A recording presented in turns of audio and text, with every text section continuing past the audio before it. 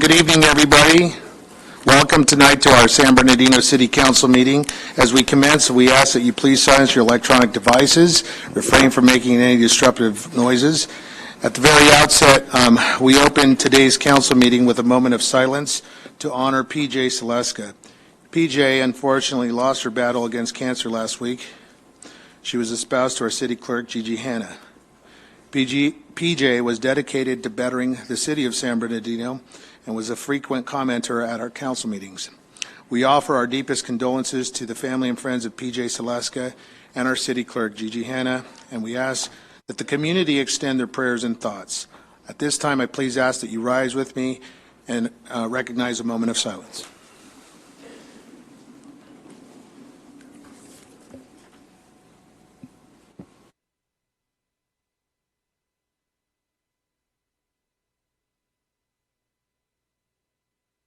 Thank you. At this time, I invite Pastor Gerald Thompson from the San Bernardino Community Seventh-day Adventist Church to lead us in tonight's invocation, followed by the Pledge of Allegiance. Yes, let us pray together. We thank you, O God, for this great city. We thank you, Lord, for this great opportunity that we have to work together, brothers and sisters, men and women, in improving the lives and improving the lives of this great community. Oh God, I want to just take a moment to pray for the young individual that lost their battle to cancer. I want to lift up their family, oh God. And Lord, we as Christians and as a Christian nation can't wait for that day when you come again to take us all home, where we won't have to worry about cancer anymore, no more violence, no more poverty, no more of those things, because we will live with you forever and ever. And so God, Lord, as we prepare to go into the business of this city, I ask you for your blessings. I ask you for your power and your grace. And Lord, do, Lord, for this city what only you can do. Unite us like only you can. We thank you, Lord, for hearing and answering this prayer. In Jesus' name I pray. Let everyone say, amen. I ask you to put your right hand over your heart. Let us take a look at the flag here. All right. I pledge allegiance to the flag of the United States of America and to the republic for which it stands, one nation under God, indivisible, with liberty and justice for all. Right.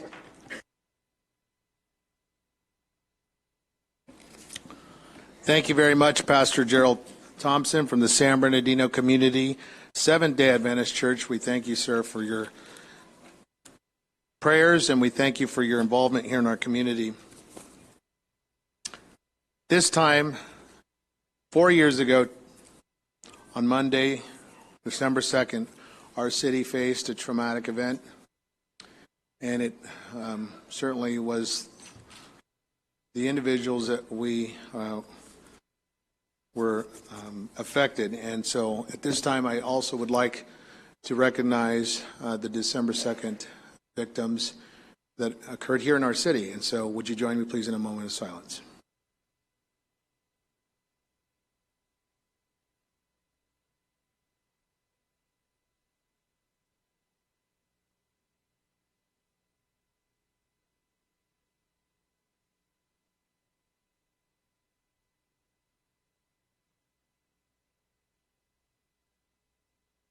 Thank you.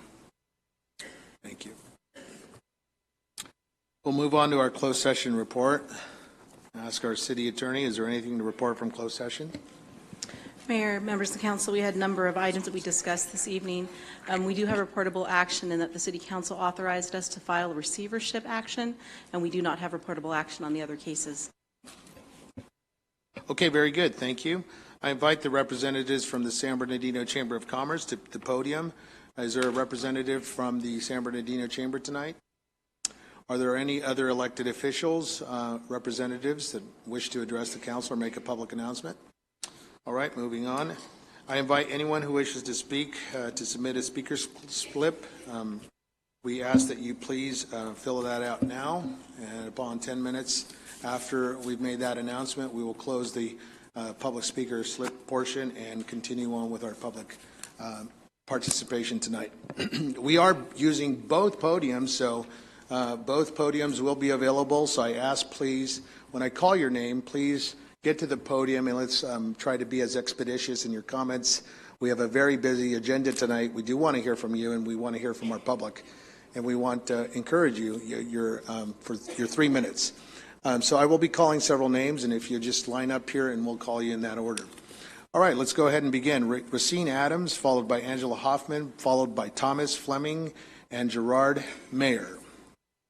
Racine Adams, Angela Hoffman, Thomas Fleming, Gerard Mayer, and Gerard Mayer. Ms. Adams, welcome. Turn your button on, ma'am. Hello. Okay, so what I'm here for today is we've been living on Home Avenue for 50-something years now, and that street has been paved only one time. And the street needs to be repaved. We need stop signs on Virginia Street and Florence and Magnolia, because there's no stop signs there, and the cars come and there's accidents that can happen on those different corners. And I believe that we need to have, San Bernardino need to rejuvenate money, make more money come in, and we need to put signs up for street sweeping. And the cars that's in the way need to be removed so the streets can be swept, get clean. So they need to be ticketed for on the day that the street sweepers get there. Because the street sweeper coming, he can't do his job because there's too many cars on the street for him to clean the streets.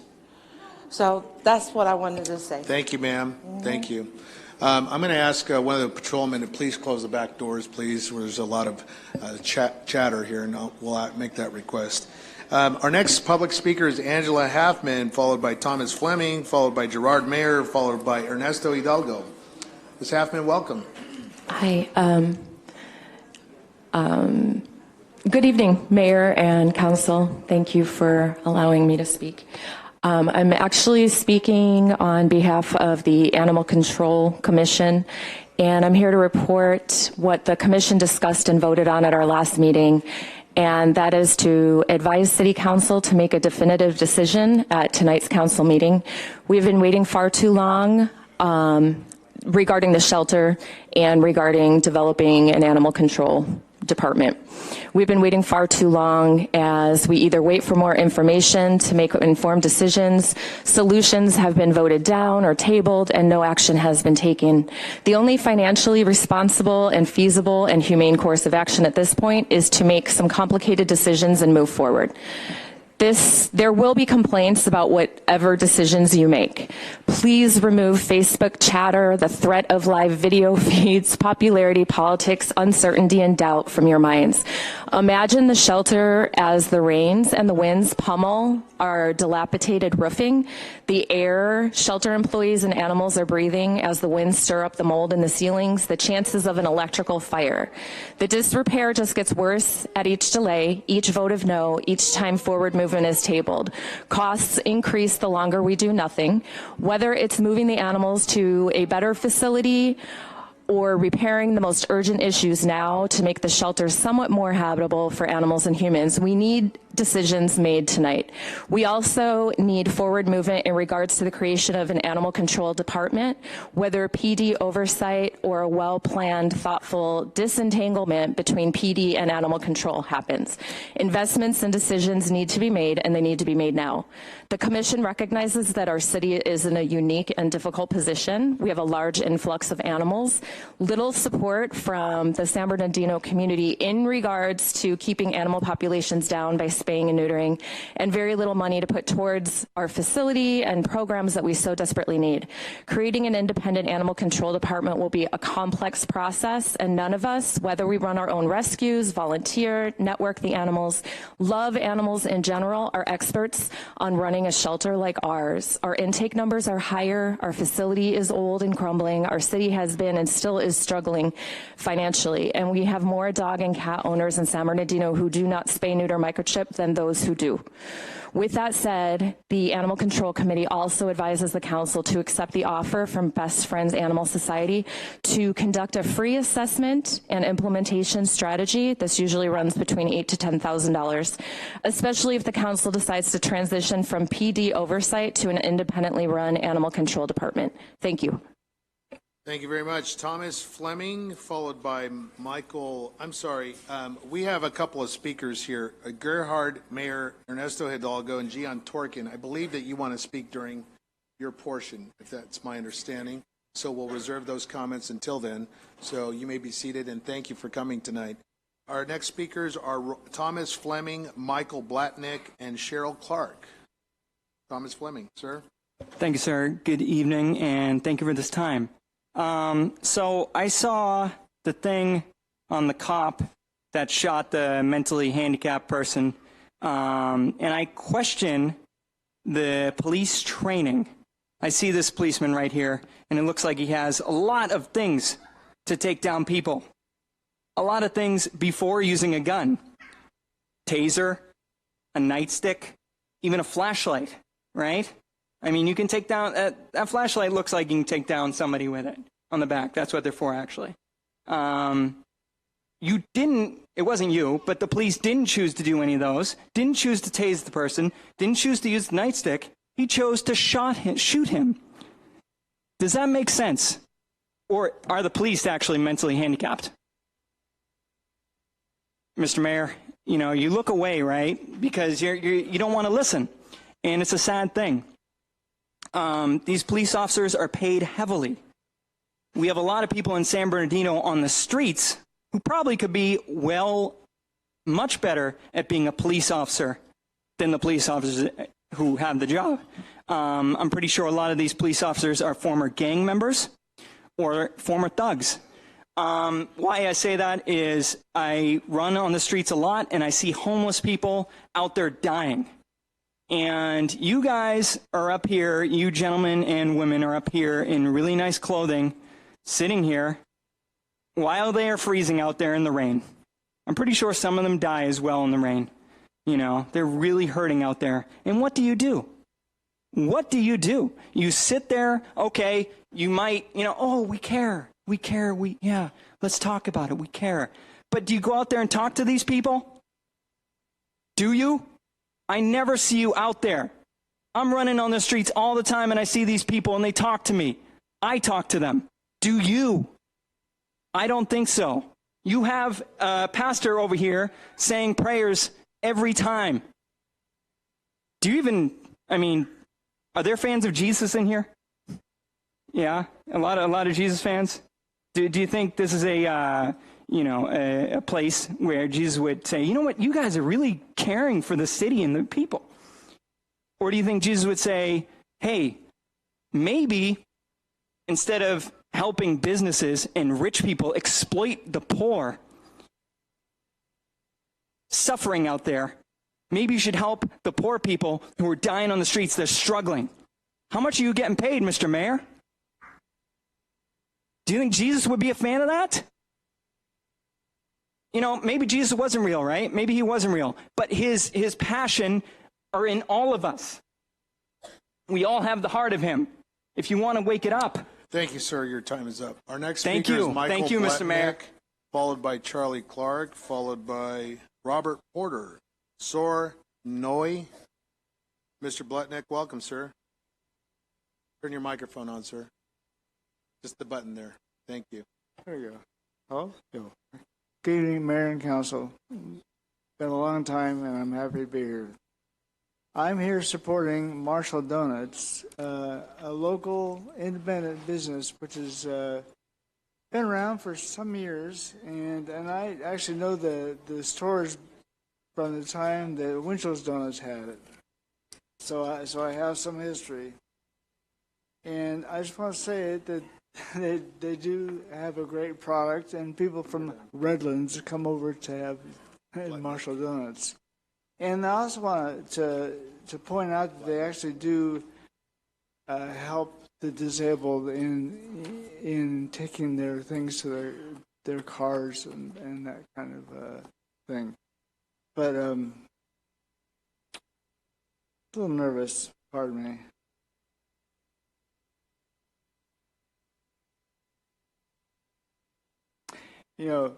Again, it's a local business, and we should support local business, and that's the major employer in America, let alone San Bernardino. and I don't think that the market in that area can support another donut shop. Really, and we can see the family here of this donut shop, and I don't think that's really fair of them to have to compete with a national or a large corporate donut shop. That's all. Thank you. Thank you, sir. Our next speaker is Charlie Clark, followed by Robert Porter, followed by Sword Noy, followed by Carlos Ramos, and James Rayner. I want to remind you, if you hear your name called, please get up on the wall. Please help us so we can expedite your public comment tonight. Ms. Clark, welcome. Yeah, I wasn't sure if you were calling me because I have a silent H in my name. Oh, a lot I'm of people sorry. think it's Charlie, but it's Claire. Welcome, ma'am. Thank you. I'm friends with David and his family from the donut shop on Marshalls, and a lot of us are here today to support them. But initially, when I got my notice that the Planning Commission was going to maybe grant a permit to build at the corner of 30th and East Street, to put up a Yum Yum donut shop, or Winchell's, it's been named as two different things on different agendas. My first thought was that is right on a corner of a very, very, very busy intersection, 30th and East Street, and there are two major off and on ramps for the freeway. A lot of people speeding, trying to make the light, getting to work, getting home from work. I've almost been in accidents because of people not paying attention. They're just trying to go where they're going, and they're not looking out for me, so I have to watch out because I've almost been taken out a few times in my car. So I think there's a driveway on the one corner and a driveway on the other corner, and it's a vacant lot, which is fenced right now, but they want to put this Yum Yum or some donut shop there. And to me, that's just going to add more distraction to drivers, people thinking at the last second, oh, maybe I can stop in here and get me a cup of coffee and a donut on my way to work, and then they get in a hurry and they spill their hot coffee on themselves. A lot of things that are going to cause additional distractions to people driving and making it even less safe for the residents and other people on that corner and in that intersection. So I don't think that is a good fit for our neighborhood to have a major chain donut shop there. We already have Marshall's Donuts like 700 feet up the road. That's just ridiculous to put another one right nearby. And that's a lot of people are here speaking in support of Marshall's Donuts because we don't want that donut shop there. And this is my third time I've spoken against that permit being granted for them to build on that site because it's already dangerous and it's a conflict for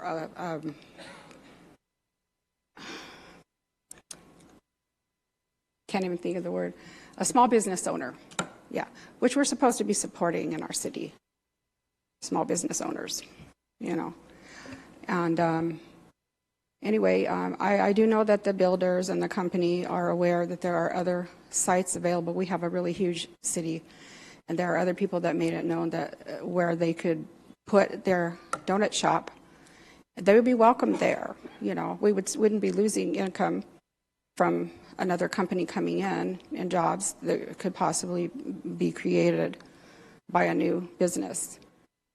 And it'll only be about 9 jobs, though. They've already said that. So I don't know. I just think it doesn't make any sense to have a donut shop there. Thank you. Thank you very much. Our next speaker is Robert Porter, followed by Soren Roy, followed by Carlos Ramos. Mr. Porter, welcome. Mayor, council, good people. I'm glad to be back, man. I've been out for a little while. I had my open heart surgery. Eat healthy, team. It doesn't matter how old you are. You can get some bad things if you eat San Bernardino food your whole life. Believe me. Positive notes. I have some positive stuff. I want to thank Sandra Ibarra for being my voice while I've been gone lately. Right now, she's being a great daughter, helping her mom, who just had eye surgery, get some drops in her eyes, and she'll be back here. I also want to thank the council for moving this city forward the best they can do. I want to emphasize that working together and getting the votes that you need. Now, you can't just have the dog shelter issue and not have the votes to get it going. We need to move the dog shelter away from the police department. The reason why is that it just doesn't belong there. We really need the dog shelter to be handled as much by the non-for-profits as possible, and just get the police department out of it altogether. You know, we just got #1 most dangerous city in all of California. The police department have plenty to do. They really don't need to be dealing with the dog shelter. So let's get that vote going there. On the other hand, man, that was a great event, Mr. Mayor, yesterday. I saw a lot of presents for the kids. That's super cool. And a lot of good people were there that I got to talk to, and it was great seeing everybody. Cannabis, please, man, we need some tax revenue here in the city. And if we can get 17 licenses isn't enough. We really need about 100. That would be, if there's 1,000 liquor licenses here in San Bernardino, we could have 100 cannabis licenses, and they don't have to all be in the same bucket, being dispensaries where people don't like that. They could be hidden in as grows in some of these big warehouses we got. So I'm going to be hitting up the county too, but to end their ban. But we really need to work on getting tax revenue here in the city so we can get all the things that we want. I mean, you always have to tell people no. Why? Because we don't have any money. But if we get more tax revenue in here, that will really help our situation. I also want to thank the people for being so kind to me, especially through my hard times. I mean, San Bernardino has got some great people. I love it with all my heart. And if you guys would like to join me and our crew on Facebook, we have a group called I Love San Bernardino ! We have about 10,000 members that I've gained in about 6 months. And I also have a radio show called I Love San Bernardino County, where we're bringing the people together. We're bringing these little bubbles in our county into one group where we can all learn about each other, and we can see all the good events that we all have here, because we have a lot to offer in our county and our city. So I want to thank you all very much, and I love San Bernardino. Thank you, sir. Soren Noy, followed by Carlos Ramos, followed by James Reyanes, followed by Lynn Ware, followed by Reverend Gilbert Augustine. Good evening. Good evening, everyone. My name is Suong Ngoi. I'm the owner of the Marshall Donut and Ice Cream. I moved here from LA 8 years ago with the dream of building my own business and improving myself. When we moved here, my daughter, she was 2 years old, and then now she's 10 years old. So, and then we become a part of city San Bernardino. She go to school here, and we have built our life here. Before I continue with my comment, I would like to acknowledge all my supporters of Marshall Donut who are here tonight by asking them to stand with me. Thank you.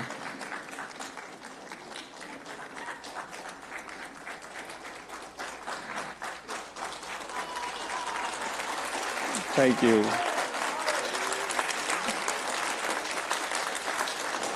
Thank you. Please proceed, Mr. Noy. Thank you. Thank you. Please proceed. We come here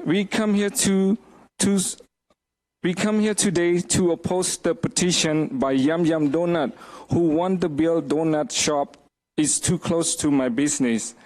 I have many regular customers, and many of them signed a petition against this proposal. I have them with me here, and I would like to request of this hearing. If Yum Yum is allowed to build this close, only 700 feet away, it will kill my business. I need this business to support my family. Yum Yum, it can build somewhere else in the city that does not have donut shop. Therefore, I stand here together with all my customers and my friends, request all the council members vote against this petition. Thank you.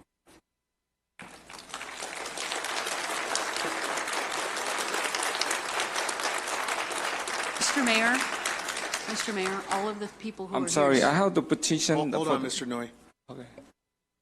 all of the people here to speak on item 7 are actually public hearing items. So Yeah, it was just brought to my my attention. Okay. And what we're going to do is item number 7, if you're here for the Marshall Donut, my apologies, but we'll hear you during the public hearing portion.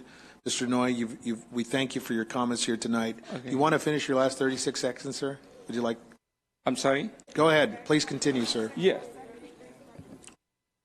Oh, yes. I have the petition that people signed for me. Okay, very good. If you Yes. hand that to our Okay. patrolman here. Thank you.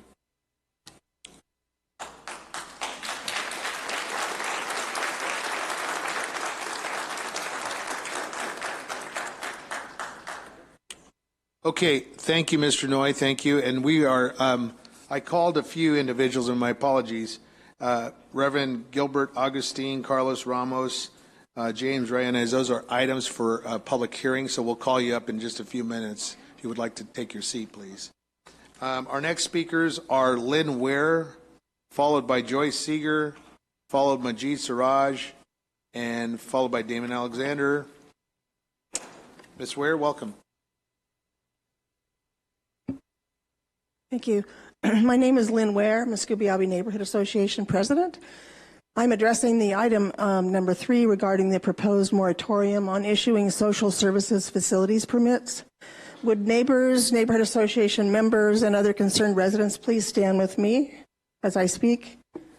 Adopting this moratorium is vital in order to allow the immediate review and revision of the social services portion of the development code that is woefully weak and subject to interpretation and misjudgment. A moratorium will allow time for an ordinance to be drafted, discussed, and adopted. But 45 days will go by quickly, and it is critical that this review and subsequent ordinance be expedited. It must be given high priority, even if you must hold a special council meeting to accomplish this. After 4 months, this proposed moratorium is a positive development, and we welcome it. We thank you, City Manager Ledoux and Director Huntley, for recommending that no social service facility should be allowed within 1,000 feet of a residential zone or residential use. And thank you for recommending that such social services permit applicants must obtain a CUP. We commend you for providing strong wording and clarification. These revisions will protect residents, our community will be better served, and our planning department will be empowered to do a better job. You know, this issue not only pertains to the welfare office proposed in our neighborhood, but it also speaks to the other social services operations that wish to become established in San Bernardino, like the ones that want to occupy the vacant office spaces at the Mountain Business Park adjacent to this welfare office. Won't that be wonderful for our neighborhood if we become inundated with that many more social services offices so close? That would be a tragedy. San Bernardino can no longer be the dumping ground for the placement of social services facilities and operations that jeopardize our community safety, quality of life, and our efforts to sustain economic growth. The county and developers must be put on notice. We say no more. I've heard 5 of you on the dais express to me these very concerns. So how will you vote tonight? We expect you to put action behind your words. Show your constituents, the greater community, the county, and the region that you know how to govern fairly, honestly, and openly. It's a matter of principle. No more hiding behind the veil of closed session anymore. Push back on the blustering and threats. This issue and its surrounding discussion must be taken up in open session for all to witness your comments and your votes. We look forward to rebuilding trust and confidence in your governance over our community. Thank you very much, Ms. Ware. Our next speaker is Joyce Seeger. Joyce Seeger, welcome to Seeger. Yes. Good evening. I'm Joyce Seeger, President of Blair Park Neighborhood Association.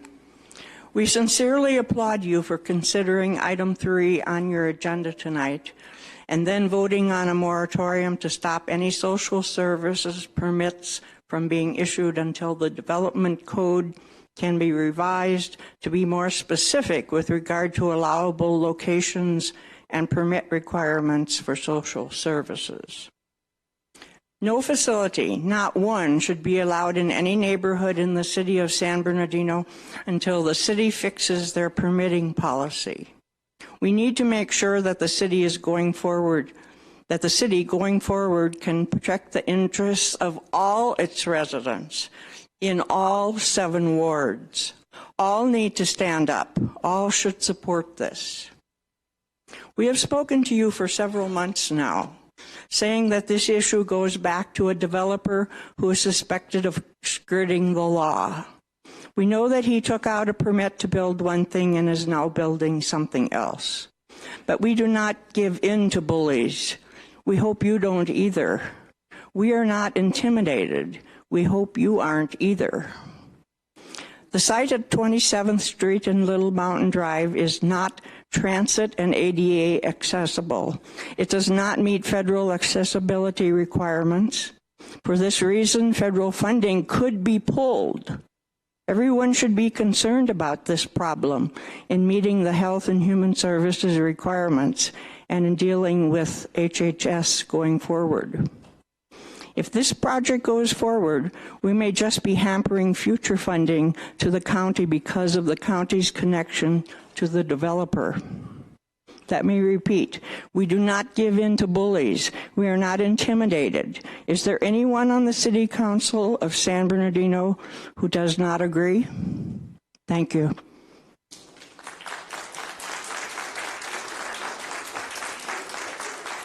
Thank you. Our next speaker is Majid Siraj, followed by Damon Alexander, followed by Renee McGee.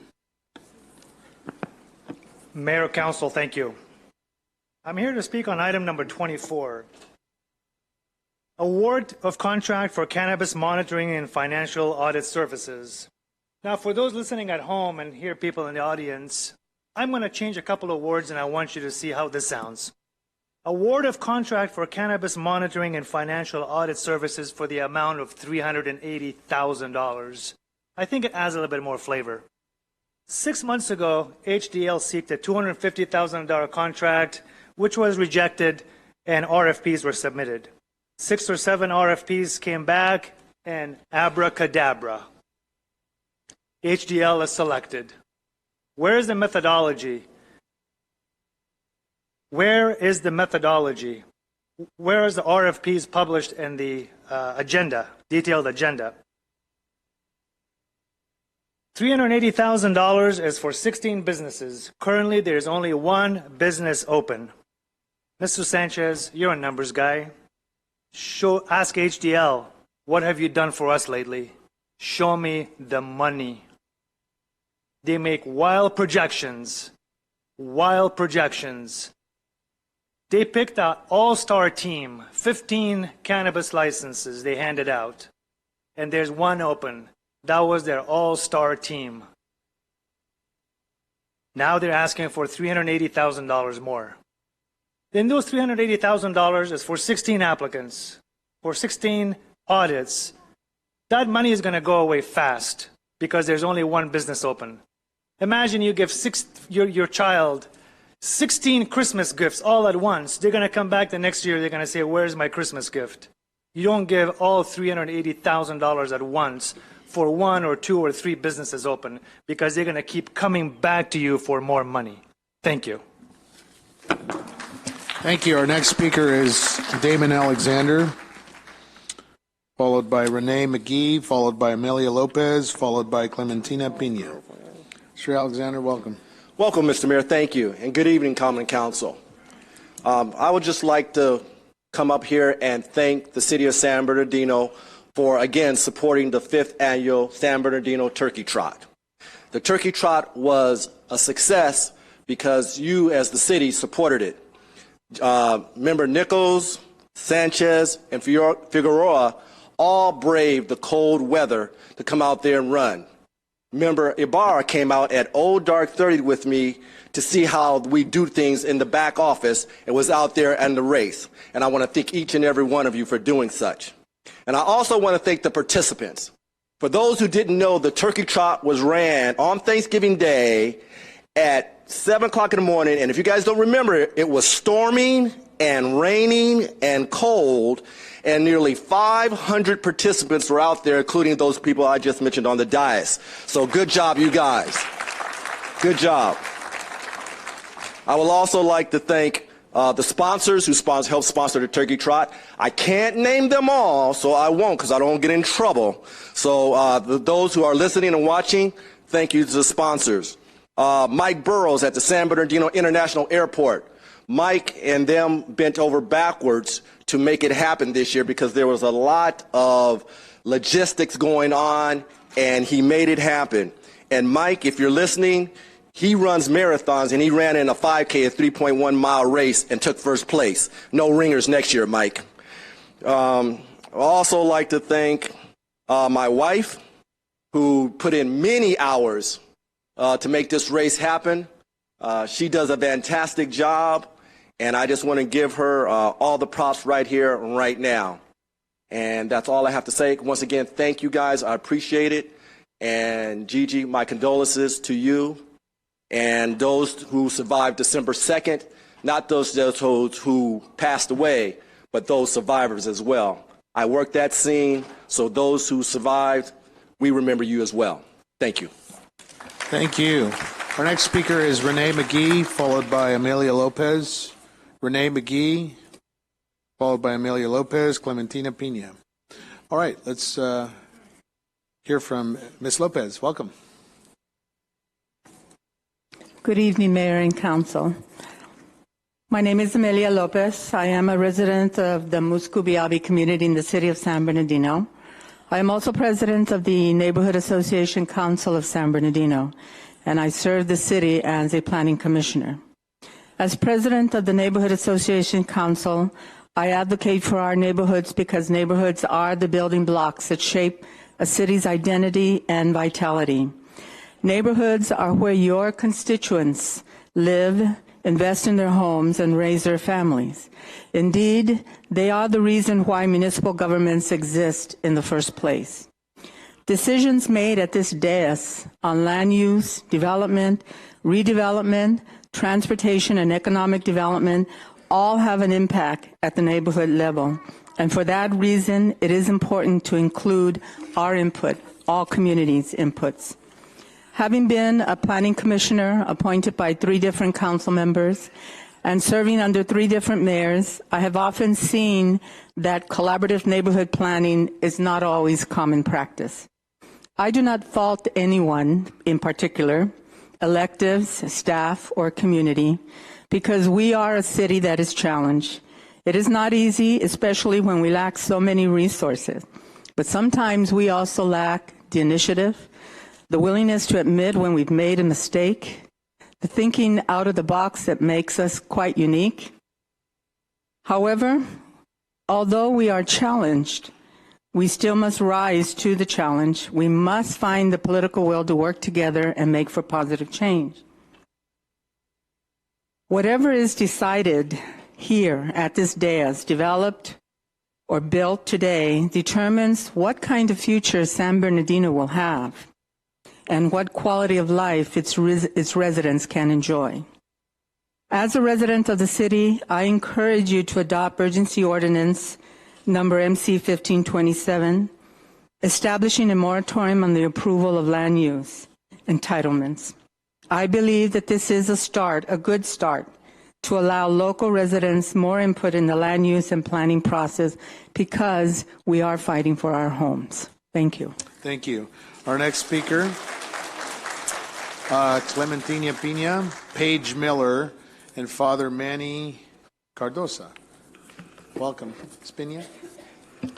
Good evening, everyone. And you know what? I just want to say thank you to everyone because I come to some meetings and it's so many empty chairs in here. So I'm glad to see more people in here. 3 minutes is not enough to speak about our concerns of the community, but I guess it is, what it is. And sometimes some of the words that stick to me, and with all my respect, Major, I was watching one of your meetings on the community channel, and on one of those, it sounds more to me like you were demanding, not just requesting to our city manager, when you say you need information about the Radisson Hotel, the become an eyesore. Most of San Bernardino on these days is an eyesore to me. I love my city, but everywhere I drive is piles of trash, And I mean, yes, things everywhere. They are not appreciated. Welfare office is not going to help. A welfare office to me is also an eyesore across my house. I mean, you just have a person speaking about the animal shelter. Why don't you put the money in there? You know, who is getting the benefit out of a new construction? Not us, not the taxpayers. We have enough of that already. To me, to become a citizen, I have to promise never be a public charge. I've been 40 years on this country, and I've been living without food stamps. We don't need it. I mean, why? Why approve that? I know it's hard to be a head of the household, so it must be even harder to be the head of the city. You know, many ethnicities, many cultures. But why agree on these buildings? Maybe the previous mayor signed for it. But I think, you know, when we take some dedications to something, we have to review what it was behind. We have to see if we're going to agree on that and what happened is part of our obligations. So to me, yes, use the money where it's needed, like I say. Don't agree. Don't agree on I don't know who benefits. I don't know who packed the money. I don't know who signed those permits. But no, we don't need no more welfare office. You know, people right there on 2nd Street on Food for Less, when you go, they selling the food stamps for half of the price.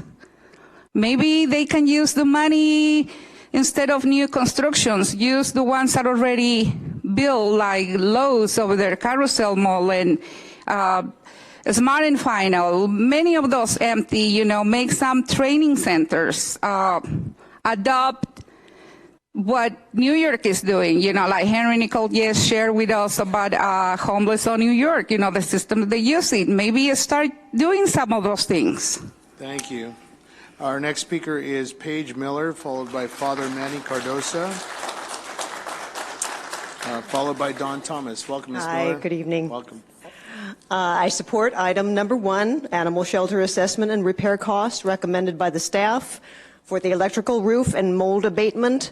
I want to thank the city manager, appreciate the bids, the backup material, and all your explanations. Easily read, understood, some of the cost savings, that was nice to see, and a professional assessment of what a rebuild, a new build, and immediate repairs would cost the city. If this item does pass, would encourage you to give, Madam City Manager, a periodic update at each council meeting. This was a community-driven issue, so if this passes, we would love to be with you every step of the way. Electrical's done, roof's done, you know, a little bit of success and accomplishment there. So number 2, I support item number 2, establishment of the Animal Services Department and Director of Animal Services. When interviewing for that position, whether it's the city manager and some council members, however the process is, would like to ensure, if this passes, that this person not only has the requisite knowledge, skills, and abilities, but has strong PR savvy, has aggressive spay-neuter approach, someone with a short-term and a long-term vision, and is able to collaborate with the legitimate rescue groups and the community. Love to see, as this progresses, love to see on a website the wish list. Maybe your public will step up, individuals and businesses, for example, washer, dryer, sometimes small things, some large ticket. Let's make this a team effort. Several years ago, the Page Project stepped up with spay-neuter flyers throughout the city and the first cat condos at the shelter and UV screens for the dogs. Small investment and donation, but when you multiply that by community members and businesses, it adds up to a lot. I have no doubt the community and business will lend a hand. Give them direction, give them specific things. We need some person at the helm of Animal Services guiding and working with all of you and with the community. Thank you so much.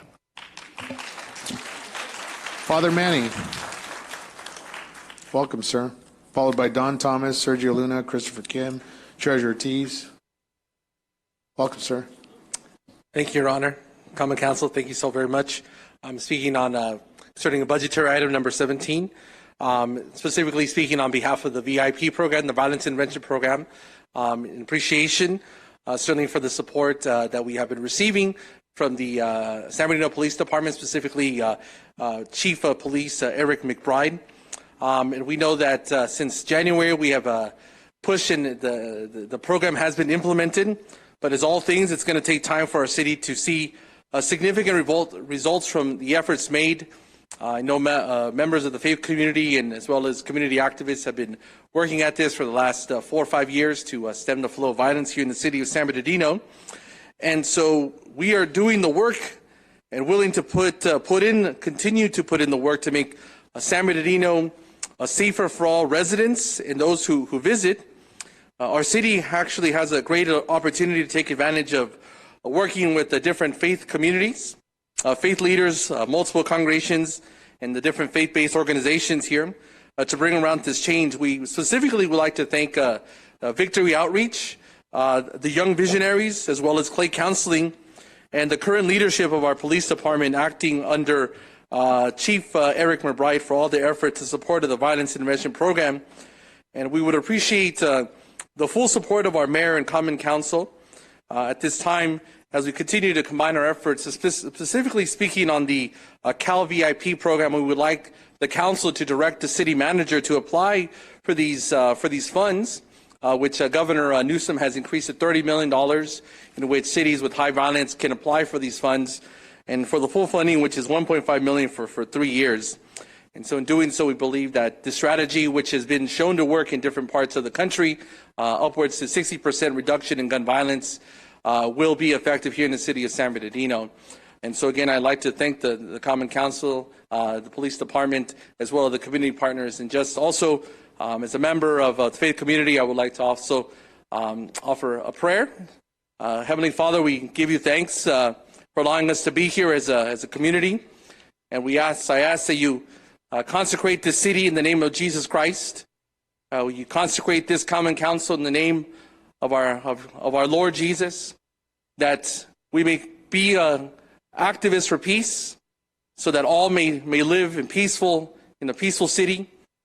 We also consecrate the police department to Jesus Christ, so that they may return home safely to their homes and their families, and then we all do the work, that we continue to work in unity with all members of all faiths, and even those that do not believe, that we work in common unity for the betterment of our city. Amen. Thank you so very much. Thank you. Don Thomas, welcome.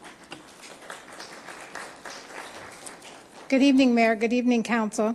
According to a CBS News report a few days ago, San Bernardino has been ranked as the 3rd most dangerous city in the U.S.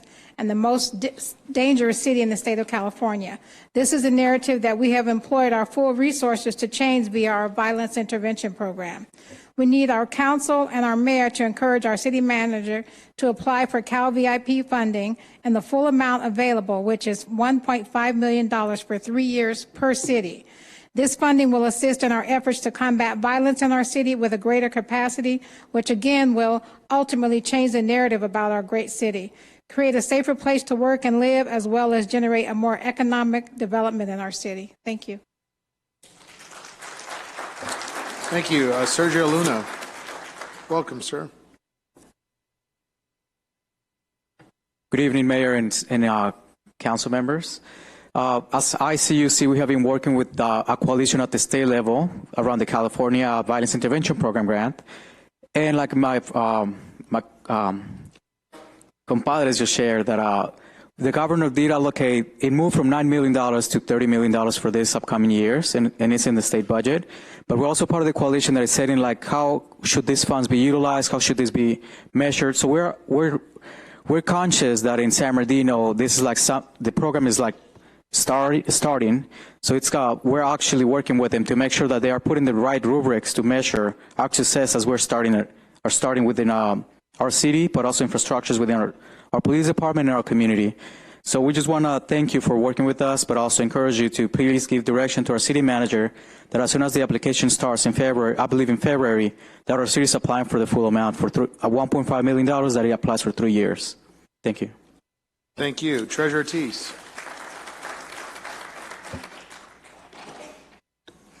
Mayor and Council, welcome back. The first thing I want to discuss is that we cannot afford to take off meetings. Ideally, there's no reason to take off the week before any type of vacation or a holiday. You have a 43-item agenda, and this is the problem, is we stack important items into one meeting, and you guys don't have the proper time to discuss. To look over a 2,000-page agenda is insane. So let's get to it. We did, like the people just said, ranked number 3 in the nation for the most violent city, number 1 in the city or in the state of California. We currently have a vacant chief of police position, which means that if anything, we need to start opening up that recruitment for a nationwide search. This didn't happen overnight. It didn't happen this year. It's been systematic of the approach that we take to public safety, which is not turning any such good results whatsoever. And the people are at risk. Why is it that we would want to continue the same practices that are failing us as a city? This is an opportunity for new blood, new ideas, innovation, and creativity, because substations aren't going to cut it. This is what you guys need to start doing. You need to start being a creative council. It's kind of like this animal shelter director position. They want to cut a manager and 2 of the animal control officers in already smallest could-be department in our city. When PD has an essentially non-essential position that a lieutenant has been sitting in the shelter for over a year now, why wouldn't you eliminate that position and create a director's position out of that? That's the cost saving that you need. A director needs a manager, and a manager needs a staff. So why would you shortcut a department that you're just creating? You could also look at next year when you have your city clerk and city attorney become a part of an administrative services department led by your, I don't know, assistant city manager that you already have that could second as a director. There are solutions to the financial problems that we have, but you have to think out of the box. You have to start trying to be willing to cut where cuts need to be made and make departments successful, not hurting right off the bat so they'll face further outsourcing later on. Additionally to that, you have the control commissions. I went to an animal control commission meeting. I'm shocked. I'm just shocked at the newest member of the commission has no idea what's going on with the animal control shelter. They weren't up on the agenda. I received a text message or Facebook messages from the other commissioners said they're muddling their way through trying to figure this process out. You guys need to set qualifications. You rely on the subject matter experts to provide recommendations to this council. You don't have that. Thank you, Ms. Ortiz. Our next speaker is Christopher Kim, followed by Shirley Harlan, followed by Pearline Jones. Christopher Kim. Shirley Harlan. Ms. Harlan, welcome.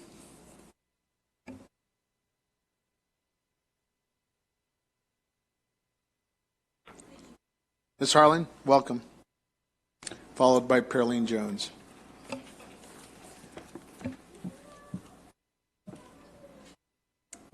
Sit there. He's here.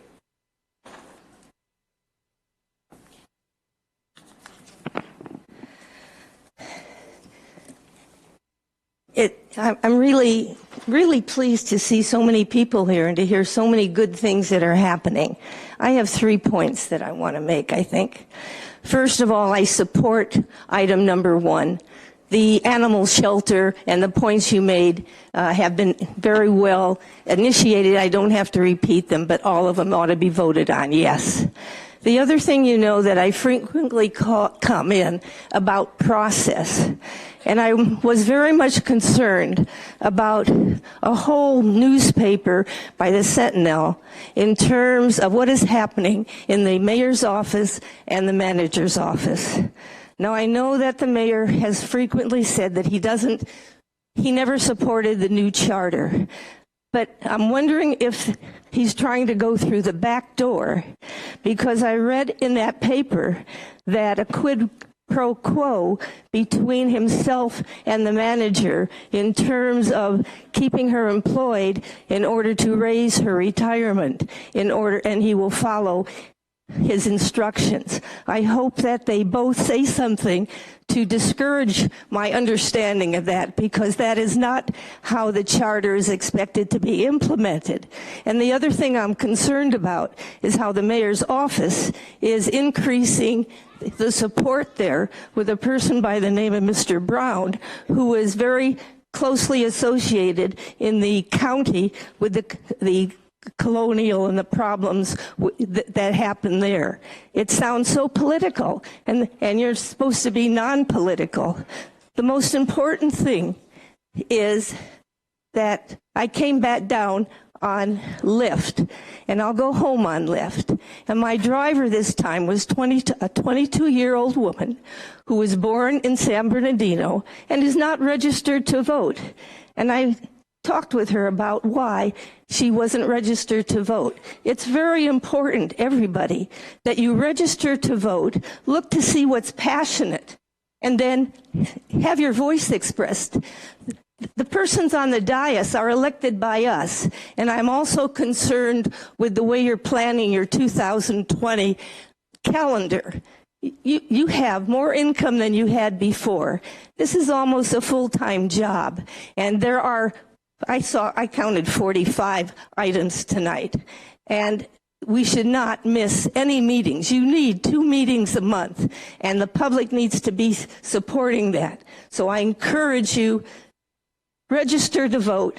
It is the most important thing that you can do. And I started in my 90s. That's what the most important thing I have to say tonight. Thank you. Thank you. Our next speaker is Perlene Jones, followed by Christopher Kim. Hi, my name is Perlene Jones. This is my 4th council meeting. I started coming to these council meetings in September, addressing the homelessness here in San Bernardino. I have been shocked. I'm previously a resident of Chicago. I was released from Chowchill. I'll go over this again as I go through each meeting. And since then, I have not had any ID. I cannot rent a room. I cannot take a shower. I can't access the library services here without ID. Now, I've talked about this before, and nobody has given me a response. I have been harassed by the police over and over again, from the park, from the bus stop. Yesterday, the police told me that homeless people cannot sleep anywhere in the city of San Bernardino, even in abandoned property. I went to 2 places yesterday, and the police came to remove me. Now, I've talked to the homeless since I've been here. They tell me that you guys have turned off the water in the parks. There's no bathroom. So I went to the park district and asked them why the bathrooms are not accessible to the public. They told me that the bathrooms are closed from Monday to Friday, and they're only open on the weekend, and you have to have a reservation. How is this ramp where you don't have an outlet for people to charge their devices? All the plugs are covered up. How can anybody live in the city? I just don't understand it. Where they can't get water, they can't take a shower, they can't do anything here in the city. I would like somebody to give me a reply of what's going on, because this seems like it's a deliberate thing, and if it is, it's a crimes against humanity. You cannot expect people to live in a city where the police harass them all the time, and they can't sleep anywhere, not even in abandoned property. That's crazy. So would somebody please, like I said, this is my 4th time asking about why can't the homeless people at least have a bathroom in the park, or access to water, or a place to charge their devices? This library here won't even let you charge anything but a cell phone. You cannot charge your charger. People on parole cannot even charge their ankle monitors. That's crazy to me. So please, would somebody get back to me and address this? Thank you, Ms. Jones. Our next speaker is Christopher Kim. Welcome, Mr. Kim. Hi, City Councilman and women members. Sorry, I was in the restroom. 3 things I want to talk about. I understand this is a lot. And folks out there, I've been in backgrounds of politics for years, over probably 30 years now, supporting and going against politicians and so on. So I know it, and also have been large complex of like HOA presidents and members for many, many different places. And so I know it takes a lot of work. So if you guys need a raise, I'm all for it. You know, it's a lot of work. I got to hand it to you guys for that.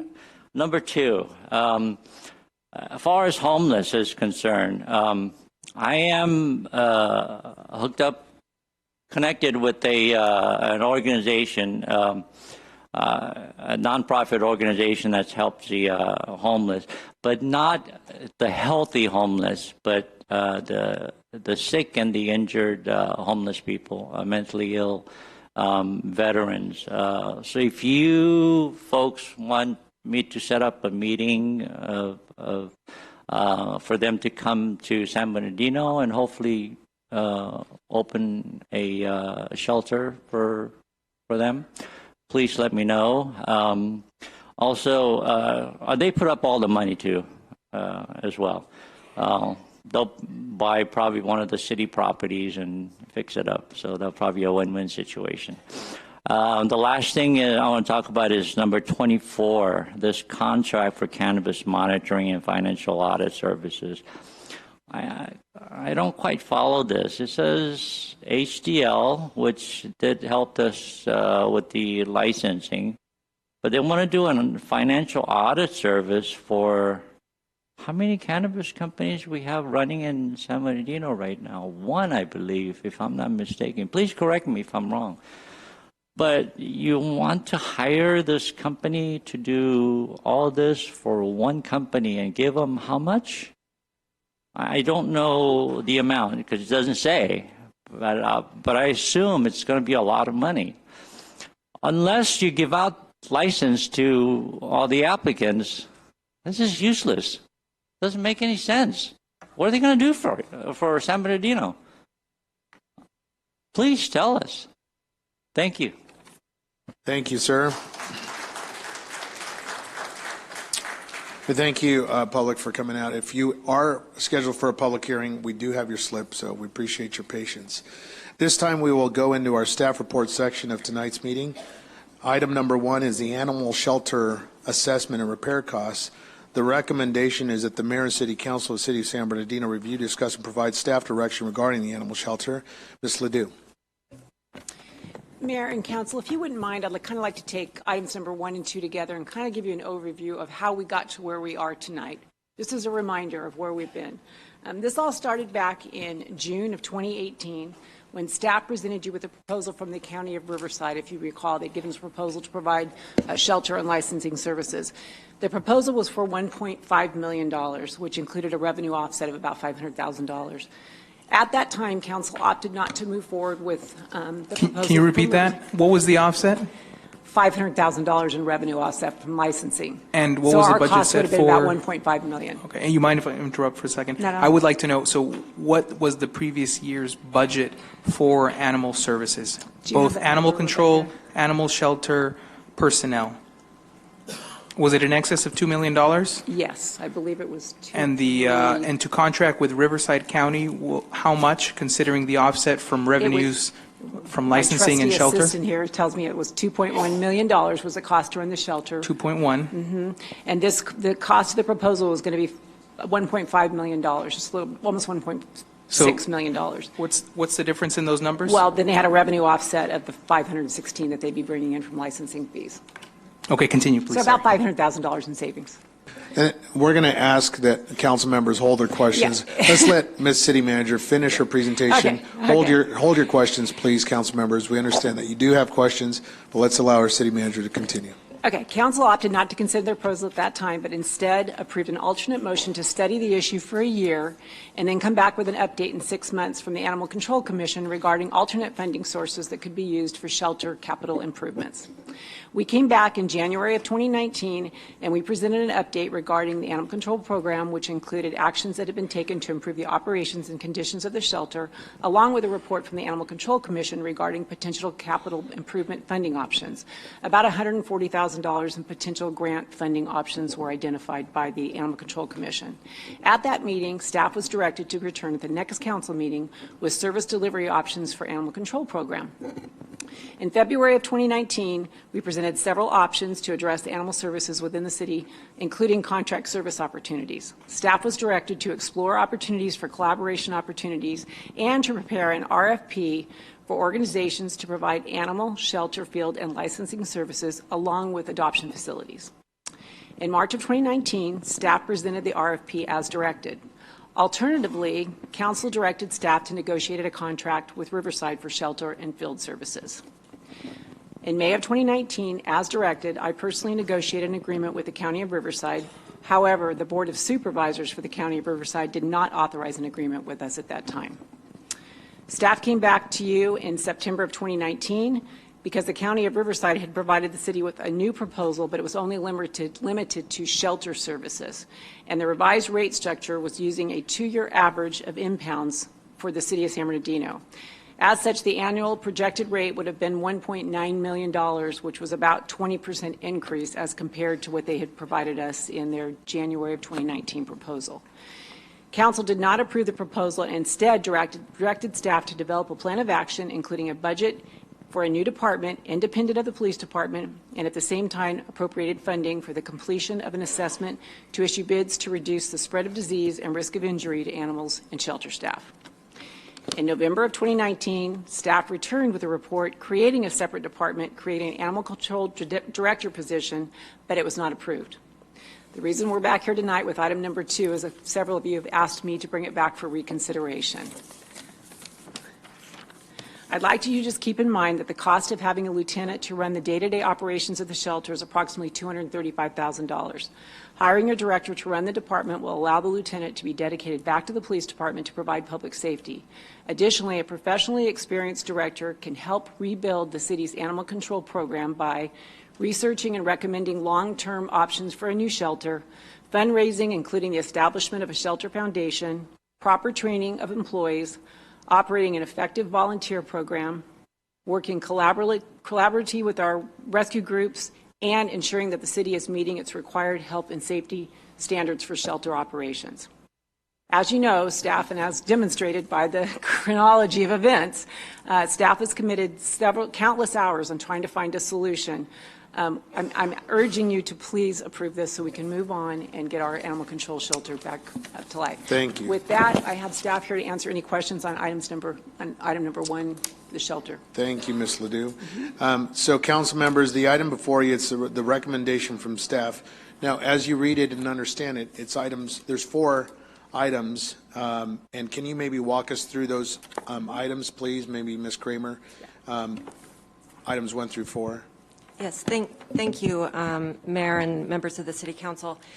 As directed on September 18th, city staff engaged Miller Architectural firm to complete an assessment of the shelter replacement costs and issued bids for the facility repairs identified by city staff to reduce the spread of disease and risk of injury to animals and the shelter staff, including the roof replacement, electrical panel evaluation and upgrade, and mold abatement and reconstruction. The assessment prepared by Miller Architectural provides several options for consideration, including providing for basic repairs, including the roof replacement, asbestos and lead paint removal, and addressing ADA compliance issues.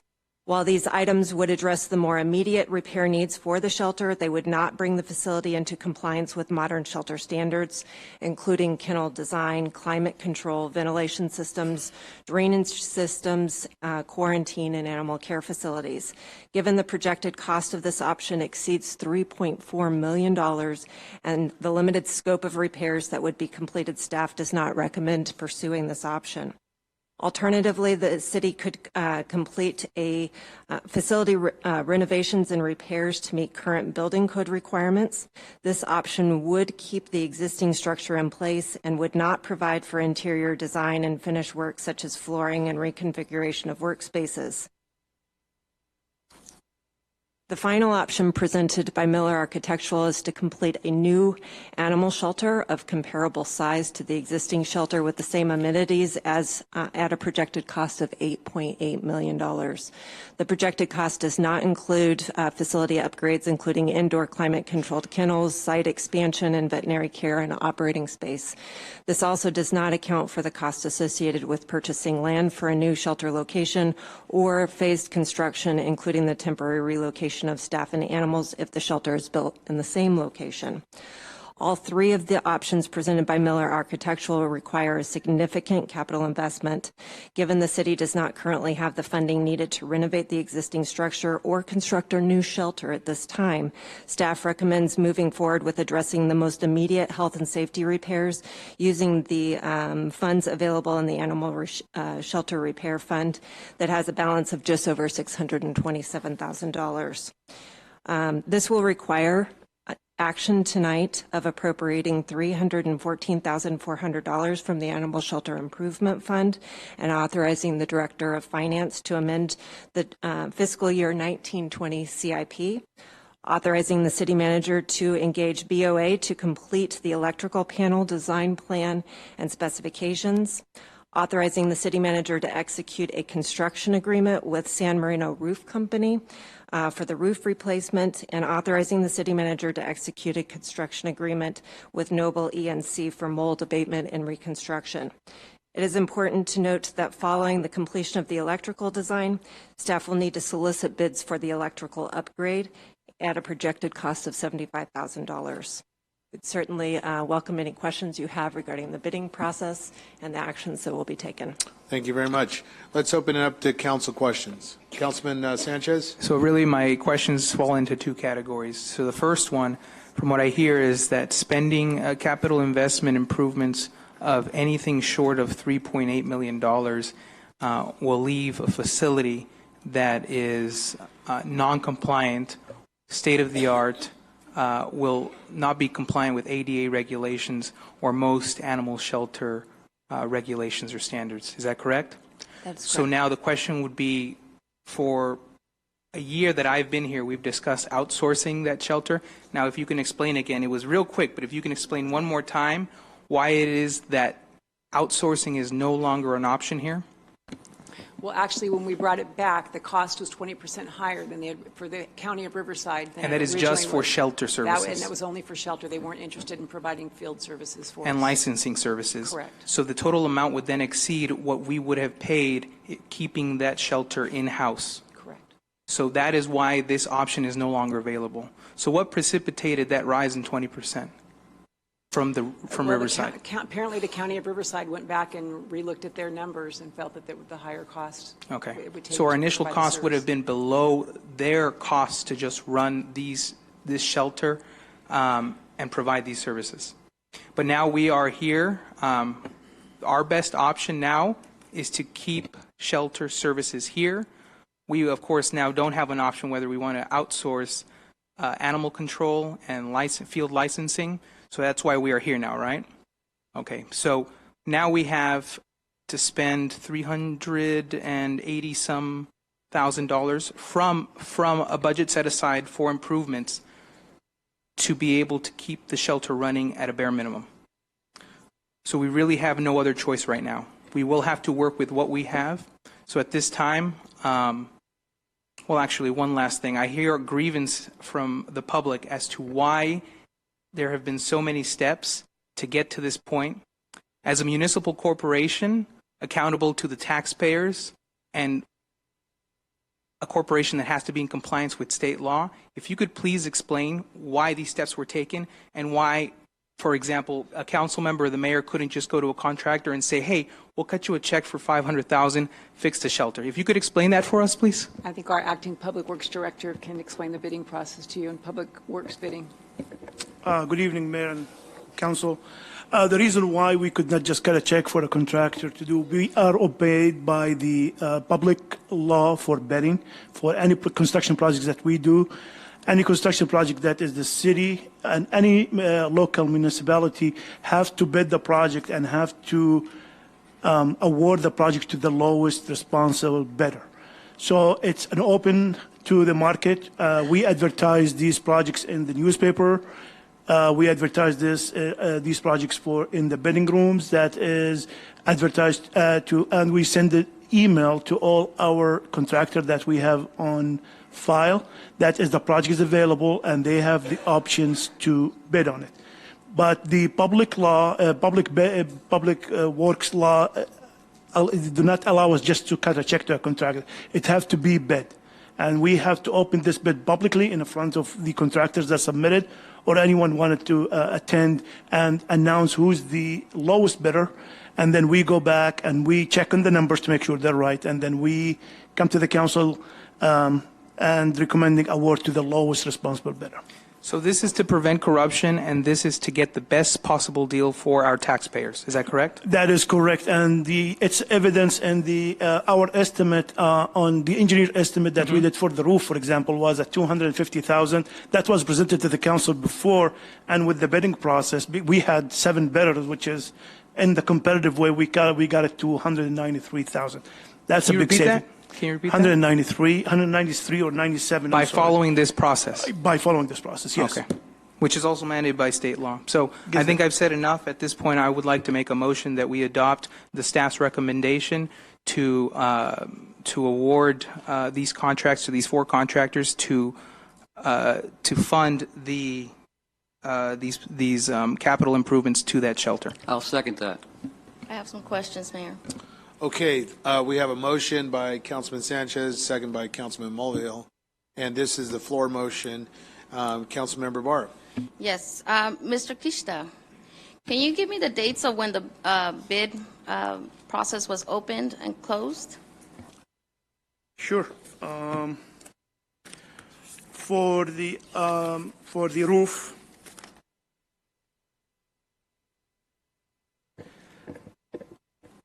for the roof replacement, we have the bid.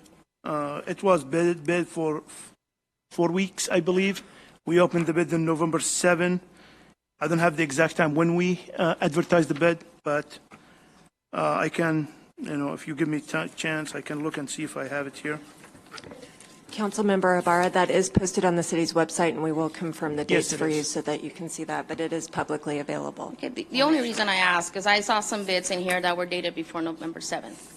I want to make sure that the bid process was really open and that it was promoted publicly and that everybody had a fair chance to submit bids.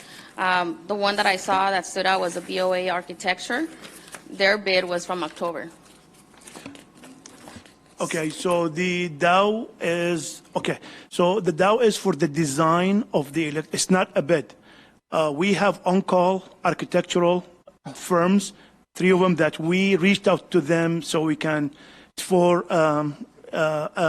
proposal for the design of the electrical services. Now, after we get that design, we will bid that project following the same thing we did on the roof and the mold payment, and follow that process, and then come back to the council for the lowest responsible bidder. Okay, and that's why I asked the question, because I saw those in there.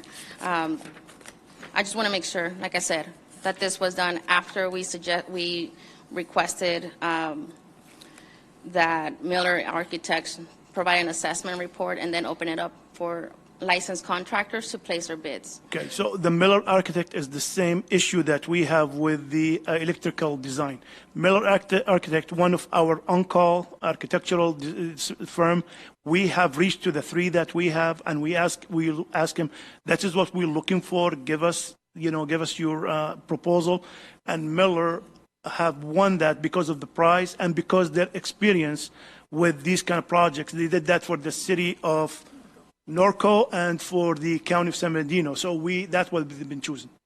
Okay, second question I have. I noticed a huge discrepancy with animal shelter mold abatement and reconstruction. There's It's about 100,000 discrepancy between those two bids.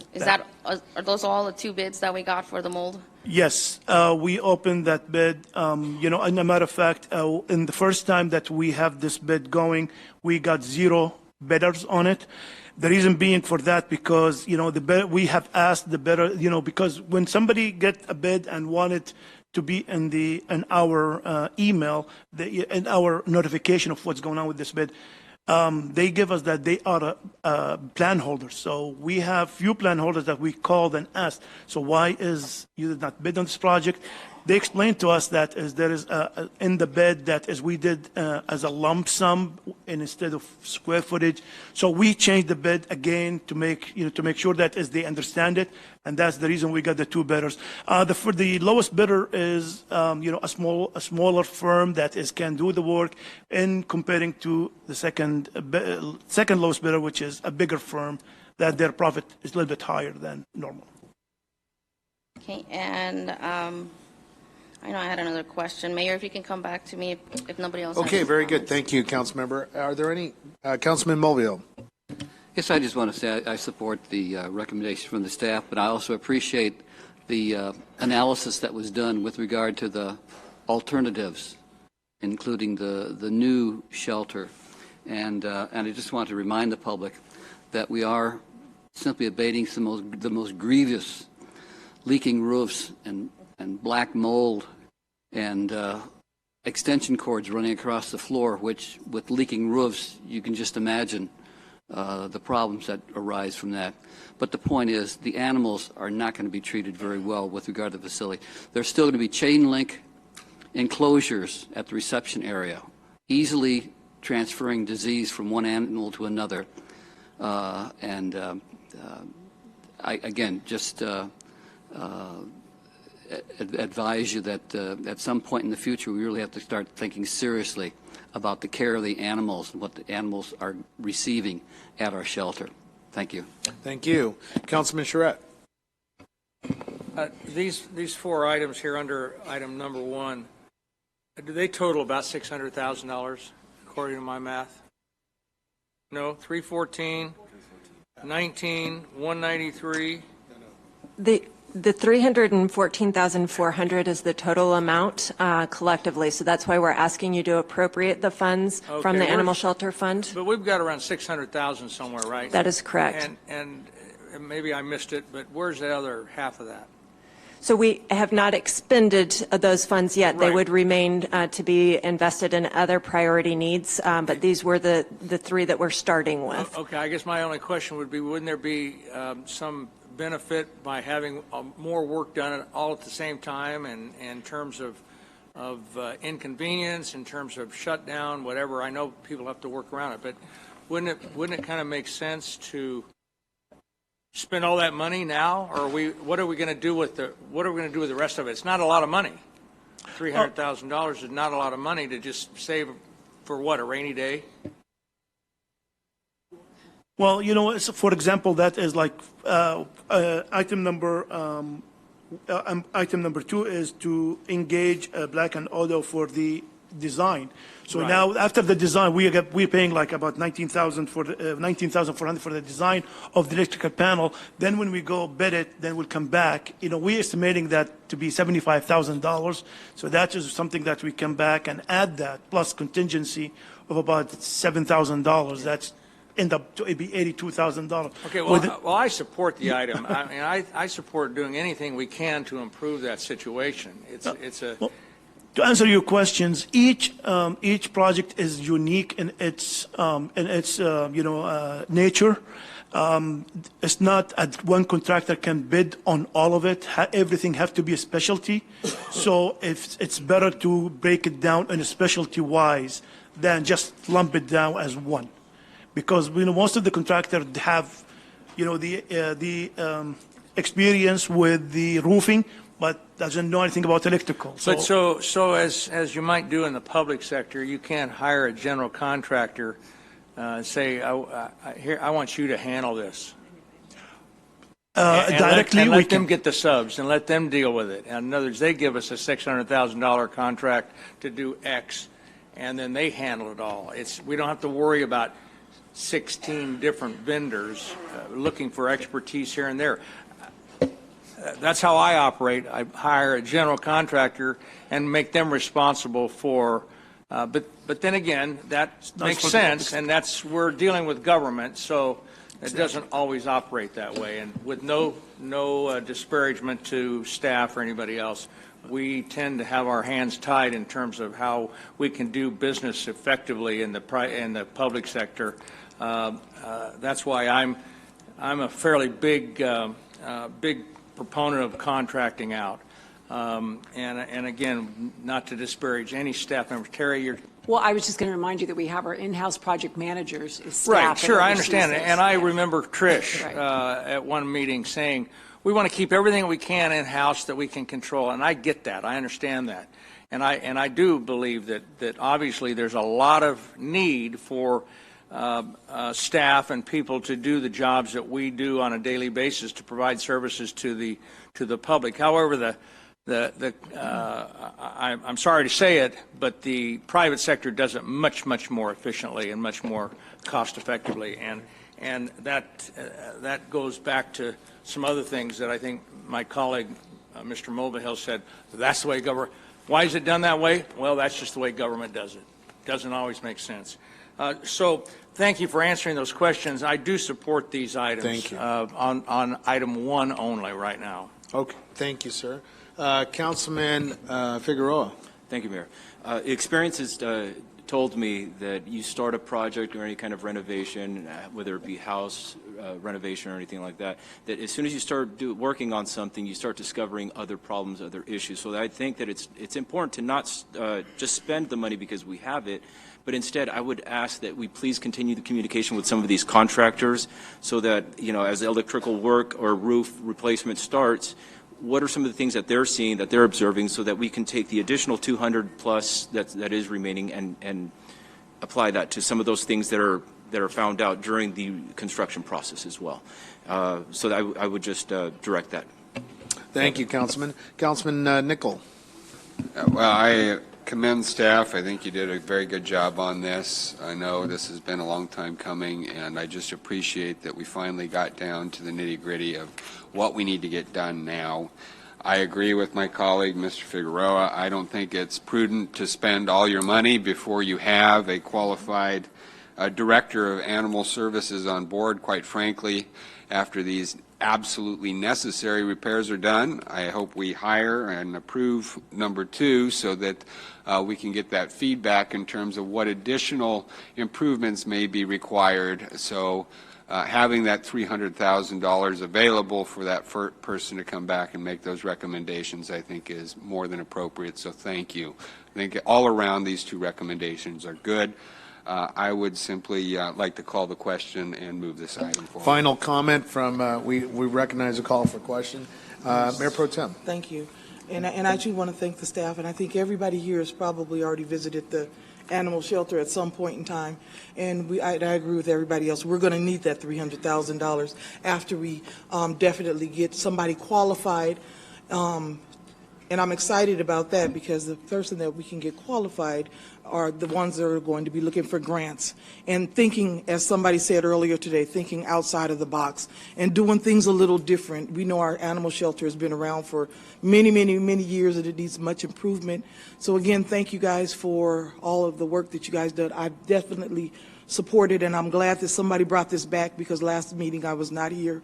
I was, took the flu shot and got the flu. So, but I really appreciate that, and thank you, and I support this item. Very good. The item before us is call for the question on last comment, Ms. Barr. I Go remember ahead. my last question. Go ahead. Just to clarify also, the animal shelter roof replacement, this is the main building that's getting the roof replaced, correct? That's not the small mobile locations where the cats are and the... That's only the main building, yes. Okay. That is where the leaks are. That's where the leaks are, in the isolation area or in the admin? In the admin, yes. Because I know of a section that also had leaks that I mentioned earlier in the year. I don't know if you guys, it wasn't where the Finders kennel is, right next to the building. That one also had some leaks last year. And not last year, but in February. Just want to make sure that that has been taken care of. Because I'm okay with this. I just want to make sure that we are utilizing our money the right way. I know you mentioned this includes the asbestos abatement also. It's a mold, not the asbestos. No, for the roof replacement. There was no asbestos on the roof. We had that There wasn't checked any? before. Okay. It's just straight roof replacement. So why then are they bidding at the 200,000 range then for that one building if there's no asbestos there? The 193, you mean, for the roof replacement? That is, it's a big roof.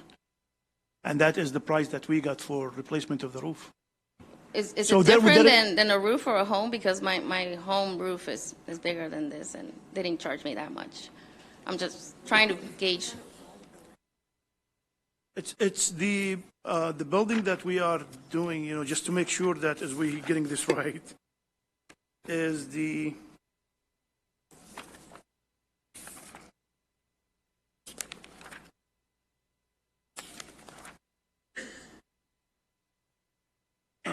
this is the office and custody area roof, which is, if you look at stamp page, packet page 37, 1C, it is the building number 33.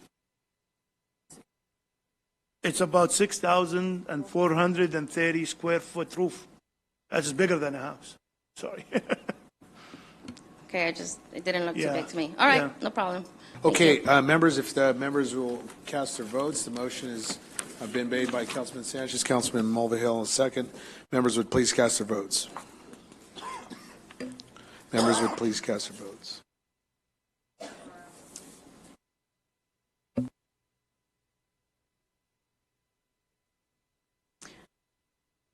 On item 1, the motion to approve the recommendation was made by Mr. Sanchez. It was seconded by Mr. Mulvihill, and it passes 7-0. Very good. Item number 2 is the establishment of the Animal Services Department. The recommendation is to adopt the resolution approving the description of Director of Animal Services, Ms. Ledoux. Again, Baron, this is being brought back for reconsideration, but if you'd like Rebecca Kramer to go over this again, Please. I'd be happy. Mr. Kramer?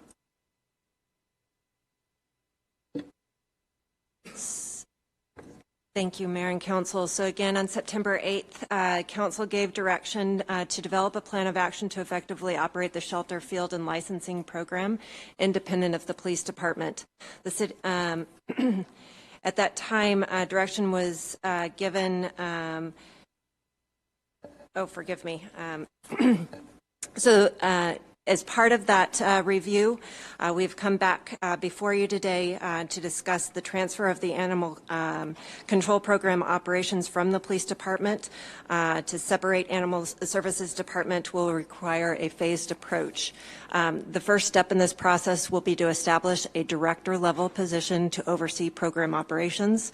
A survey of existing similar positions in other cities was conducted, and the level of responsibility, education, and experience requirements was compared with the city's existing classification system.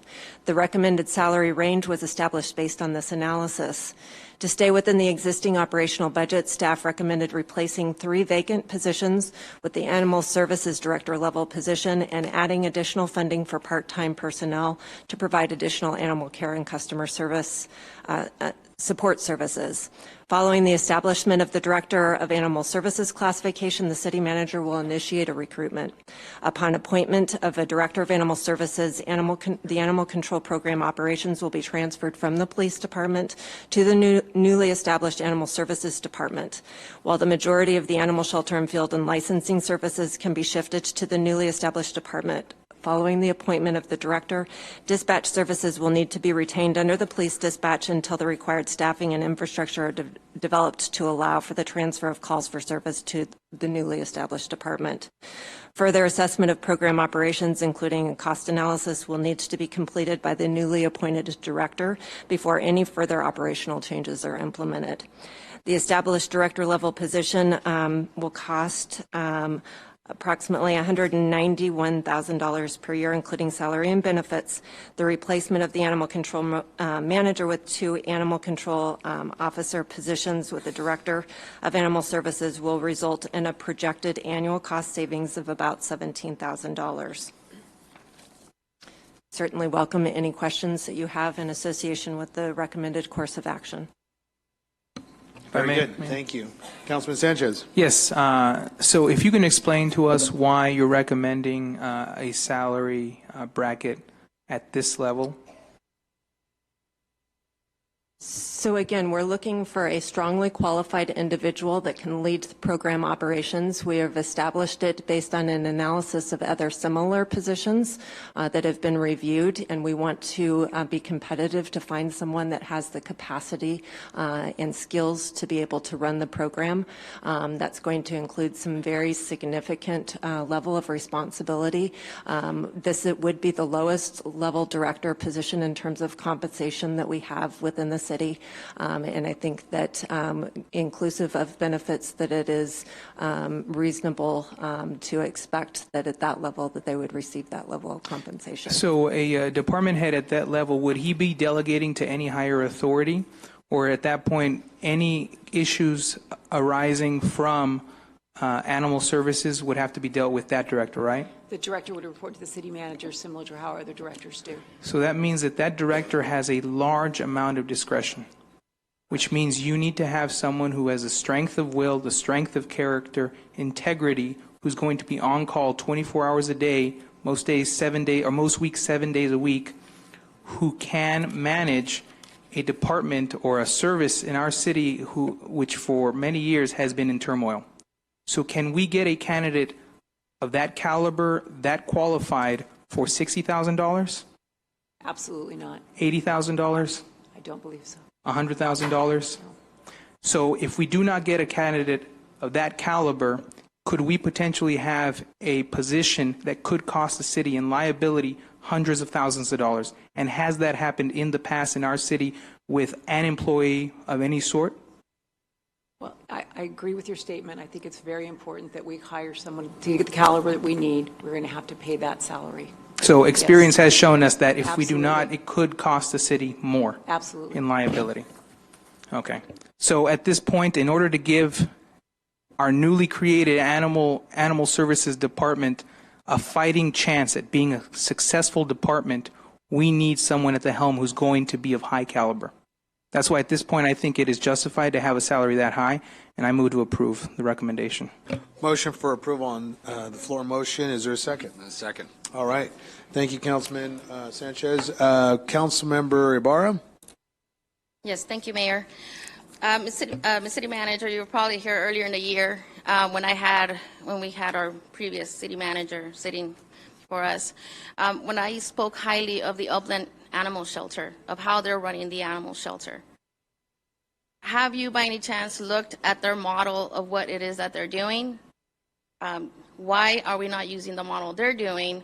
I can provide, and I wanted to give you this copy. I don't know if you had a chance to look at it, but this is the staff report from Upland City for their animal shelter and how they hired the friends of the shelter, just to take a look into what it is that they're doing up in Upland. It's working for Upland. It's a model that we can use. And to talk about hiring a director, my concern is that that director might want to have an assistant director eventually, a manager, and then not only that, but if we have to go through budget cuts against the next fiscal year, who are we going to cut? We're already eliminating 3 positions by this director position. So I'm going to give you this packet. Ms. City Clerk, can I pass these out to my colleagues so they can look at this model, the hierarchy of what Upland's utilizing? I'm just trying to be fiscally responsible in our decisions. Ms. City Attorney, do you have an opinion on that? It would not be appropriate for her to hand out those materials. Under the Brown Act, all materials that are made available to the City Council must be made immediately available to all members of the public. So if we don't have 100 copies, we wouldn't be able to hand them out. You can share them later, but if you're going to use them to have a conversation, under the Brown Act, they must be made available to everyone. Ms. Ibarra, please proceed with caution as per the discretion of the discussion of the We city are in a attorney. public meeting, and I have been doing, All right, please proceed, Ms. Ibarra. Go ahead. Okay, well, this is public information. It's at the Upland website. Is it in the agenda? Was it copied and made It was available? in your agenda for Upland. No, is not it in the ours. Is it in this Cindy Not agenda? in ours, but I have suggested earlier in the year that we follow Upland's model, and that is not what's being followed right now. If I may, Mayor, going back to the chronology of events, at one point you did direct us to issue an RFQ, and when we came back to you, you changed course and you asked us to get a proposal from Riverside instead. So I am aware of Upland's program. I know that it's contracted out and it's under the police department, but we were not directed to go that way. Correct, and I have shared this information as well. Well, with our one-on-one meetings. So basically, our one-on-one meetings don't do much benefit then. But yes, in Upland, they don't have a director. They have a shelter operations manager overseeing the staff. They have a board of directors run by volunteers, different people with different experiences overseeing the operations. So once again, my concern is that once we hire a director, the director will be requesting for an assistant director and then for a shelter manager. So talking through city staff, I became aware that there is already a potential candidate already in place for consideration for this position. But that's my other concern, that we are trying to do a nice title for somebody that we don't even know what their background is. Does that conclude your comments, ma'am? That would conclude my comments, Thank and you. I'll be voting no. Thank you, Ms. Ibarra. All right, there's a motion on the floor. Councilman Charette. Sandra, I thank you for that, and I agree with you. My colleague at the end talked about we must have a director, and then he said to manage a department. And I would ask the public and my colleagues, have we ever heard of a department manager? Seems like in government, it always has to be a director, and then we do become top heavy. We've talked about the PD being kind of management heavy. Maybe we should consider eliminating a lieutenant's position in order to cover the cost of this director. That would be one option. I don't see that happening. It's just kind of a suggestion. I've heard us talking about thinking out of the box. It's been said more than once here. It was said in closed session earlier. We need to be sending a different message and doing things differently in the city of San Bernardino. We don't have to follow the models that have been not particularly effective in government. And unfortunately, I have not seen the Upland. I've talked to people about it. They rave about it. It's a great program. And I feel remiss that I haven't been out there to see it. And I don't know, it's probably never too late, but maybe I'll try to get out there. But it apparently is a really great program. I get a little nervous when we start talking about a board of directors and things like that. Maybe we have another commission, or we make the animal commission the board of directors, but then where's the restore authority, things like that. I just believe that we can get this away from, first of all, I want to make a statement to the public.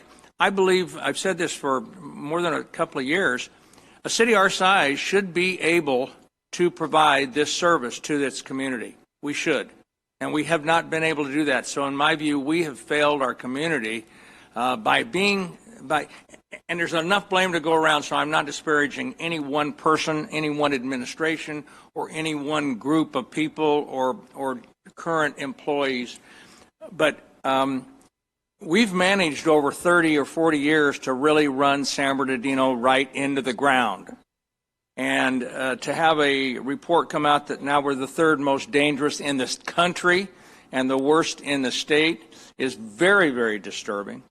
And I just think, again, we've got to start doing things differently. And just because you have a title director doesn't necessarily make that person qualified. Just doesn't. I guarantee you that we can go into the private sector and we can find somebody that'll work for $75,000, $80,000, $100,000. My understanding is that veterinarians, on average, make about $90,000 a year. Government pays their employees really, really well. really, really well. And I just think until we get a handle on some of that, again, with all due respect to our entire staff and employees at the city of San Bernardino, I think we need to really be doing things differently. I'm not going to support this item. I support having some sort of a department, but just because we call it a department, it doesn't have to have a director at the head of it. It can be a manager of a department. And it doesn't make sense to me to eliminate 3 positions to hire 1. I think we're really, really doing a poor job for our citizens in the way we're providing services right now. And there's a lot of reasons, and not to blame any one person, but there's a lot of reasons why we are not doing a good job by our citizens. And this is an example. This shouldn't even be a discussion item.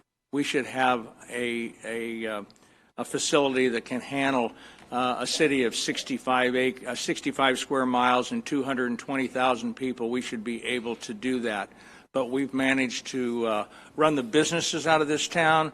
We've managed to be top-heavy in management in a lot of areas that I've stated from the dais before. If you can't figure it out, I'm not very happy right now with the direction that this city is going, and a lot of it has nothing to do with current. I mean, we're on a trajectory going in the wrong direction, and I don't think doing the same thing over and over again is going to get us any further. I won't be supporting this. Thank you. Councilman Nickel. Yeah, just quickly for staff, when was the last time we had an animal services director? Do you recall when it went over to the police department? 2012? 11 or 12, I believe. It's been quite some time. Okay. And if I recall, a lot of our animal control challenges started around that time, I think. I think this is prudent. Yeah, well, and I think what we're doing different is we're getting back to what we should have been doing all along, which is having departments that are accountable. I think the animal services department, if that's what we end up calling it, is one that needs a director, needs somebody with the capabilities to attract the type of funding that we're going to need, because I completely agree with my colleague, Ms. Ibarra, that the long-term plan needs to be to have a permanent world-class animal shelter. And to do that, we're going to need to have a qualified person that can really take this bull by the horns and do what needs to be done. I think this is the right decision. I think this is the way good cities are run, is getting those qualified people, attracting that good talent. We need good talent here more than ever. So I appreciate staff putting this together. What other cities were looked at in terms of the salaries, comparisons? I didn't see that in the backup. Got that question from constituents, just so we can get a sense of whether or not we're replicating those cities that we want to replicate. So there aren't a significant number of cities that are running their own independent shelter. We're somewhat unique in that respect. Of those that are running that are in our near area, we looked at the city of Rancho Cucamonga. We also reviewed similar positions with shelter operations with some of our surrounding counties, including San Bernardino County and Riverside County. But Rancho Cucamonga would be the closest to us in terms of operations and size. Well, and I think that that's probably a city we might want to replicate in many ways. I think that, again, I think this is the wise approach. I would ask our city manager that this person, again, I hope we look for somebody that has the capability not just to run what we have, but to grow what we need. And I will be holding the city manager accountable for ensuring that that director in that department begins growing the resources and managing those resources in a way that improve the delivery of this service to our community and our residents. Thank you. Very good. Councilman Mulvihill. Thank you. I think pretty much everything that I have to say has been said already, but I'll repeat in my own words. The cost of calling someone a director is $191,000. If the title were manager, it'd be $98,000. Where I'm from, I've lived in California almost 40 years, but where I'm from, $98,000 is still a lot of money. Now, it was said that this person's got to be on call. Now, in private business, if the boss wants you to come in early, you come in. But this isn't private business. This is government. You know, so that's a qualification. Because you're on call, you're going to make $191,000. The comparison with Rancho, we're not Rancho.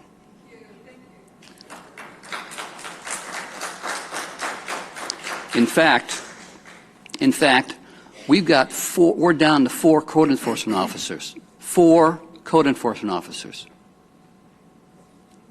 So if you got a complaint, it's not going to take a real short time to get that thing taken care of. As several people have said, you know, a recent survey indicated that San Bernardino is the 3rd most dangerous city in the country. We've got the Violence Intervention Program that we just began about 5 months ago, after a long period of time of getting set up. That's not fully funded. We cut that back. It's been very successful in Stockton, in Oakland, as far as California is concerned, but it began back in Boston. It's been used in North Carolina and Chicago and so forth. And the Violence Intervention Program has shown to lower homicide. This is violent crime. The least it's lowered is about 30%, which would be a substantial step up, even the least level. But it's been, in some areas, successful to 70%. But because of our finances, we can't fund our VIP program, Violence Intervention Program, properly. And yet, we can call a manager inadequate. We need to have a director, and that's going to cost about $100,000 more. And there's other sorts of issues that I could go over, but Councilman Ibarra has certainly indicated that we got other models. As the city manager indicated, she was directed to look at directors of animal control. Well, she only came back with that. I mean, I would expect to see some options there in terms of looking at, well, you know, go beyond. I mean, yeah, you come back with a $191,000 proposal, and that's it. No more. Well, we need to look beyond, and maybe because I'm a planner by background, look beyond the horizon, look tomorrow. We talk about running short on funds, and I think our agenda shows that in closed session, we've got a half a page full of lawsuits. Without going into specifics, we got a half page full of lawsuits. There was an op-ed that one of the former council people wrote to the San Bernardino Sun back in March 20th of 2012, and I'll just mention a quote. The recent talk of bankruptcy is just a strategically timed tactic.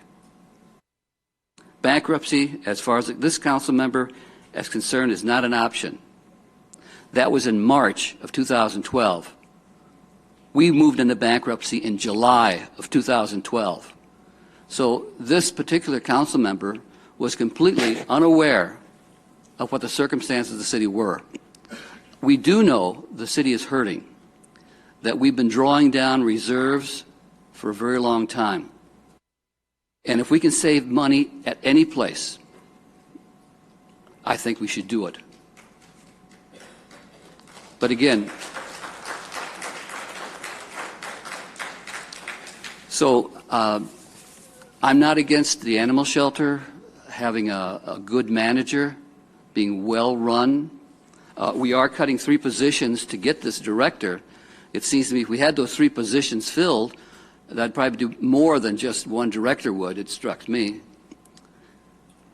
And I'll be voting against this. Thank you, Council. Mayor Pro Tem. Yes, thank you.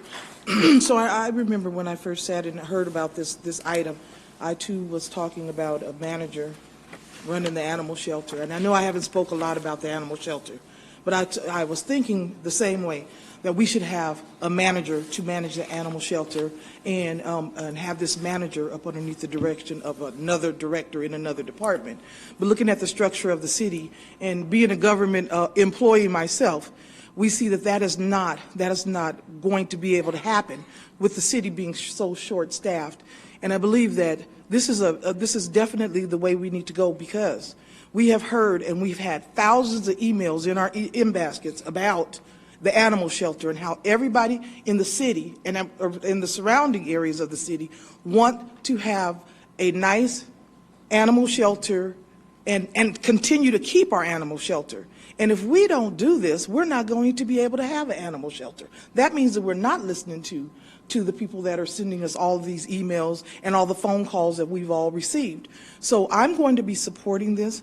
I hope that one of the things that Sandra did mention is about having a director, and the director eventually is going to want an assistant director. But see, those things can be stopped. We don't necessarily have to have an assistant director and all of those things to run the department. We also mentioned about thinking outside the box. We also mentioned talking and looking into different funding sources as to how we can fund this.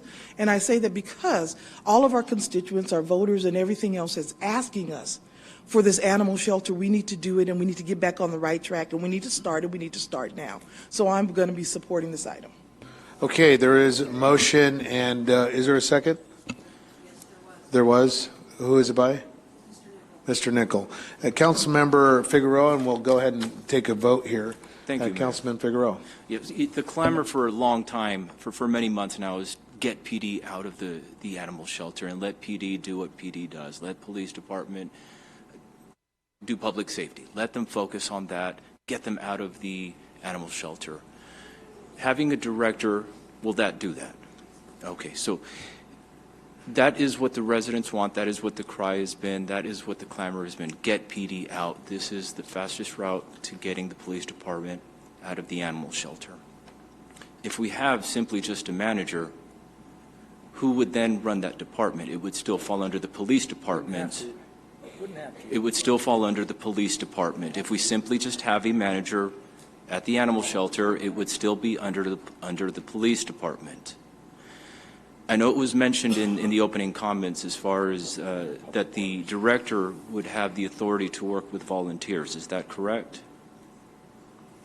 So there you go. I mean, why not move forward with that and give the authorization? We don't even have to give the authorization. The director already has the authorization to be able to work with the nonprofits and the volunteers. Again, the clamor has been to get the police department out of the animal shelter, and this will do it. Thank you. Very good. Council Member Schreck. Yeah, thank you very much for recognizing me one more time. I have a couple of things since this discussion went on. First of all, I don't believe that it has to. I agree with you. We want it out of the PD. The PD needs to do what they're paid to do. We want them on the streets. We want them doing that. I don't want them managing this department. But I don't believe that that just because you have a director, it now is a department and it can't be under some other part of the city. Again, thinking out of the box and asking people to do more with less is what needs to be done. And that's what I don't believe we're doing. This idea that if it's only a manager, it has to stay with PD is completely wrong. It doesn't have to be that way. And my last kind of a question or a comment is, I might stand corrected. I say that we as a 220,000 population and 65 square miles, we owe an animal shelter to the public. Based on what Ms. Kramer said, we're maybe one of the only cities that do it, other than Rancho. What does Redlands do? What does Colton do? What does Yucaipa do? What do these other cities do? And why can't we do that? Why can't we be looking at another model? They outsource, they contract with other agencies. I think I said something about contracting out or outsourcing, didn't I? Now, the public doesn't like that, but if we're going to give the animals better service, that's what we need. And if we're not in a position to fund a second to none, and that's what I mean when we owe the public a second to none services. If we can't do that, then we need to find somebody that can, and we shouldn't be putting this thing together with tape and baling wire. We just shouldn't be doing it, and that's what we're doing, and paying someone a very top dollar to run a department that's still not going to be very good. It's going to be a department of its own, by itself, with a high-paid director, but it's not going to be that much better. It's going to be improved, but it's not going to be what the public deserves and what they want. Okay, call for the question. Members would cast their votes, please. We've had enough discussion. We appreciate your comments. Members would please cast their votes. Members would please cast their votes. The motion to approve the recommendation was made by Mr. Sanchez. It was seconded by Mr. Nickel, and it passes 4-3. Very good. Thank you. Moving on to item number 3. Establishing a moratorium on land use entitlements and all license and permit applications. The recommendation is read by title only, waive further reading, and I will defer to staff, Ms. City Manager or Mr. Huntley.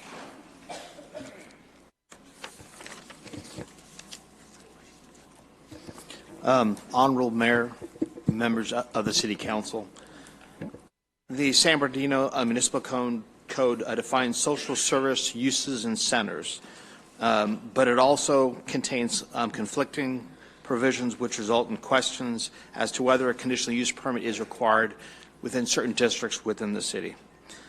This conflict has created a lot of controversy, much of which has been shared here at the City Council meetings. Many of the same concerns that those residents have shared has actually been very clear and concise in regards to what their issues are associated with, whether you want to call it a TAD facility, welfare office, social services, and the like. To address these concerns, staff has proposed an urgency ordinance to halt the negative impact associated with the proliferation of social service uses and related facilities within the city. And I do want to clarify, this could both be public or private welfare social service programs within our city.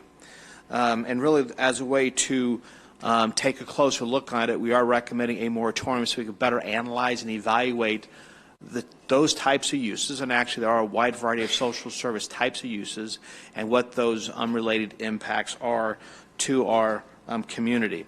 As we looked more closely into this also, we tried to look at what the impacts might be, or some of the impacts that have been shared, and the moratorium itself would request that we look at those that would be within 1,000 feet of any residential district itself within the city. I do want to point out that I want to provide clarity again. It's not just the public service oriented, but it's also those private service, social service oriented uses that we're going to be looking at. And I do want to clarify, it was mentioned earlier by one of the speakers that we do have some concerns with the new TAD facility, but it's not just that facility itself. It's also the adjacent buildings that are currently vacant and the possibility of other social services being located within those facilities too. So it's not just a public agency, but it's also private, social service or nonprofits who do provide those. And really what our intent is tonight is to recommend the City Council to adopt the urgency ordinance to really give staff enough time to evaluate what those impacts are, go back and look at our code. Some parts of our code are somewhat convoluted, and you have to follow the snake around through the code to find out what the answer is, so to say. I think it's really critical for us to spend some quality time to be able to analyze that first, and really that's what this moratorium is set up. To be able to adopt the urgency ordinance tonight, it will take a 4/5 vote. I do want to point out this urgency ordinance is good for 45 days. However, council can come back again at another council meeting, take another vote. It has to be 4/5, and that would extend it for another 10 months and 15 days. So that's another option too the council may want to consider, because 45 days is a pretty quick turnaround. So really what staff is recommending tonight is that the City Council read by title only, waive further reading, and adopt an urgency ordinance number MC 1527 establishing a moratorium on the approval of land use entitlements and all licenses or permit applications allowing for the operation of public or private social service uses or welfare operations at any location within 1,000 feet of any residentially zoned or any residentially or any residential property within the city. That concludes staff's presentation. We're available for questions. Thank you very much. Councilman Nichol. Yeah, a couple of questions. First off, you distinguish between public and quote-unquote private operations.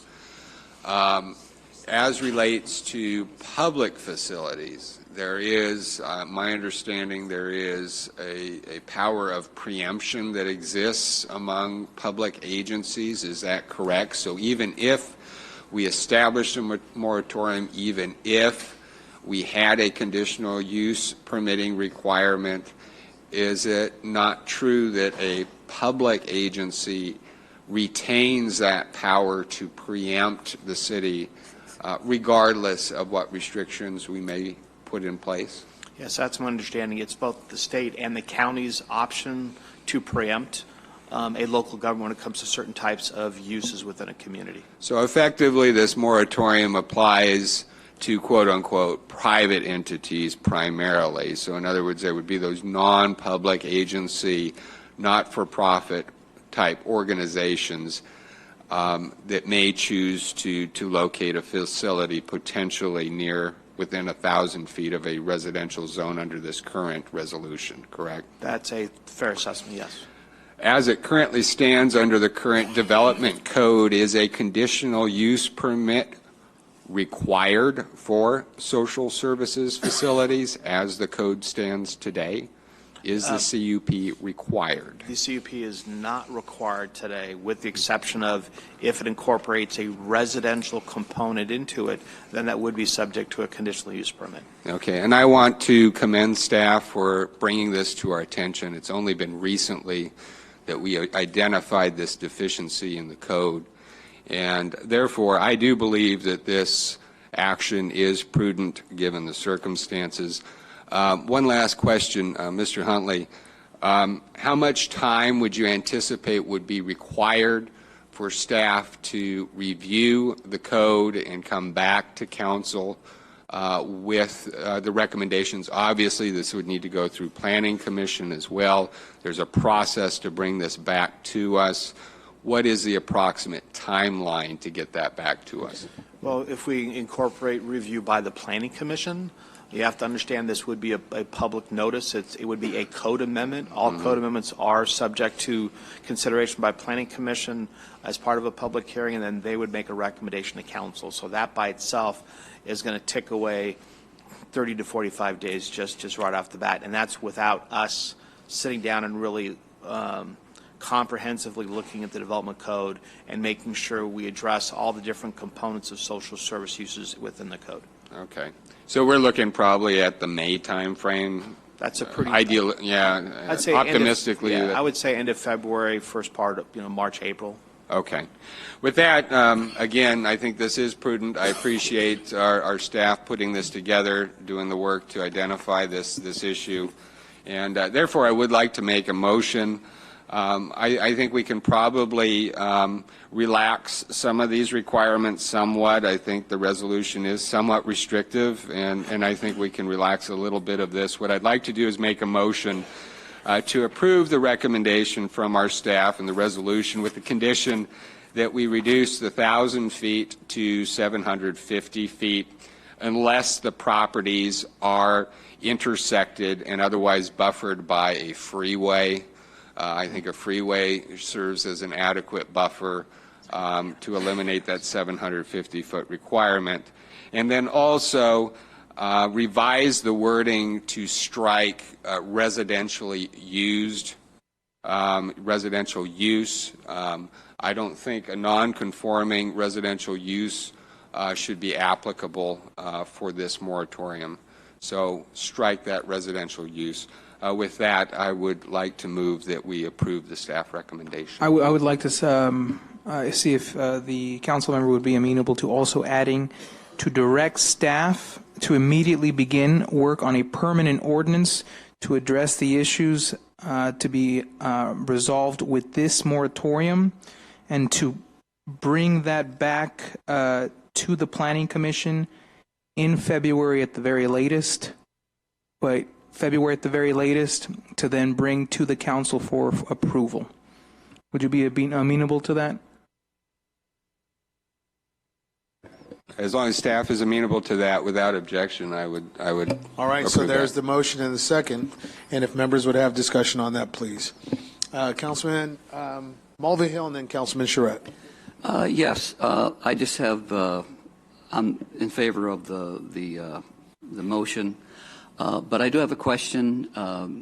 Mr. Huntley was a little bit uncertain about the preemption aspects of the county. I'd like to ask the city attorney, does this moratorium, I mean, the issue was brought up because of that TAD building that's located at 27th Little Mountain. Does this moratorium affect the TAD building that's been under question? Well, first of all, I just want to clarify, Council Member, that we often refer to this property as the TAD building, Yeah. but I continue to suggest that we separate that. This is a commercial building that is being constructed by a private developer. The building itself would not be preempted, but if we have a county who enjoys certain protections under state law to provide services, which they are required to provide under state law, then they may be able to locate any building and not have to comply with all of our rules.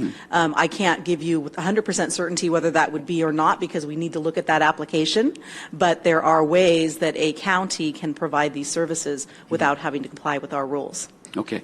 I use the term TAD because language is only effective if everybody understands it. So, and we all know what the TAD building refers to. Yeah. So it's the use, yes. Yeah, and so what you're saying is that, in fact, this moratorium is not really going to affect, just for the audience's sake, it's not going to affect it's not likely to affect the TAD building. Yeah, and in my opinion, given the timeline that the City Council, if this motion is passed, gives to staff, it will in some ways become irrelevant as we go ahead with our new zoning. What it shows up is that our development code really needs a comprehensive look at it. This is just a little piece, and there's issues that pop up on a regular basis, and you sort of think, we should have thought about that. You know, with a little bit of planning background, you know, I sort of kind of sympathize with Mr. Huntley from time to time. Not often. Thank you, Councilman Mulvihill. Councilman Charette. Thank you. The 1,000 feet, 700 feet, I'm not sure if that has a big thing to do with it as far as I'm concerned. But what about a church? What kind of services are they providing?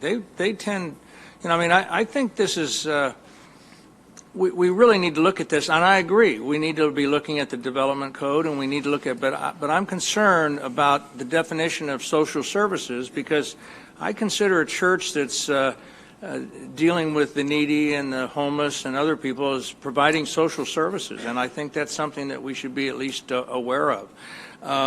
Maybe you don't have an answer for that right now. I'm probably... Sure. I mean, I would agree with you. You know, we're kind of hitting this area where...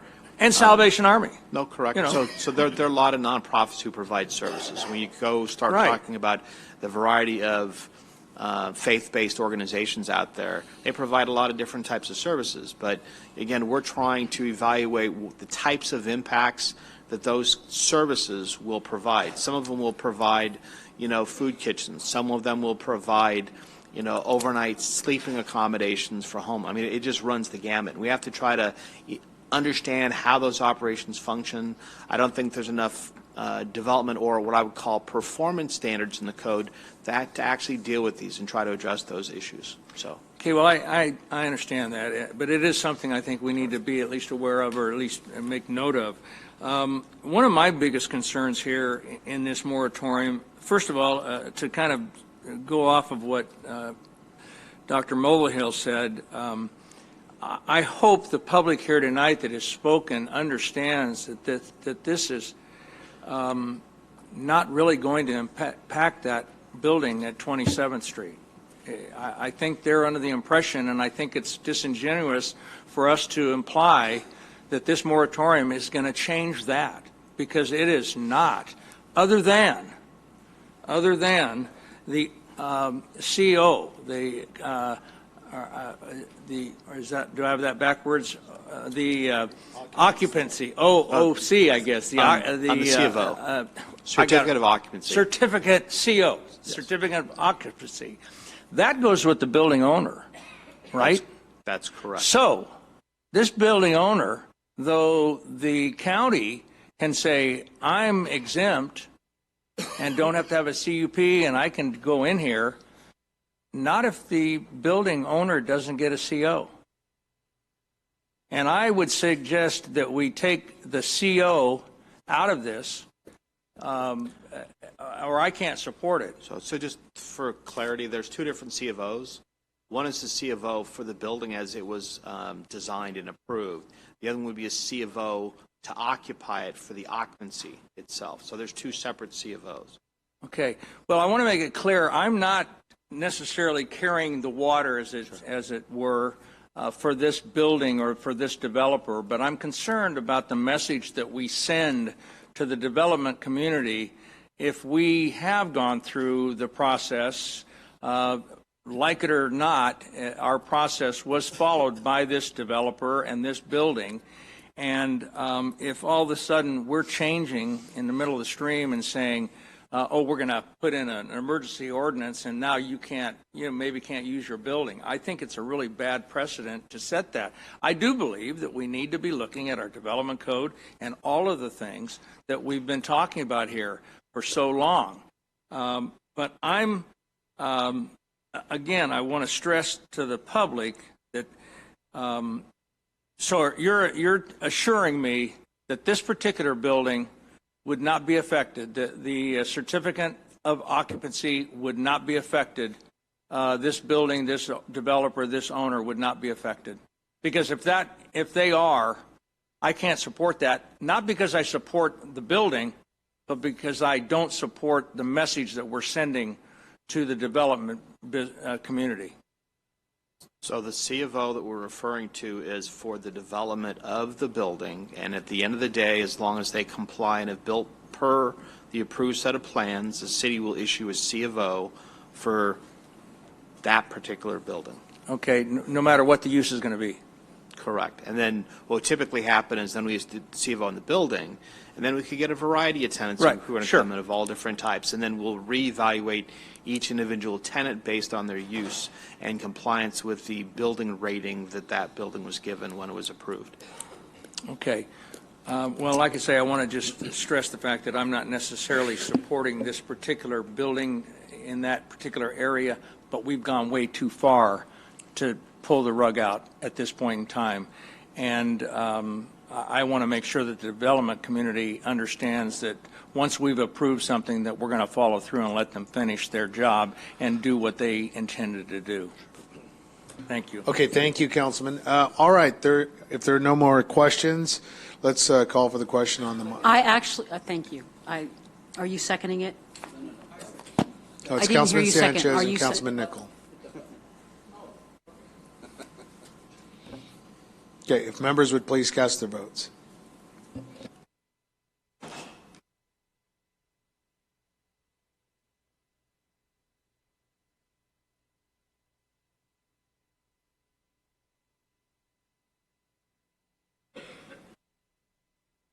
Item 3, the motion was made by Mr. Nichols, seconded by Mr. Sanchez, and it passes 6-1 with Mr. Charette voting no. Thank you very much. All right, moving on to item number 4. Item number 4 is results of the request for qualification process for the Carousel Mall property. The recommendation is recommended that the mayor and city council of the city of San Bernardino consider the following options and provide direction to staff. There are 2 options on the table. We'll allow staff to make the presentation. And Mr. Huntley. Thank you, Mayor. Honorable Mayor, members of the City Council. The Carousel Mall, as you're aware, is a 43-acre property located in the heart of downtown San Bernardino. The vast majority of the property is controlled by the City of San Bernardino. And the only 2 parts of it that aren't part of the Carousel Mall are the Andreessen Building as well as the Harris Building that both front onto East Street. This particular property has been identified as being one of the key catalysts for future growth and development downtown, and quite frankly it is. It's close to the freeway on major streets and actually is in the heart of downtown. So in May of this year, the mayor and the city council directed the city manager to go out and do a request for qualifications on the Carousel Mall. The process was conducted through a RFQ, and really what the intent was to get private developers, both locally, statewide, and actually nationwide, to actually look at the property and submit their proposal to the city, or at least their qualifications to us to evaluate those. What we're looking for is evaluating the developer themselves, their respective development team, the types of products they've built in the past, and their financial capacity to carry out a project of this magnitude. So the RFQ was circulated for a period of 45 days, allowing interested developers to submit to the city, and we did receive 11 proposals that came into the city. So we then broke it up into two different steps. The first step was to do an internal review, which we did, and that whittled the list down from 11 down to a total of 6. And then so what we've done in the council report, we have identified all 11 of those candidates did submit applications. The reason why we did the first round of cuts was to whittle it down so that there's a manageable list that we could do interviews on. The second step in the process was to do interviews. We actually brought people in, not only city staff, but people from Cal State San Bernardino, from the school district, from the county. It was the director of real estate for the county, and a economic development consultant the city's used in the past. We did an interview, and we did identify the top 3 candidates, and that's after scoring and actually rating them and bringing them. And I do want to let council know that the top 3 candidates, and this is identified within the staff report, the highest rating candidate was SCG America. The second candidate was Renaissance Downtown USA. The third one is more of a local candidate, and that's ICO Real Estate Group. So we did whittle it down to a total of 3 candidates for consideration by council, which is why we're here tonight. Really what the next step in the process would be to have all 3 of the top candidates compete through a competitive request for proposal process. In essence, they would be competing against one another. And what we would be looking for from them would be a detailed proposal including a master development plan for the Carousel Mall, an in-depth financial analysis of the proposed project, a market study substantiating the components of their project, and the financial support for the project itself. And the last thing is they would submit a bid to purchase the property also. Really at this point, we have looked at all of the applications, and we did provide City Council, and this is in the City Council packet also, and this is for public distribution as well, meaning they can access it. But we did provide a copy of all 3 of the top candidates' proposals to the council. So as we proceed tonight, if you have any questions, you can ask questions on those. Now, I do want to point out that subsequent to the interview process, we did sit down as the interview panel and really talk about this, and really talk about what the next steps are, and really talk about all 3 of the candidates. And we think that all 3 candidates are qualified to do large development projects, 2 of which have done most of their development on the East Coast, 1 of which is a local candidate. But as we talked about their qualifications and what we heard during the interviews, we were not necessarily concerned, but a little cautious about the fact that maybe, each of the candidates could take on one component or a component of the project, but may not be the right developer for the overall development of the Carousel Mall. It's, we'll call a master development entity. So all the people on the interview panel concurred with that, and we were a little cautious in regards to us wanting to come back to council and make a recommendation that we support all 3 of them. We're a little apprehensive, to be quite frank with you. Again, that's not to disparage any of them. We think they're all good companies. They've done some good projects, both locally and out of the state as well, but we're a little apprehensive, quite frankly, right? So as we heard what they were saying, it came to our attention that, again, there's still some apprehension from the development community, and they want to make sure that there's some sense of certainty, not uncertainty. And it almost sounded like they wanted some way for us to minimize the risk that they may face coming into the city. And what our RFQ is basically asked them to do is evaluate building a mixed-use project of a large size and scale, a kind of project that really hasn't been tested in our market here in San Bernardino. Now, do we feel that there's a great opportunity for that to occur at the Carousel Mall? I'll have to say yes, but it still hasn't been tested. So with that, we had discussed it, and we said we'd share this with council, that maybe right now it might not quite be the appropriate process until we reduce some of that risk and create more certainty for these development entities, because you're talking about many tens, if not hundreds of millions of dollars worth of a project at Carousel Mall. So what we had come to would be maybe the city should reconsider, maybe put the process on hold, do a specific plan, which is a development project, right, that would stipulate what they could do. And then based on that, we could also do some improvements, meaning that we would take care of the demolition, put in the backbone, infrastructure and such, and then at that point go back out and include these developers. Now, based on our discussions, we thought we'd at least share that with you. But again, what's in front of the City Council tonight is two options. The first option is for City Council to consider all three of the top candidates. We think that they could all come back and submit solid proposals to Council, although, like I said, the interview panel is a little apprehensive at this point. But still, that's an option Council has, and that's always been the plan that Council had, was to go out and do a competitive RFP. Or the second one would just be to put it on hold, direct staff to do the appropriate studies, put together a specific plan for downtown, and look for other ways to reduce the uncertainty and create certainty for anyone who's invested within our downtown. So we wanted to leave it somewhat open-ended for Council. We didn't want to. We've spent a lot of time, as have these candidates, putting their proposals together. I want to give Council a chance. As I said, we shared the proposals of all the candidates with Council. So Council, it's really subject to your discussion tonight and what direction you really want to go in. But so with that, I'll close my presentation, and I'll open up to any questions you might have. Thank you very much. Mr. Huntley, we appreciate all the deliberative and hard work that you're doing as our new Economic and Community Development Director. It's a joy to work with you. And in my conversations with you, I've also had the pleasure of just getting to know you a little bit and your background. And it's certainly amazing to see that our City Council is moving in the right direction. We do have Miss City Attorney or Miss City Manager. What would your council be? We have 4 speaker slips. We have Mr. Huntley. Perhaps you might want to opine here. Introduce the individuals here that represent the firms, or how would you like to proceed?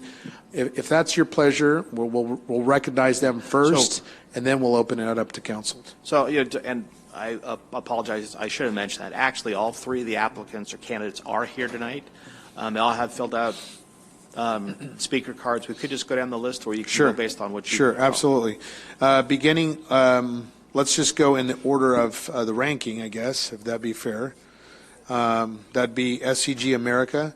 I'd like to invite SCG America, if you'd like to stand or if you'd like to address the council, you're welcome to be recognized, ma'am. Ms. Pang.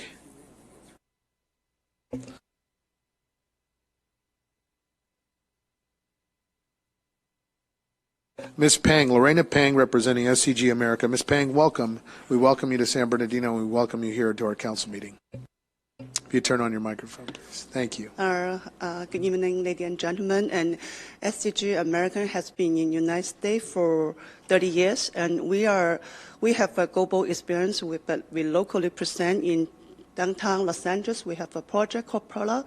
It's a 35-story high-rise condo, and we are the first one for the past 100 years in the historical court to build a high-rise condo building and mixed-use project.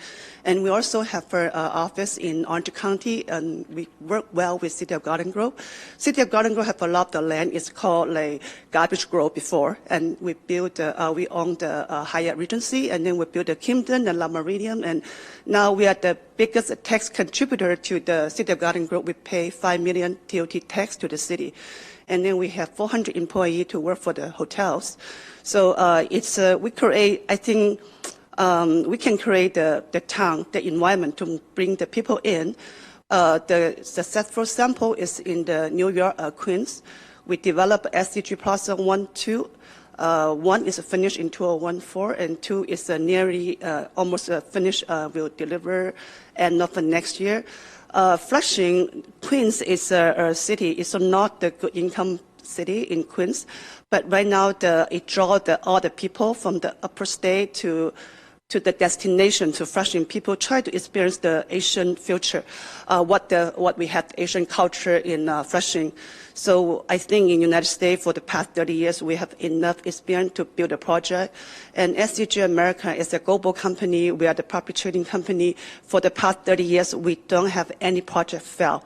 None of them behind the schedule. And downtown LA project we have 1 month ahead of the schedule in construction. So City of Garden Grove, the project is sitting there for 30 years. Everybody have the dream to build a hotel. They are close with Disney. But eventually we take it off. It's a Kimpton and now Meridian. So it's a 767 keys. We're going to create tremendous job for the city. And I think that's in Flushing, when we step into Flushing, Queens, they get us the property tax rebate too. We have a wait the 20 years property tax. So we purchased the land and the premium, and now it's the neighborhood is completely changed compared to past 10 years. There's no young people in Flushing, but now it's all packed in the evening. So I think for the experience and for the financial capacity, we are able to develop the site. The next question is the two options. Number one is get the top 3 developer to study the site, and then number 2 is on hold. Let the city visit the site. The site is sitting there in downtown San Bernardino for 12 years. The city revisit another sitting for another 12 years. And then the city pay for the money for revisit to do the study. Why not let SCG pay for the fee to study the project? You're going to own the study reports, which is the feasibility study report, marketing report, what we're going to do. So the city can own the report. So that's my concept. Is give us some time, 1 year, we deliver the report to you. There's no cost to the city.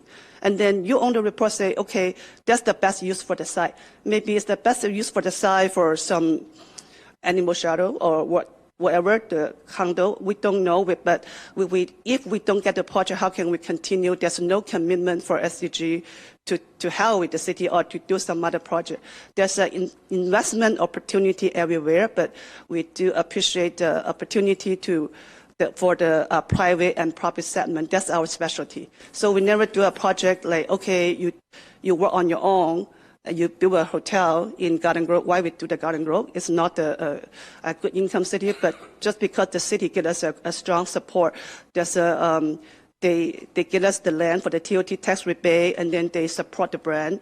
Regardless, whatever our team need help, they deliver the plan, give us a response in a week. So in the plan check, in the everything, they just I think it's a very smooth, friendly city to let us continue to put forward the project, to make the project happen. And the project gonna break ground next year. Everything's ready. The brand, we announced the management, we announced the brand, and then we delivered the renderings, we delivered the plan check to the city. So shooting to break ground next year and deliver in 3 years. So that's what I think. There's no risk for the city let us to deliver the marketing report, or let us to have the site to study what's the best use for the downtown San Bernardino, what's the next trend, and besides we're really specialized in bring the town Attaway to the site. That's my very good. Yeah. We thank you, Ms. Peng, and we thank you, everyone. SCG America. Our next individual, I have 2 for Renaissance. Renaissance Downtown USA, Ernesto or Gerhard. Which of the 2 would like to present? Or just say hello to our council members, and it's always good to put a face to the name. And we welcome you to San Bernardino. We thank you for submitting. Mr. Mayor, council members, my name is Gerhard Meyer. I speak with an accent. That's why I go first. I want to talk from a 30,000-foot perspective about this opportunity on the Carousel Mall, because I am an architect, and that's why we are on this team. but I'm also a concerned citizen, and I am bothered by the increasing number of unsolved urban problems that I see around us. I mean, you name them: homelessness, escalating housing costs, congestion. And we, in my opinion, deliver completely inadequate built solutions for that. Nothing is getting better. Everything is actually getting worse. And in addition to that, we now have to deal with climate change, which we don't know how to deal with at all. So we really need a new way forward. So enter the Carousel Mall. The Carousel Mall is, in my opinion, the best opportunity to create a new walkable neighborhood right next to transit and to demonstrate for all of us a different way to live. If I ask you for anything, I'm asking you to think big. You don't need an example like everybody else already has. You need a new example, a new way forward. And you don't need a Bella Fontana, you don't need a Bella Rancho Cucamonga, you don't need Riverside, none of that. You need a different way forward that doesn't currently exist a lot in Southern California. We need to demonstrate to people a different way of living if we want to have a sustainable future for all of us. And if you do this, I think you will attract a completely different level of attention from future employers and people who want to invest in your community. I know the tech companies are all searching like crazy for additional land that they want to be part of. Give them a walkable downtown and they want to be part of you. Build them a couple of buildings, they couldn't care less. They move somewhere else. The logistics companies are basically tech companies anyway. It's probably a more likely candidate to sort of like locate in San Bernardino. But in addition to that, the state is very interested. The state is aware of all these problems in Southern California and is very interested in sponsoring all efforts to develop new community types. I'm sure you know about the Cap and Trade program. My company is actually working with projects in Fresno. Fresno got $70 million last year for a transformational climate communities program. There's a new one, affordable housing, sustainable communities. The state really is after us giving everybody a better model to develop. My company does a lot of malls to Main Street developments, all up and down the coast. We are a large architecture firm, and most malls are failing, so they're looking for a new lease on life. And I think that's what you basically have here. And Ernesto will talk in detail a little bit more about our proposal. But what I want to say is that we strongly believe that, you need to develop a vision as a three-legged stool, not as a predetermined economic proposal, but as a three-legged stool of what the community wants, what the city needs, and what the development community needs. And I think we really need to enter into a public-private partnership, that really matters. And in our experience, that delivers actually higher numbers and higher outcomes at the end than any one of these individual people dared to dream about in the first place. So my time's up, and I'll let Ernesto speak, but please think big, because we really need a positive example for how to move forward, and we need it fast. Thank you. Okay, welcome. Mr. Hidalgo, if you could keep your comments brief. We welcome you to our city, and we thank you for coming. Please, sir, welcome. Thank you, Honorable Mayor. Good evening, council members, staff, and community members. Very quickly, Renaissance Downtowns is a social impact real estate development firm with a triple bottom line of social, economic, and environmental sustainability. A year and a half ago, our CEO, Donald Monty, a year and a half ago to the date, actually, our CEO, Donald Monty, was on a panel with, at that time, Vice Mayor Mulvihill at SCAG, the Southern California Association of Governments, and we realized how big of an opportunity San Bernardino was. So we've been licking our chops since then, and we're thankful to be here now. I realized I wanted to speak to the staff report, which notes that none of the candidates had the broad-based experience designing and developing large mixed-use projects, but so there was some. I'm sorry, here we go.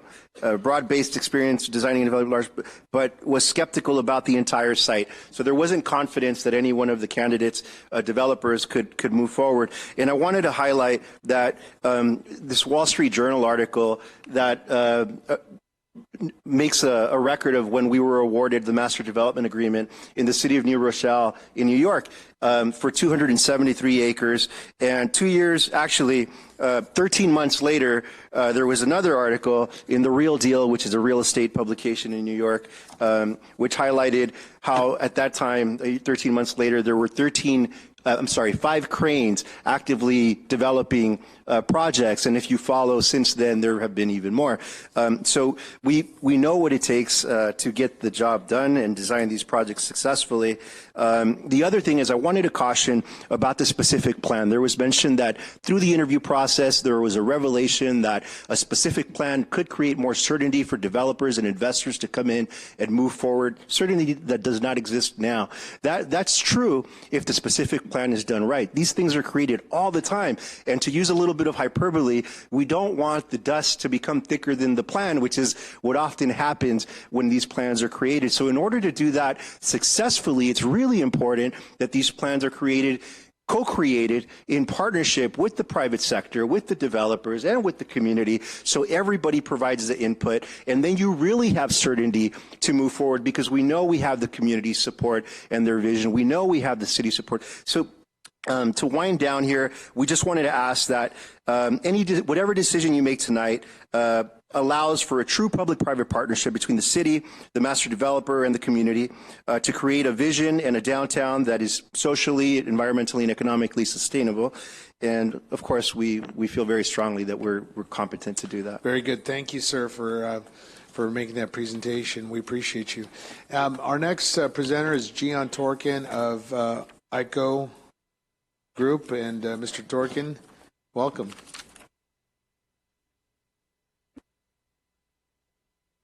Thank you, Mayor, City Council. My name is Gian Torkin with ICO Real Estate Group. I'd like first to start out by stating that I was very encouraged to see that there were a number of very, very qualified development firms that were interested in this project. And as a development group that's been developing in the city for the last 20 years and over $100 million in investments, I want to tell these new developers that this is a great city to invest in. I encourage them to stay involved regardless of what happens tonight. And this is where you can make money and do a lot of good. I also want to commend the staff for providing council with the alternative option.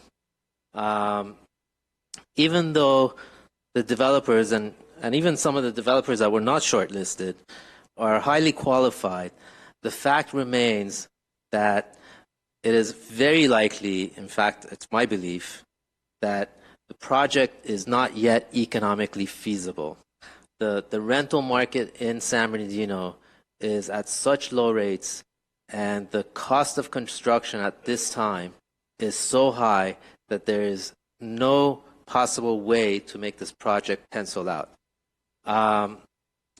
Having said that, I think that there is a path forward, and that path forward is maybe a third alternative rather than just dismiss the RFQ or go with a developer, is to choose a developer to work in partnership with the city, a developer that understands that there is a path forward to get to a point where the fundamental is there and laid for developers, and in fact to engage the current developers that have shown interest in the project, to work with them and the city to lay the foundation so that the project can be successful. This is going to be the most important decision council makes probably in the last decade or so.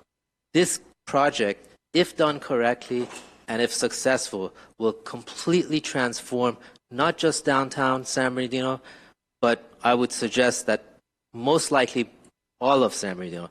It will change the relationship of San Bernardino with its residents. It will, the stigma that currently exists regarding San Bernardino, you heard it a little bit here today, and it will provide significant revenues to the city to do the things that they need to do to service the community.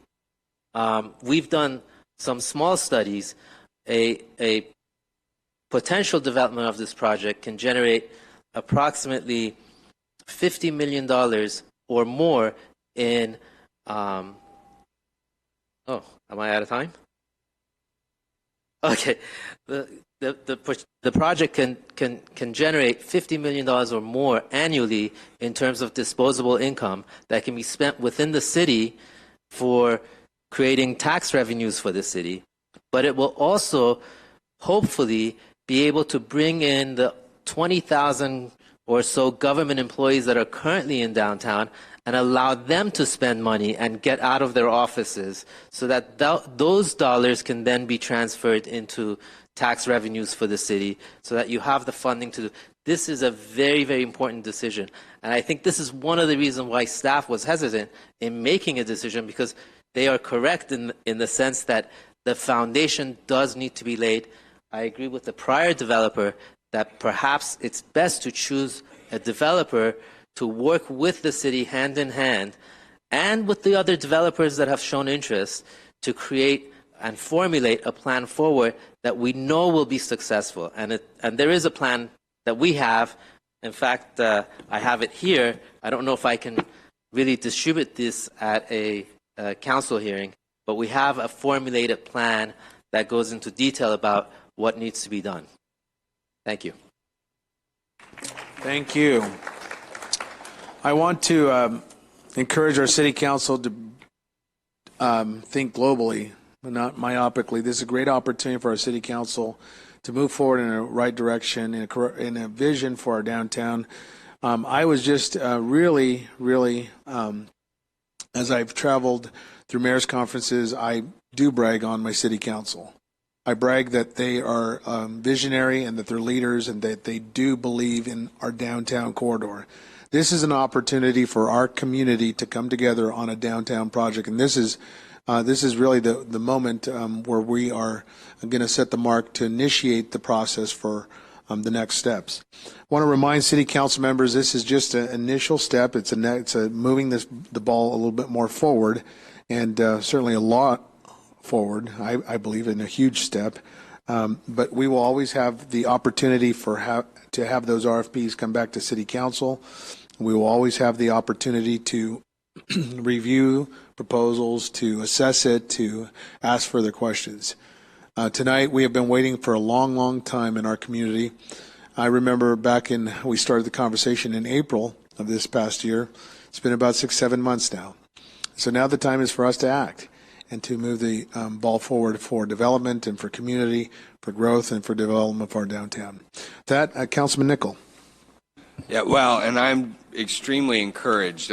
Since I've been on the council, we've been talking about redeveloping the Carousel Mall. So this has really been a long time coming. This is a big deal. And I think staff should be commended. I think all those who submitted, responded to the request for a qualification should be commended.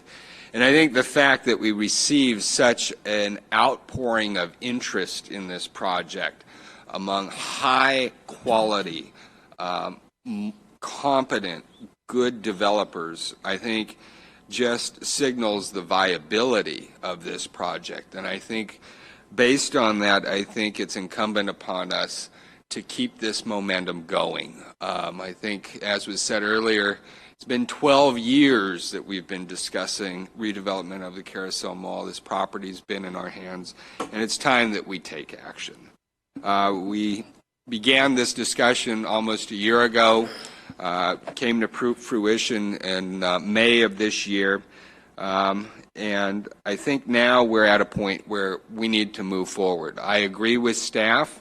I think that this isn't necessarily an either or. I think we can do both. I think we can walk and chew gum at the same time, and I think we can move forward with a group of very qualified candidates and solicit from them proposals that also take into account what staff has clearly identified and what our development community has clearly identified. I like the idea of that three-legged stool idea. I think you're absolutely correct.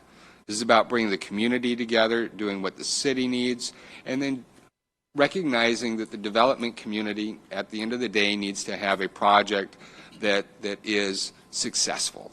And I think we can do that in partnership, and I think we've got some great candidates here tonight that can help us with that process and work together with that three-legged stool to get the product, get the outcome we want. With that, what I'd like to do is make a motion that we approve option 1, directing the city manager to proceed with the RFP process, and that perhaps that RFP process may include, to some degree, a proposal in terms of how we might partner and work together to develop.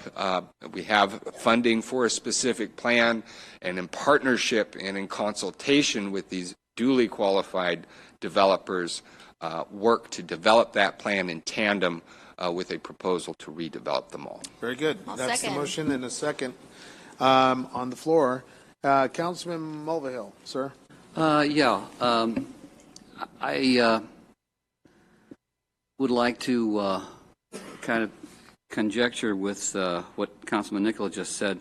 The format for doing this process of bringing people together, one of the issues that's in the question is the proposal of whether you put buildings in or you put various kinds of mixed land uses in. Right now, the property has no legal designation as far as land use. It's an open question. And we really entered into this process and sending out RFQs without providing any kind of, we said we'd like to have kind of mixed land use, and we might want to have a little bit of this, and might want to have a little bit of that. A specific plan is actually a legal document. And the process of putting together a specific plan would bring together the ideas that have just been fostered to us. Plus, it would provide an opportunity for the public to enter into the process as well as the council. It provides a formal process. And the specific plan ultimately provides land use designations, formalizes land use designations. And so the process that Ms. Nicola talked about in suggesting option 1 probably fits better into option 2 and looking at a specific plan. And I believe we've requested an SB2 grant to do a specific plan, correct. Mr. Huntley? Correct. And the point is that, yes, we've been thinking about this for a long period of time, but this is, I think, as Mr. Torkin said, this is one of the most important decisions that I think for any of us that's on the council or as long as you're going to be on the council, is one of the most important decisions that we will be making. And so the reality is we need to do a plan bringing in the suggestions and the individuals who have spoken here, and again, with our own consideration, and actually coming up with a document that lays out what, in fact, the ultimate product is going to be, and provides formal certainty that as councils change and mayors change, that we're not going to make a different decision someplace down the line that's going to mess an individual proposal up. And so, again, I would make a substitute motion. I guess that wasn't seconded. I'd like to make a motion that we essentially. It was seconded. Was it seconded? Councilman. Oh, okay. Well, I'd like to make a substitute motion that we go with option 2, that we do have the possibility of funding for a specific plan. Specific plan is going to take several months, but the reality is that it's going to provide us with a document that provides us with a certain amount of certainty. It will provide input, but it formalizes that input. It doesn't make it hit or miss. It formalizes it. So, thank you. Thank you. So noted. Councilman Charette with a second. Councilman Figueroa.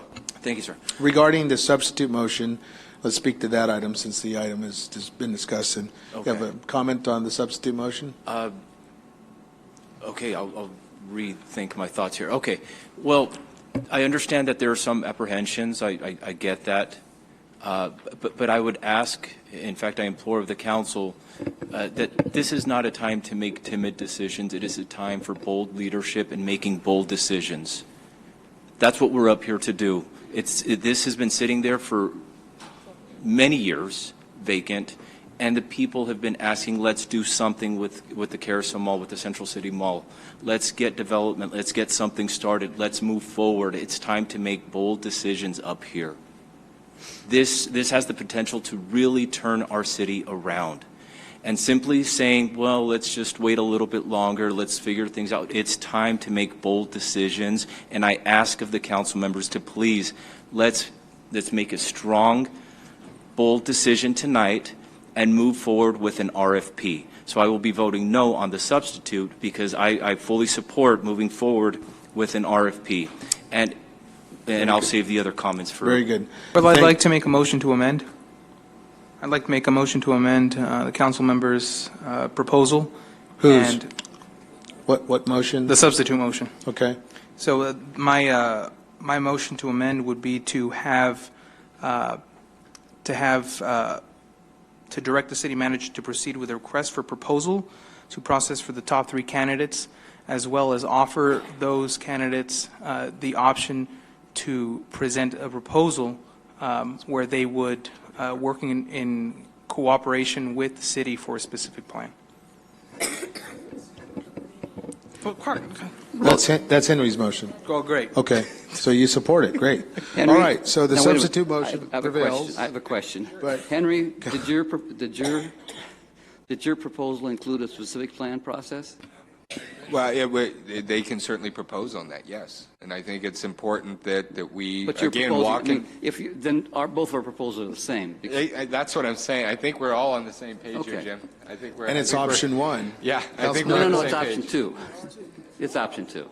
No, let's clarify Well, because this is option important. 1 is to go ahead and approve the recommendation to move forward with these 3 candidates today.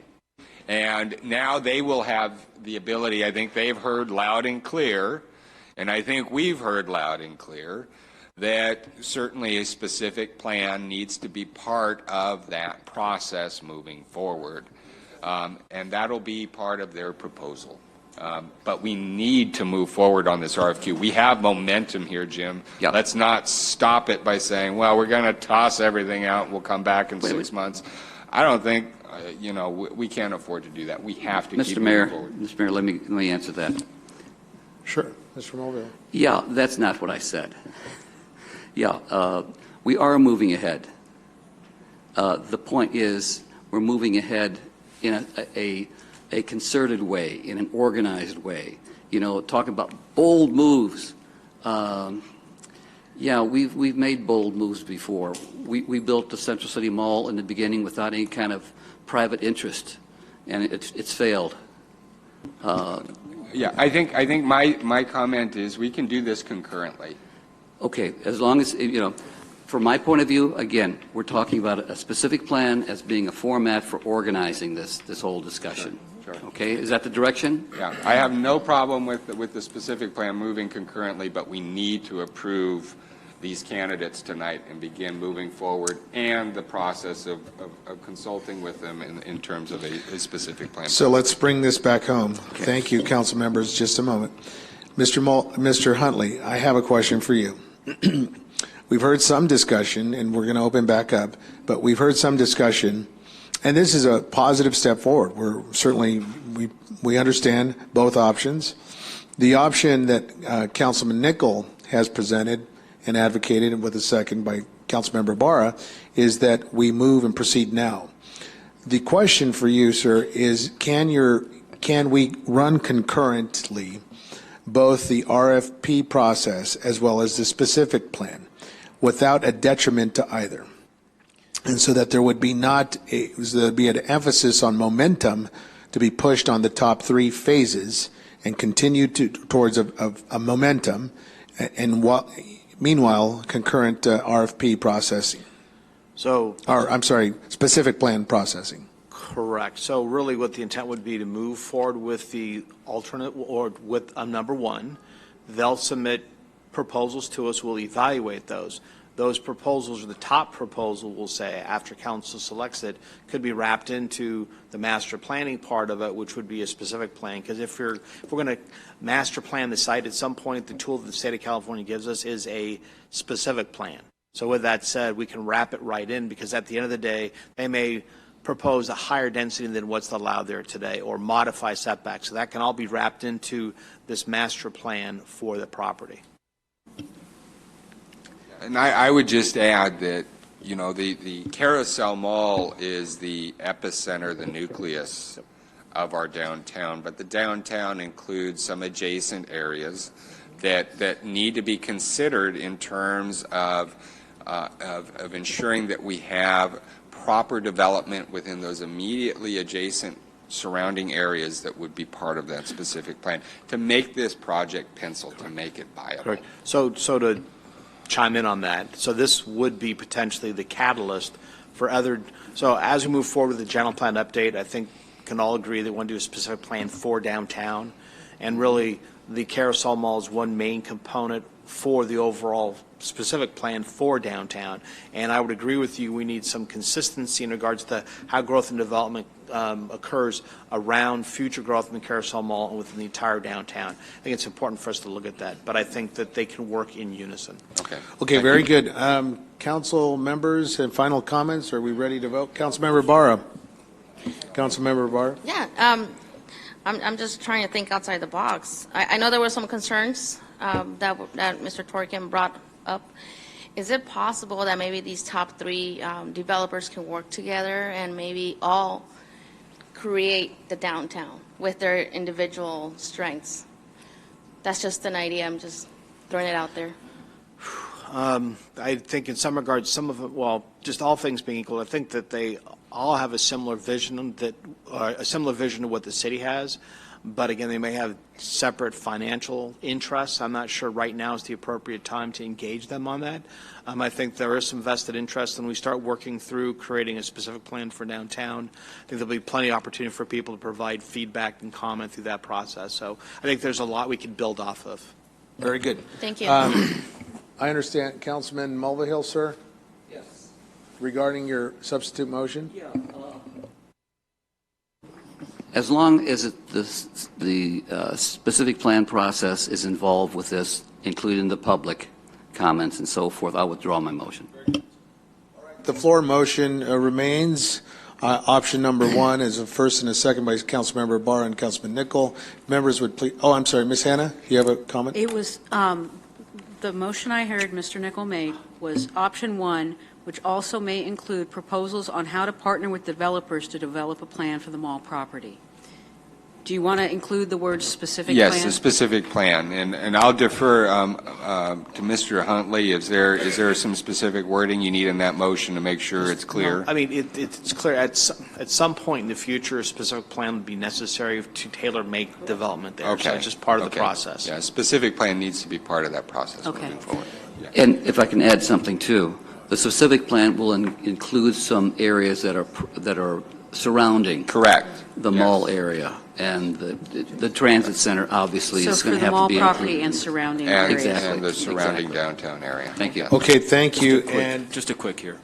Is there any reason also on top of all that, I apologize, is there any reason why we also cannot concurrently start the process of assessing the value of this property so that in the future we can also, let's not sit on our hands here, let's be prepared so that in the future we can get this off our hands? Is there any reason what are why you we suggesting, an appraisal or an demolition appraisal, costs? Or yes, what an appraisal exactly? of the property. We can start to do some of those components also. I mean, we know a lot about the property, quite honestly. We've done numerous studies and so on, so there's a lot of good, solid information. But if we want to start working on doing an appraisal, we could do that too, understanding that we don't want to do the appraisal too far ahead of time where it becomes stagnant or old information, right? So there's a timing when we really need to, request an appraisal that is done. But I clearly hear council wants, this is a priority. We need to make sure we're running along with it and making sure things are done at the appropriate times. Okay, I think we're ready to vote. Councilman Charette, sir. Yeah. Am I understanding then, if we go with this item number one, that we'll continue the process with these three finalists and narrow it down to one? You are correct. So and that one is going to be doing it based on a specific plan? No, not So, really. really, at the end of the day, will be more like a public-private partnership, where the city's going to work hand in hand with them, evaluate the opportunity to develop the property, right? So I think really, it's our intent to spin the property off, sell the property to someone else, but I think in tandem, we'll work with them as, a public-private partnership in moving a project forward. I'm kind of concerned that we're putting the cart before the horse without a specific plan. I see you wincing a little bit. Yeah. If I'm wrong, I'm not a land I'll go back. developer. Let's put it this way. I think there were some good points made by some of the speakers Well, tonight. I like economy Correct. and like penciling out and like it doesn't pencil out today and like what's the window of a good economy versus an economy that's going to die in the next 3 years. Well, All those kinds of no, things that we don't. No, I think it's more of, at the end of the day, we want to make sure whatever's being proposed is going to be buildable. Now, I'm a planner first and foremost. In my career, I've grown, so I'm more than just a planner today. But really, planners have a habit of putting things in a box. There's no offense to the councilman either, but we need to look at it from the economic side of it also. Hence, us bringing in the developer and them looking at this is their bread and butter. They should understand what it costs to build a project, right? So we don't want to get too far ahead of ourselves where we design something in a box and then we have to keep on amending it to meet. So what the intent would be is, as they proceed and we pick the finalist, as they look at their project for the site, it may require a specific plan and most likely would, and that's going to be the master development plan for the property. And they would have already run the numbers and looked at it and make sure that in today it's going to work out. And I'm not going to say that it'll be something that will be built today or in two or 3 years. They're going to probably look at it as phasing it over some time. So as the economy starts to change and the city starts to change, some of the other components will pencil out. It's not going to go up overnight. I would like to call the question, Mr. Mayor. Okay, very good. Okay, then I guess I'm done. We've had some discussion here, and we appreciate it. Council members, if you please cast a vote. We have the motion before us. Members would please cast their vote. Members would please cast their vote.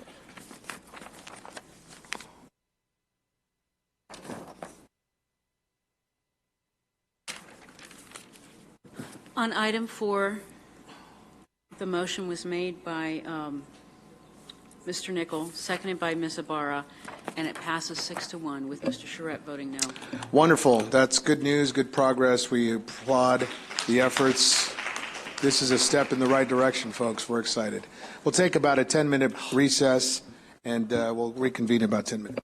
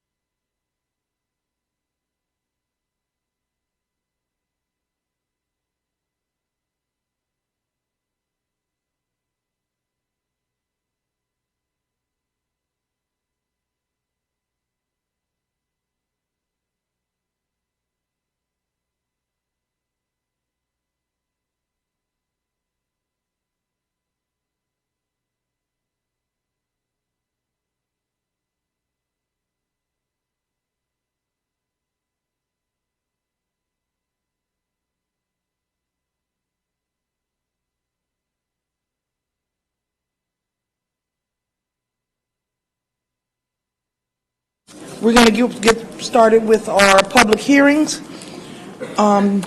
Councilmember Mobile. I guess I'd like to move that because we have a number of people in the audience with children, I'd like to move the item number 7, which is the Winchell's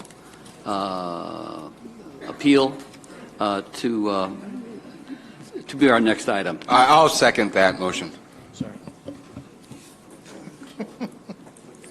Can we take are there any objections to moving 7 up? Okay. I like that 7 up, huh? 7 up. Okay, so I'm opening this public hearing at 7:30 p.m. Can we get a staff report? 10:30. Oh.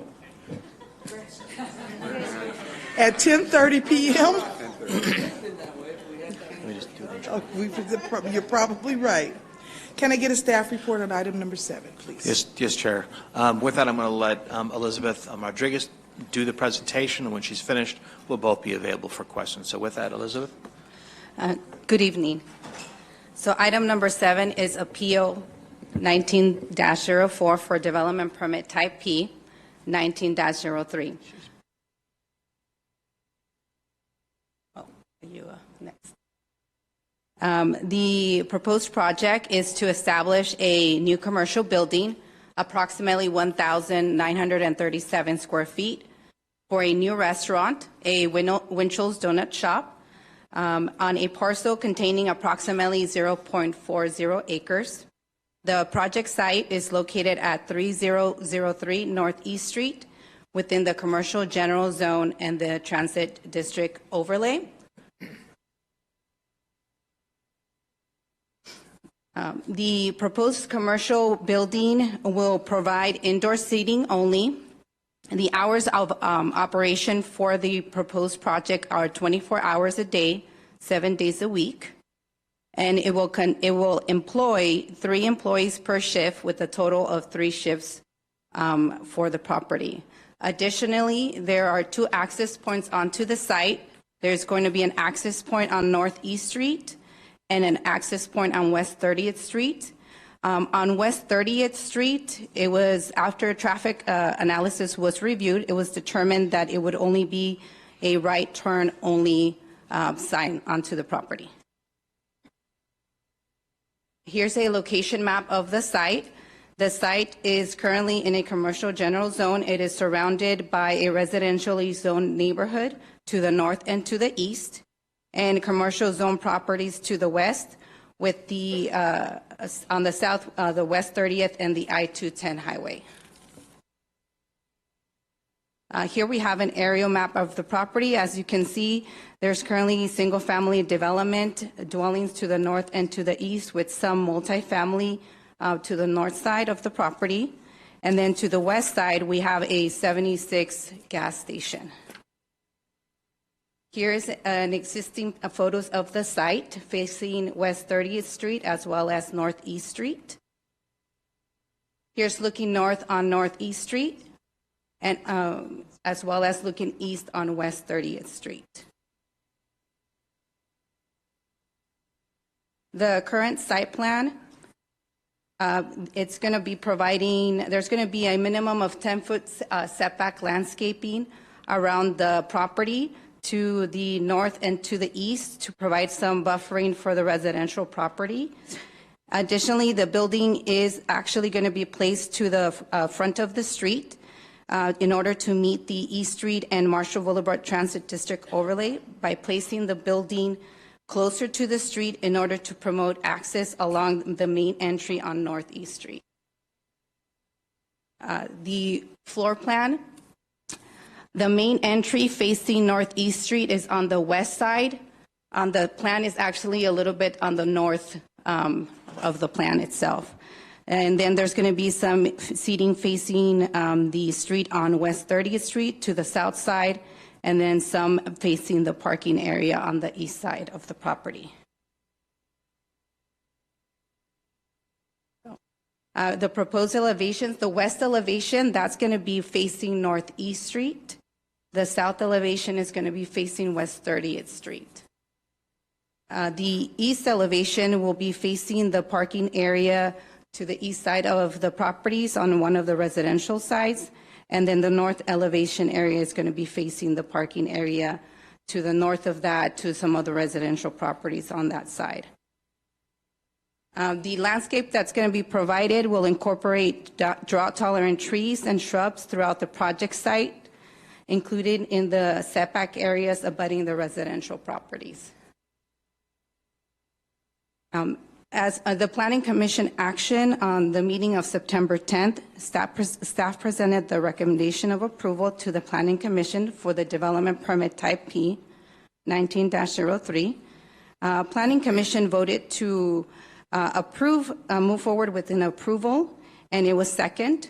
However, the motion carried 4 ayes and 4 nays. Therefore, due to the lack of the majority, the item failed and was denied. With that, staff recommendation is for the mayor and city council to adopt resolution number 2019-327, granting appeal 19-04, thereby approving development permit type P 19-03 based on findings of fact and subject to the recommended conditions of approval. And Mayor Pro Tem, if I just may add, I did have a request from the applicant's legal representative to clarify that they would like your discussion to focus on the applicant's name as Yum Yum Donuts instead of Winchell's, even though there might be a legal connection there. That was their preference, and it was a name that was discussed at the Planning Commission level.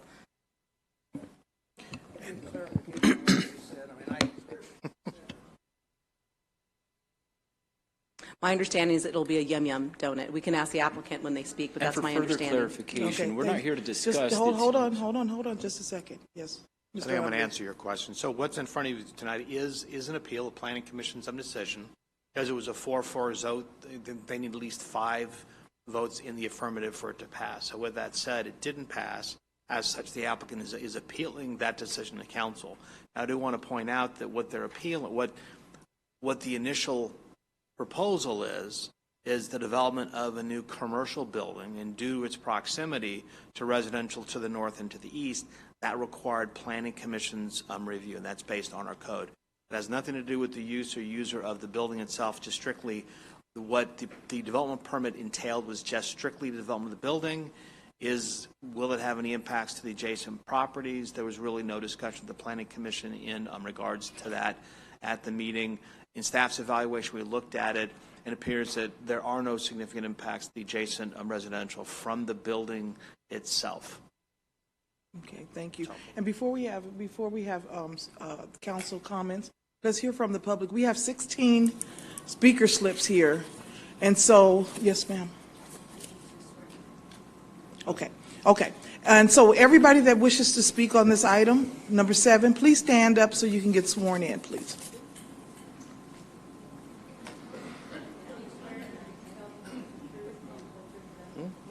Always disappears.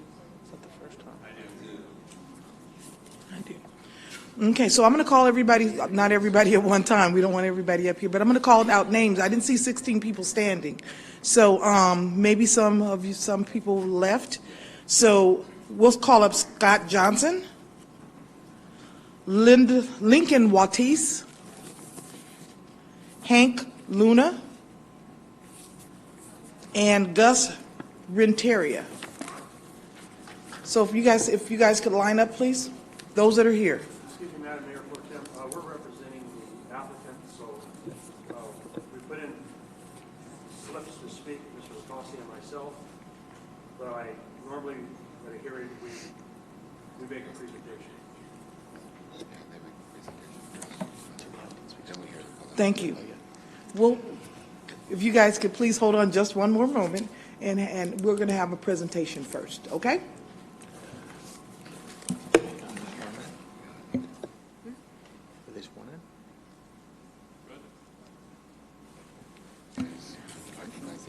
So we want to recognize the applicant at this time. And I'm sorry, Madam Mayor Pro Tempore, it doesn't matter whether we go first or last. I just wanted to be clear that we were the applicant. That was all. I wanted to preface my remarks by saying something because of what's happened this evening and what we've heard people talking about. This mayor and council and this city manager are not responsible for the city's current situation. That is an absolute fact.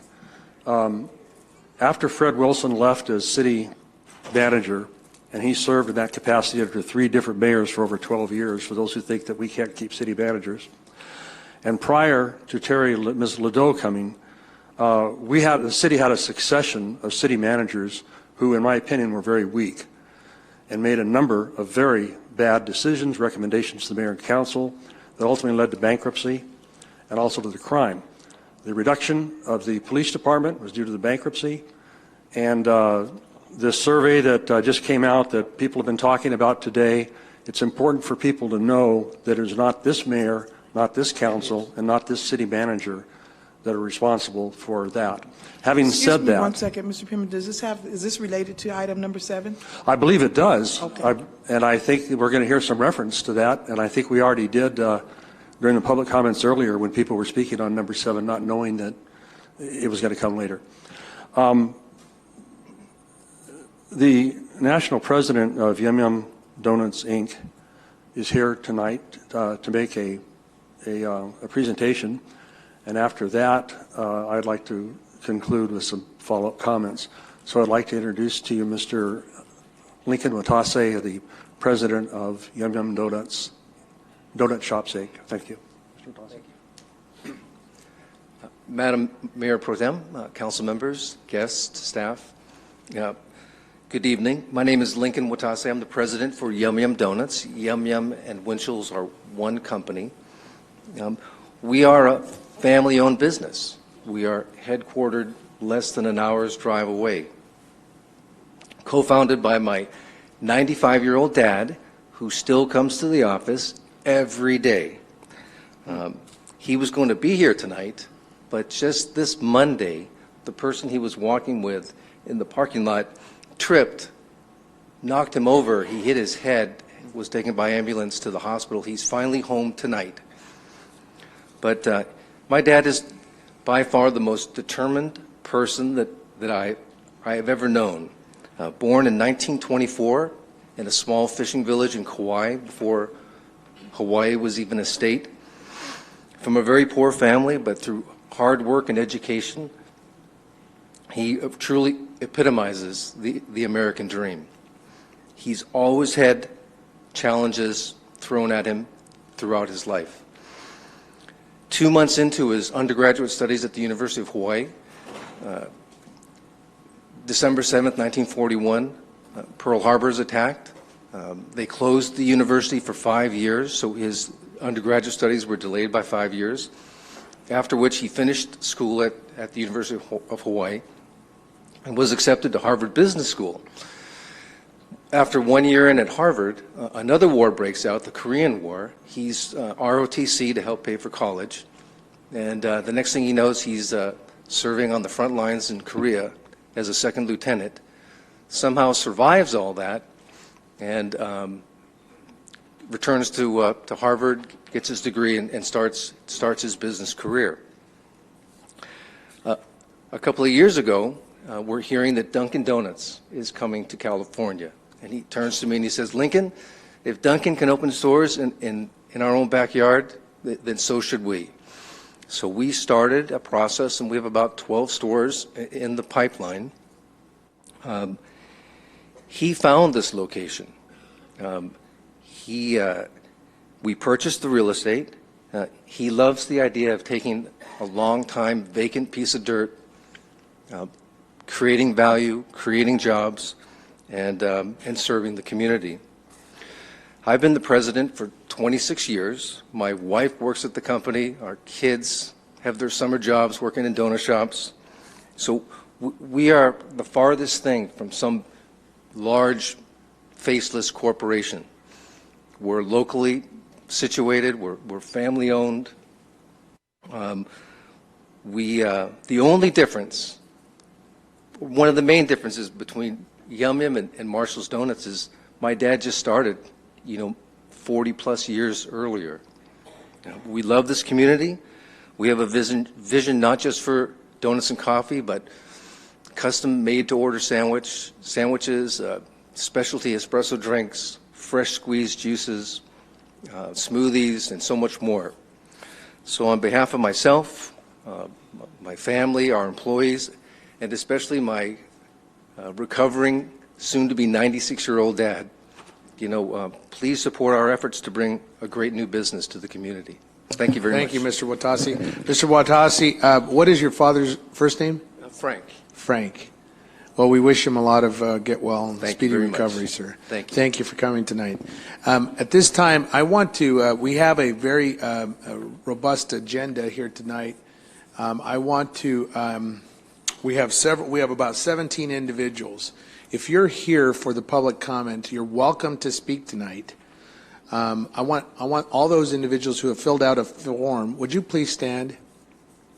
Would you please stand? They did that, Mr. Mayor. If you filled out a form. And what we're asking is to expedite the hearing. Would you please consider appointing somebody of your ranks to speak on the community's behalf? You don't have to. You don't have to. You don't have to. Or it's just an option. But we'd like to accommodate that if you're willing to. You're going to hear a lot of the same comments probably. But you're welcome to appoint somebody, or if you'd like, we can go through the whole process, and that's fine. Mr. Penman, please proceed. Thank you, Your Honor. Prior to the empty lot that stands today at 40th and East Street, there was a gas station there. And I was trying to recall if it was Standard or 76 Union, but I remember filling up with gas. I know some comments were made earlier this evening about the traffic. I can assure you that that gas station had far more traffic than a donut shop is going to have at that particular corner. Across the street from that gas station was another gas station, like Circle K or 7-Eleven located there now. And the competition did not drive either one of them out. When the state of California passed a law requiring service stations to upgrade their tanks, a number of service stations closed. That's why the one that was there closed. It had nothing to do with the competition. Competition is a healthy factor in business. Business is the lifeblood of every community. We have many businesses throughout the city of the same type in the same block. On 40th Street between Waterman and Sierra Way, there are 3 gas stations on the eastern portion of 40th. There are 7 fast food restaurants and 2 sit-down restaurants. None of them have driven anybody out of business, and there have been more. One was approved, I think, just last year, and has now been built. I do not believe, and I should say, by the way, introducing myself officially, James Penman, Milligan, Beswick, Levine, and Knox of council. My residence is 221 East Marshall Boulevard, San Bernardino. I'm approximately 6 to 7 blocks away from the proposed site. Myself and many of my neighbors would welcome having a Yum Yum Donut shop there. At the same time, I have purchased donuts at Marshall's Donuts over the years before the current owner owned it, and subsequently. It's an excellent shop. They have a good product, and I don't think they're going to be driven out of business by having another donut shop nearby. I can understand the owner, who's done a fantastic job, being worried about that, but I really don't think that's going to happen. A friend of mine recently went to Lincoln Donuts to buy donuts for a group meeting and told me that the prices at Marshall's Donuts were quite a bit below the price at Yum Yum Donuts. So I don't think the concern that has been expressed and the worry that the person is going to go out of business is going to happen. And I think a lot of that depends on us who live in that neighborhood and those of you who are here tonight to support and continue to support Marshall Donuts. It's going to be really up to you as to whether that business continues to thrive as it has. I will go to Yum Yum, but I will also go to the other shop as well. We've heard a lot of criticism tonight about some survey recently, and the fact of the matter is we need to encourage more businesses. We are a business-starved community, and our law firm represents a number of national businesses. And I can tell you these folks belong to a community and they talk to one another. it sends a terrible message to the business community when a property owner in San Bernardino, when a business owner in San Bernardino, Yum Yum Donuts has 2 current sites in San Bernardino, one on Highland and one on Mill Street, and they've done a study and they want to expand their footprint in our city. And you're talking about dealing with the crime, and we're talking about dealing with the other problems that none of you folks are responsible for, the old Carousel Mall, the animal shelter, none of which was any of your fault or the current city managers. If you do not allow a property owner who purchased that property about 2 years ago, did their background, found out that that area is a proper zone for a donut shop, to come up with some protectionist argument at this point in time, which, in my opinion, is ill-founded. I do not believe Marshall's Donuts, and I do not believe New Orleans Fried Chicken is going to go out of business if Yum Yum goes in there. Again, I understand the apprehension, but I don't think it's going to happen. And Yum Yum is not interested in driving Marshall Donuts out of business. That's not why they're going there. They want to expand their footprint. And we hope that you will give them that opportunity. If you have any questions, Mr. Watasi or myself, after the public speaks, we'll be happy to answer them. Thank you. Thank you very much. Scott Johnson, Hank Luna, Gus Renteria, Kathy Nelson, Annie Peterson. Mr. Johnson. Good evening, Mr. Mayor, members of the City Council. I think there were originally 17 speakers, obviously 3.5 hours ago. We wanted to stay and voice our primary support for David and Lily and his family. David spoke earlier, spoke his name in his native Cambodian. Lily and David tried to explain to me how to pronounce it properly this morning. I fumbled and gave up, so it's just, we know them as David and Lily. As the staff member continues to scroll through the various slides, I'd like, if she's going to continue to do so, go to the slide where it states that the motion failed at the planning. I'd also like to thank and recognize Emilio Lopez from Councilman Ibarra's ward, along with Anthony Jones from the Mayor Pro Tems, Edward Wolberts from the 7th Ward, Mr. Mulvihill, and obviously the mayor's, one of his 2 appointees, Helen Chang, for voting no. I'm sure they had valid reasons of their own, and I hope they've communicated that to you respectively. The story that the gentleman shared about his dad coming from Hawaii as a territory at that time, after it had after it was a kingdom previously, is very touching and outstanding. But I just want to make certain that you all recognize that we have a local family that live in the 5th Ward near Shannon Hills, that their little boys here in the Thomas the Train hat. Their daughter has been reading very eloquently and quietly throughout the evening. I think it was Harry Potter is what I saw her reading previously. But in terms of the Planning Commission voting it no, I'm not certain why, but in terms of the findings, there were a couple that I just had questions about. One of the staff findings was that the proposed use is consistent with the general plan. One of the maps is fairly tight on the location, and I don't know whether or not the general plan would call for virtually 2 identical businesses within 700 feet of each other, despite Mr. Penman's claims. In addition to that, the finding number 3 says the proposed development is harmonious and compatible with the existing and future developments. You've seen a fairly large contingent of individuals coming out and say that it's not harmonious.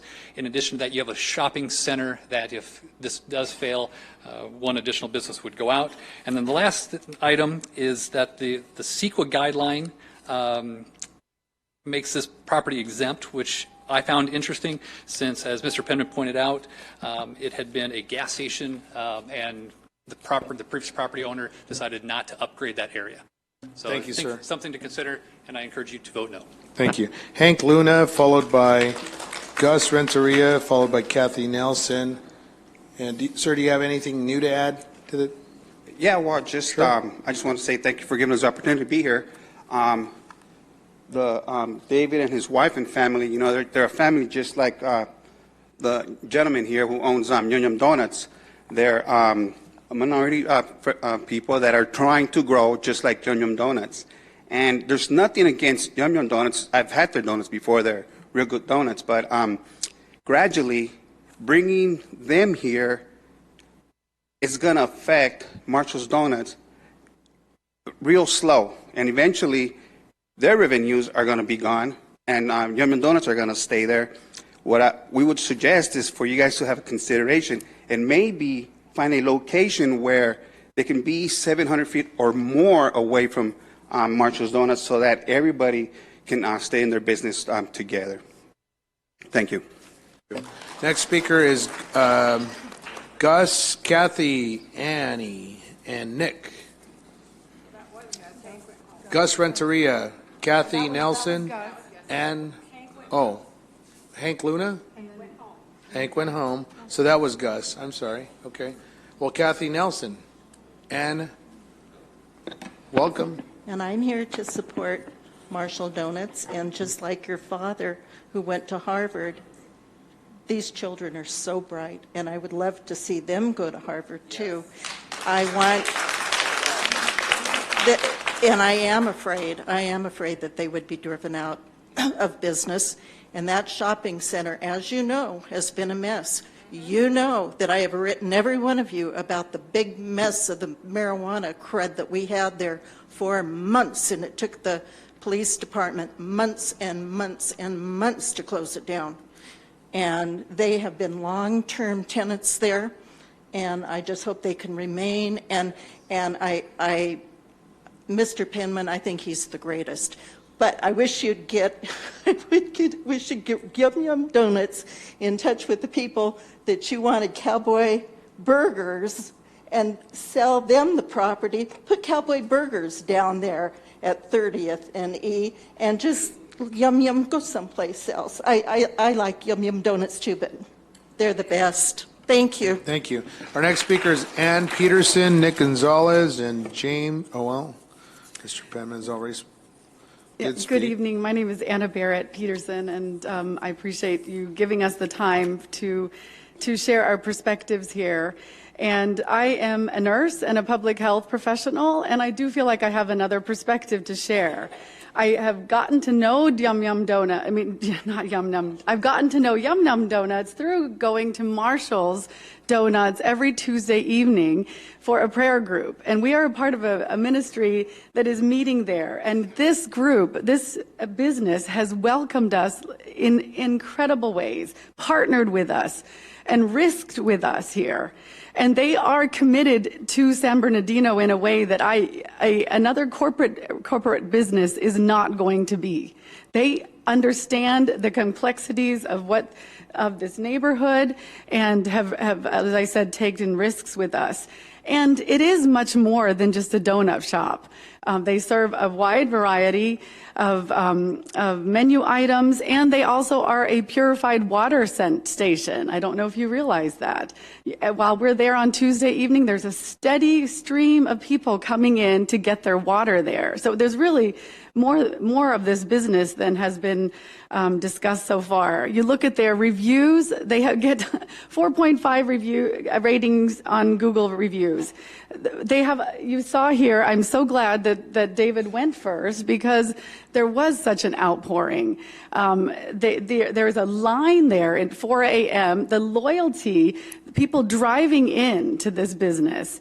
And you talk about that small businesses are the backbone of this community. This is an exemplar of that. And a beloved, thriving small business that supports the community and promotes neighborly connection in this community. We were recommended this place for that reason. And I would say I did not know about the new statistics that puts San Bernardino on the map. I did my public health practicum here in 2005 and 6, became very familiar with all the data at that time, and I recently, because of today, went back and looked, and I applaud this city for the steps. I recently moved back here, and I applaud the city for the steps that they have made, the changes. There are significant changes. And however, access to healthy food remains a problem in San Bernardino. And this is the Retail Food Index, Environmental Index, the RFEI, is 8 compared to for San Bernardino. That means that and compared to California, it's 4, and the county level is 5.7. This means that there are approximately 8 unhealthy food outlets in San Bernardino for every healthy one. We don't need another donut shop. You need healthier food options. Please vote no. Thank you, Ms. Nelson, or Ms. Peterson. Kathy Nelson, followed by Nick Gonzalez. Okay, Nick Gonzalez, Linda Catala, Aaron Colsey. Mayor, Council, Nick Gonzalez. I live 2 blocks from the Marshall Donuts. My main concern is the environmental report. You stated that there is no environmental issues at that corner there. I beg to differ. You have a residential community living right behind there. Have you talked to the property owners there and how they feel about having this donut shop there, considering that you're going to have vehicles driving through there? There is going to be an exhaust issue going into the area as well. You will also have pollutants coming out of the restaurant itself in the atmosphere. So you do have a quality of life issues that are involved here. So to tell me that there is no environmental issue, somebody is not doing their job. And I reference that to the fact that the woman brought up, the Marshall Market, where they opened up the place as a swap meet. And because of inadequate development services guidelines, it actually became a pot shop or a pot swap meet. It was incredible. You couldn't park your car there at any time of the day after 3 o'clock in the afternoon. So who dropped the ball on that? Who's not doing their job? Who is not providing us with the proper ordinances to stop that kind of nonsense? They said, we're opening up a swap meet. You said, okay, but you didn't bother to find out what they were going to sell in this swap meet. And the business was booming. They were just doing phenomenal, but it was illegal in all respects. And I thank God for the police department. They're the ones who came out there. I don't know why it took so long for them to respond to you. And when I called, finally, after about a week of noticing what was going on there, the police officer that answered the phone said, you know, that's the first time we heard about that. So it's like, what's going on here? So with that, I'm just saying, please, let's take another look at the environmental issue, talk to the residences in that area, do a traffic report, because we do have congestion there at Circle K. We have homeless and beggars, and I forget the terminologies, it's been a while. But anyways, we got all the bad elements in that corner alone. What makes you think Winchell's want to, or Yum Yum, attract that same type of environment? We have an issue there, and you need to look at it a little harder than what's being presented. With that, I thank you. Thank you. Our next speaker, Linda Catala, Aaron Colsey, Leslie Contreras, Eddie Jimenez, and Reverend Augustine. Welcome. Okay, I wasn't aware. What's your name, ma'am? Linda Catalan. Very good. Thank you. Welcome. I wasn't aware that we had to do public speaking. I'm not very good, so I kind of wrote this down. Is there anything new that you'd like to add? Well, I had a little speech written down. Can I just read it, go through it? You're on for 3 minutes. Go ahead. Well, I mean, it kind of, picked up a little piece of paper on the floor and stuff, but I'm here in support of the local business, Marshall Donut. I would like, I know they already stood, but I would like for your permission to have the people here in support, number 7, to stand, if possibly. These people are here to support this local establishment. They took time from their family to be here, probably 4 hours, so it's very important to all of them. We have plenty of big establishments, you can sit down, establishments, and we should support small businesses. This is a family-owned business. By allowing competition will hurt their business and family. They have been there for years and their hard work and dedication. Marshall Donut, it's not only a donut shop. They have other foods and say water and other things. There is no other food establishment close by unless you like gas station food. Or you have to travel a little further to go to McDonald's, travel a little further to go to 40th, and that's where they have the foods. was it Carl's Jr., Del Taco, I believe. If allowed, their location, it would be in a high-traffic area. So they would be viewed more. Since Marshall is more out of sight, I assure you their business will be affected, whether it's Yum Yum or other business. Yum Yum family-owned business that was gained plenty within the years. They were able to open many other establishments because they had the funds.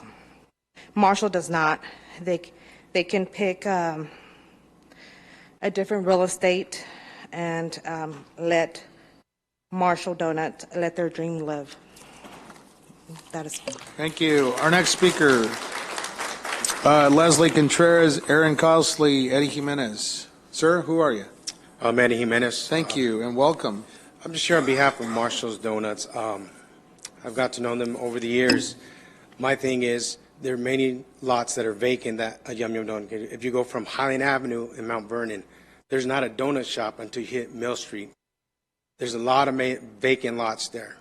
Why they choose to put one 700 feet away from Marshall's Donuts, I don't know. But to all due respect to Mr. Pinman, this will slowly choke them out of business. I have the privilege of having a government job just as well as you. We work 5 days. They work 7 days a week. They cannot afford overhead. So by allowing a Yum Yum Donut shop to come there, it's taking from the revenue. I ask that you look at the family here. They work hard to support their 2 young ones. And just put yourselves in their shoes. If you guys had a small business and some franchise is coming 700 feet away from your business, how will you feel? What would you do? 7 days a week he works with his family. Gets up 3, 4 in the morning to be there to provide service for us. I'm asking that you guys find it in your hearts to vote no and to allow Yum Yum Donuts look somewhere else. There are many vacant lots in the city of San Bernardino. And like I said, from Mount Vernon, Highland Avenue, all the way down to Mill Street, which is close to Colton, there's not one donut shop. Why not one of those lots? So please, vote no on this. Very good. Thank you, sir. All right, next speaker is Reverend Augustine Carlos Ramos, James Ranas. Honorable member of the council, thank you for your ministry and blessings to you and your family for the good work you do for our dear city. We spoke tonight about much brokenness in our beautiful city, and there are many broken people in our city. Not too long ago, I was at a restaurant, and a person without home, a homeless person, walked in and was chased out. It was summer, it was hot. Because the person was homeless, they couldn't be in that restaurant. If you ever go to Marshall Donuts, doesn't matter whether you're in a suit like you are, homeless without shoes, you can walk in, ask for a cup of water, ask to use the restroom. So Marshall Donut is a light in our city, in the much darkness we have. And to kill that light will kill one of the things that will cause the city to be a great city. We have to start in small places. And Marshall Donuts, with his wife, with his children, with his workers, they smile and respect, doesn't matter who the person is. So my appeal to the council tonight is, please search your heart deeply. Give these people a shot. Give them a chance to survive. All the other businesses are closed in that little mall area, and they are open. So I would say to you, think about it. If you're a praying person, pray about it. Have God direct your vote, that you vote no on this one. I'd like to read to you a psalm, if you don't mind. Psalm 41 from King James Version. You like the King James Version? Me too. And I'm going to incorporate Marshall Donut's name into it. Blessed is Marshall Donut, because they consider the poor. The Lord will deliver them in times of trouble. The Lord will preserve them and keep them alive, and the Lord will bless them upon the earth. The Lord will not deliver them into the will of their enemies. And that has been our prayer for Marshall, for David, for his wife, for his children. I mean, they love San Bernardino. They love the city. All they're asking is give them a chance to survive. They don't work anywhere else. They have no second job. That's it. Whatever they make, that's their living. That's how they survive. Please, I beg of you, council members, give them a chance to survive. Thank you. Thank you, sir. Carlos Ramos, James Reynez. Welcome, sir. Hi, good evening. My name is Carlos Ramos, and I am a business owner here in San Bernardino, and I just wanted for you guys to see how I see everything as being a business owner. I see you put two businesses like that together, one of them is going to go down. It has to. Okay, now the revenue you thought you were going to get from two is going to turn into one.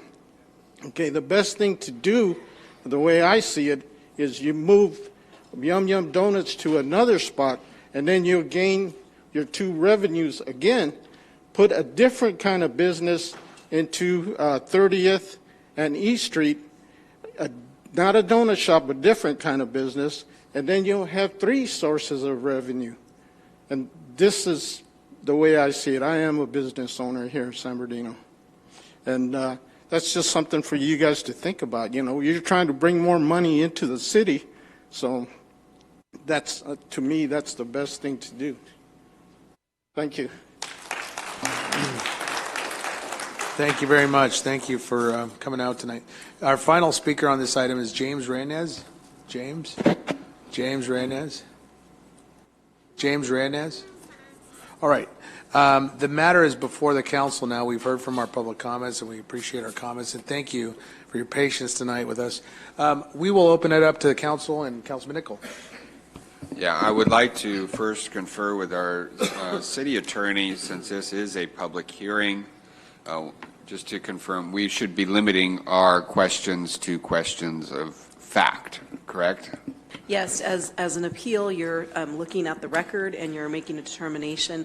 Although there was not a decision at the Planning Commission level, you're looking at all the facts and findings that staff has made in that staff report, and you're making a determination based on that. Okay. I'm sorry, point of order, Mr. Nickel. I'm now closing the public hearing at approximately 11:07 p.m. And for deliberation and action, do we have a motion to close? And then I guess we vote on it, or deliberate. Or is that done afterwards, Sonia?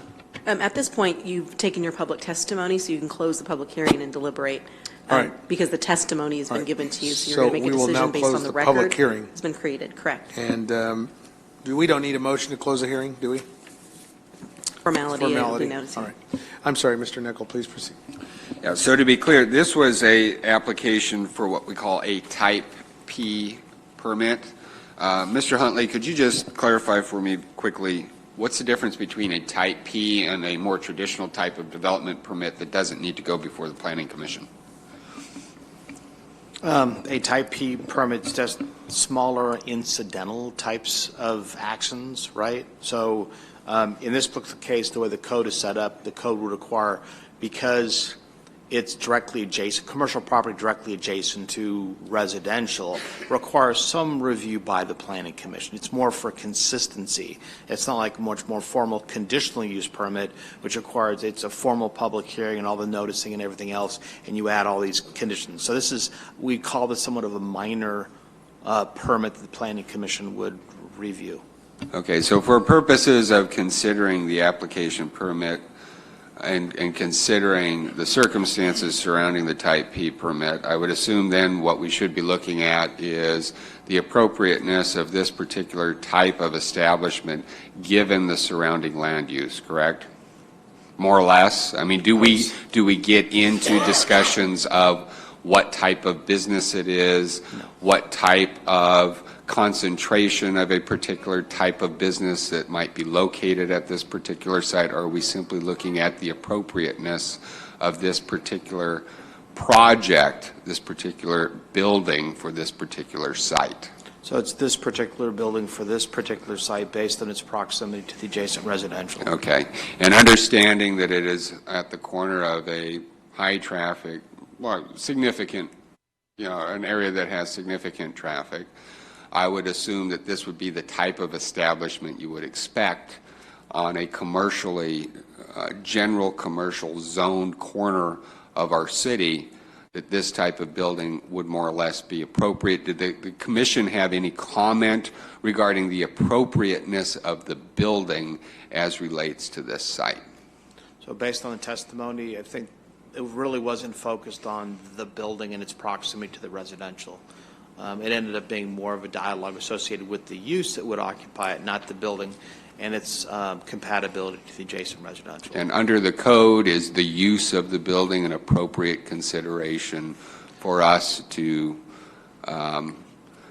base our decision tonight? No, it's going to be based on the building itself. The building right? itself. So, I mean, someone could come and build a spec commercial building on the corner and then try to lease it out, and then it can be any number of uses that could go in.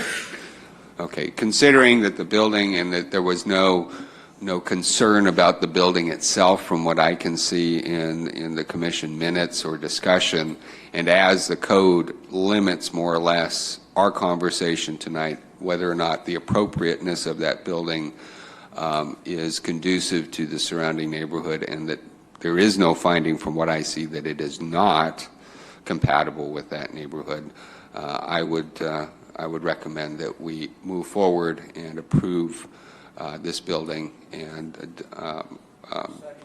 approve the appeal. Okay, there's a floor motion.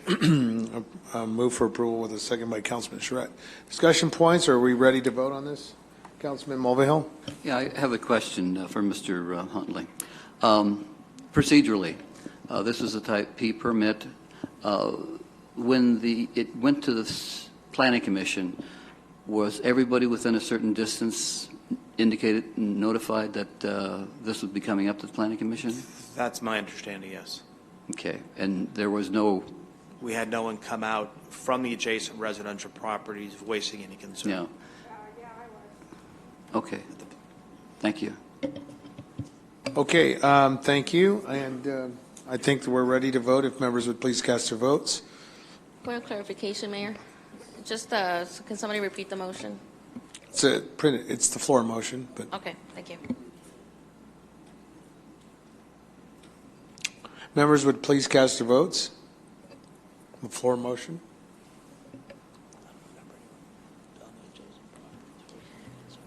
On item 7, the motion to approve was made by Mr. Nickel. It was seconded by Mr. Charette, and it passes 6-1 with Ms. Ibarra voting no. Okay, very good. The item passes. All right, moving on to back, as I understand, we are back at number 6. Is that right, Mayor Pro Tem? Oh, I'm sorry, number 5. Okay, let's move back into number 5, building code adoption. This is a recommendation for 2019 building code adoption. Conduct a public hearing in ordinance number MC 1525 of the Mayor and City Council of the City of San Bernardino, approving the adoption of the resolution of building codes.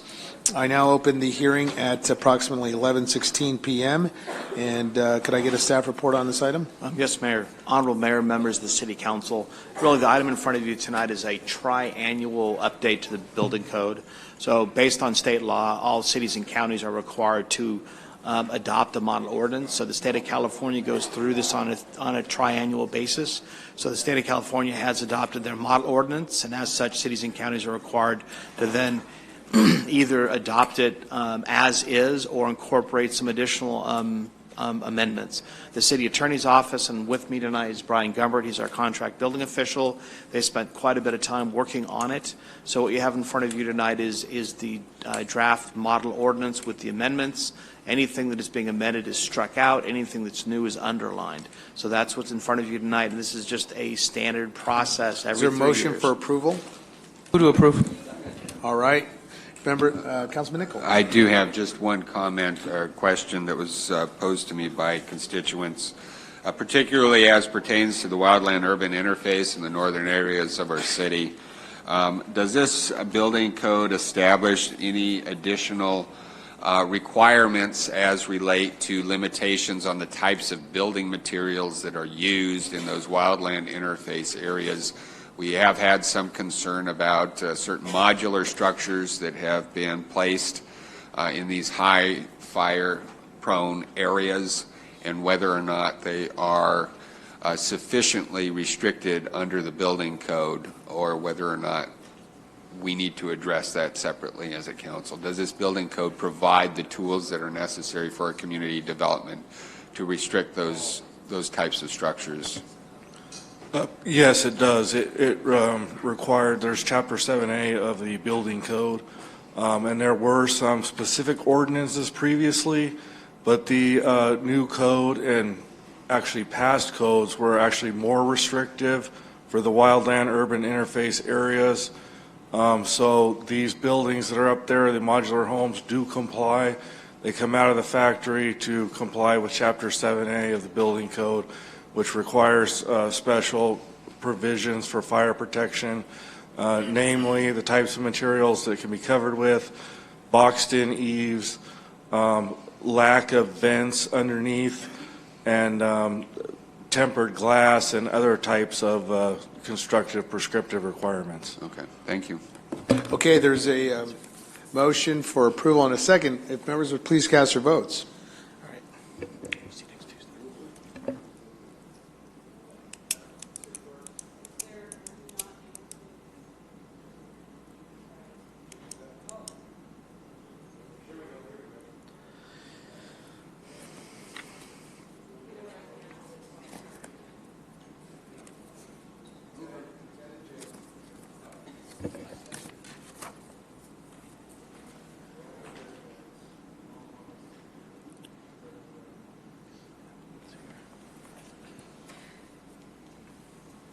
Members would cast their votes, please.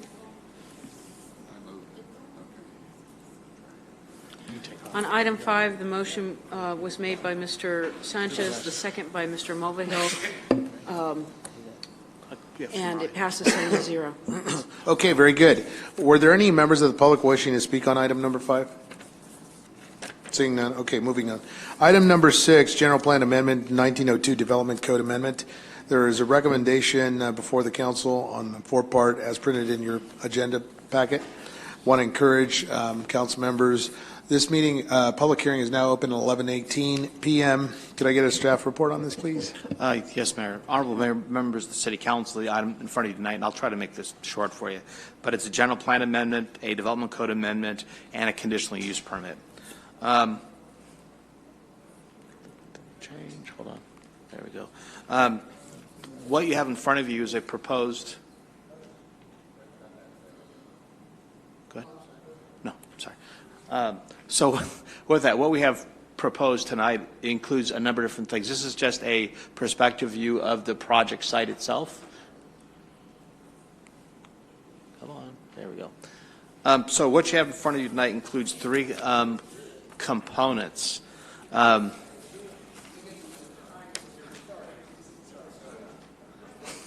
Sorry for Mr. Huntley. Whose district is this? Does this pertain? I thought it was Councilman Nichols. Councilman Nichols, I believe. Yeah, that's what I thought. It's on Mountain. It's on Mountain. In the and staff Kendall. report, it says Fred Charette, but Does it? So it's on Mountain and Kendall. You guys can arm it's wrestle. on the southwest. Take credit for it, Henry. All right, please proceed. I'm sorry. So I think the 6th Ward wants it. We It can gets just move loopy How here about after that? 11:20. I'm telling you. Move for approval? Well, wonderful. It's There's this that's up move in to a second. councils. You can waive Oh, staff we're- report and move forward. You're right. Well, we're winning, folks. There's a motion and a second. Let's call for the question.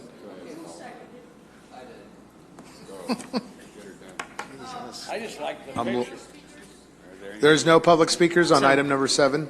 On item Item number number 6. 6. I'm sorry. The motion to approve was made by Mr. Charette, the second by Mr. Mulvihill, and it passes 7-0. Okay, very good. Moving on to consent calendar items. We'll poll council members, if members would please. Beginning with Councilman Sanchez. Any polls, sir? Yes, I have 3 items to pull. Item 11, 12, 24. Thank you. Councilmember Barra. None. Councilmember Figueroa. Just number 20, please. Councilman Charette. Councilman Nichol. Mayor Pro Tem. Councilman Mulvihill. Number 9 and number 11, I guess, has already been pulled. And there's another one in here. No, just number. All right, let's enter. I would like to pull 36. Yes, sir. 36, Fred? 36. All right, and Councilman Mulvihill, does that complete your polls? Yes. Very good. Entertain a motion for the balance. Second. All right, Fred and Mayor Pro Tem on that. Gigi? Fred and Basine on the balance. Can I get a Yes. voice? Yes. Yes. Mr. Nichol? Can I, Ms. Richard? did I mention number 9? Yes, you did. Okay, thank you. Yes. Okay, the item passes 7-0. Item number 11, Councilman Sanchez. Yes, I make a motion that we only cancel the council meeting for Wednesday, January 2021, which lands on the first of the year. Councilman Nichol, recognized. Yeah, well, my understanding is that we will be having 4 study sessions during the course of the year as well, if I'm not mistaken, that those have more or less been accounted for in next year's schedule of meetings. Therefore, my understanding is it's essentially we're at a wash since we're accounting for some of those. And in addition, my understanding is those days we take off, we can schedule to or move to meet on those days if necessary. So I'd like to go ahead and move the item. The floor motion. The floor motion. Is there a second to that? Second on the floor motion to support Councilman Nichol? All right. I'll Members? second Councilman Sanchez's recommendation. Okay, to well, we just- have a second already on Basine, so let's vote. I make a substitute motion. Okay, go ahead, sir. Substitute motion that we have all council meetings except for the first one in January of 2021. Okay, that's your substitute motion. Is there a And I'll second? second. Okay, is there discussion on that? Councilmember, I'm sorry, Mayor Pro Tem. Oh, Councilman Mulvihill. Yeah, I'm going to, we really need all those sessions. I mean, tonight, for crying out loud, we've got 2,300 pages of agenda to go through, and here it is, 11:30, and I'm sorry, we really don't have the time to take time off. I think one of the comments made publicly was the fact that, we increased our pay and we reduced the number of sessions that we have. So I'm going to be voting against the fact that we have taken time off. Okay, very good. So there's a substitute motion by Councilman Sanchez with support by Ibarra. Members would cast their votes. By voice, please. Can we restate the motion? To have all of the meetings regularly scheduled, but the first one in January of 2020.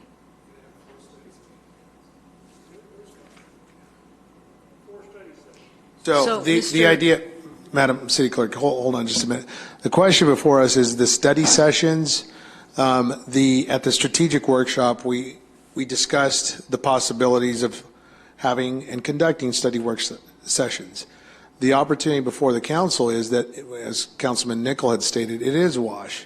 That if we were to proceed with what's printed and stated in this item on item 11, as printed in the packet page, that the study sessions would complement and augment the work of the city council. By doing what Councilman Sanchez and Councilman Ibarra want to do is simply increase the number of city council meetings to now almost at 30. So that's just to bear in mind. It's a policy decision on your part. There's no harm, no foul, and just express your vote with your vote. Members would cast their votes. Are you, Mr. Sanchez? Yes. Mr. Barrow? Yes. Mr. Figueroa? No. Mr. Charette?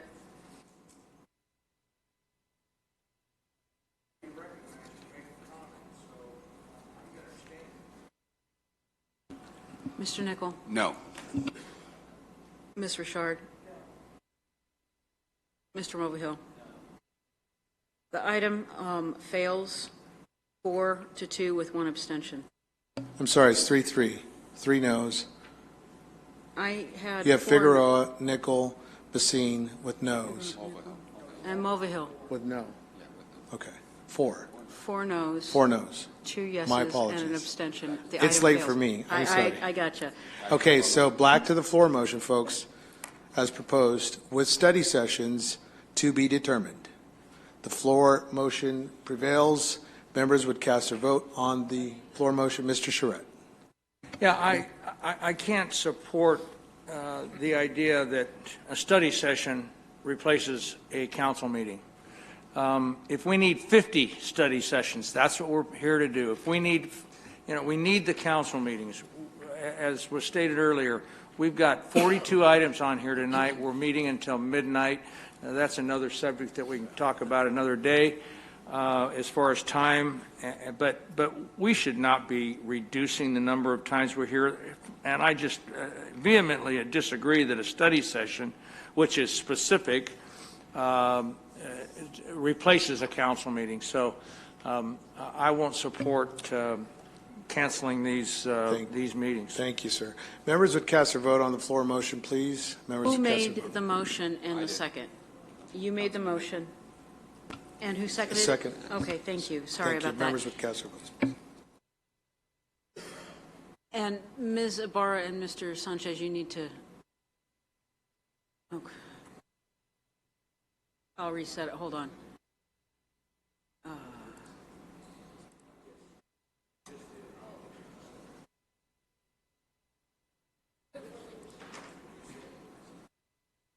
Okay. Yeah, let's do a voice vote, because I can't tell which. Floor motion is to cancel all those 5 meetings, right? No. Ms. Ibarra? No. Mr. Figueroa? Yes. Mr. Charette? Mr. Nickel? Yes. Ms. Richard? And Mr. Mulvihill? No. Okay, where are we? 1, 2. The item was 4-3. No, 3-4. The item fails. Okay, very good. So the item is still before us. It fails 3-4? It does. It All right. does. Let's,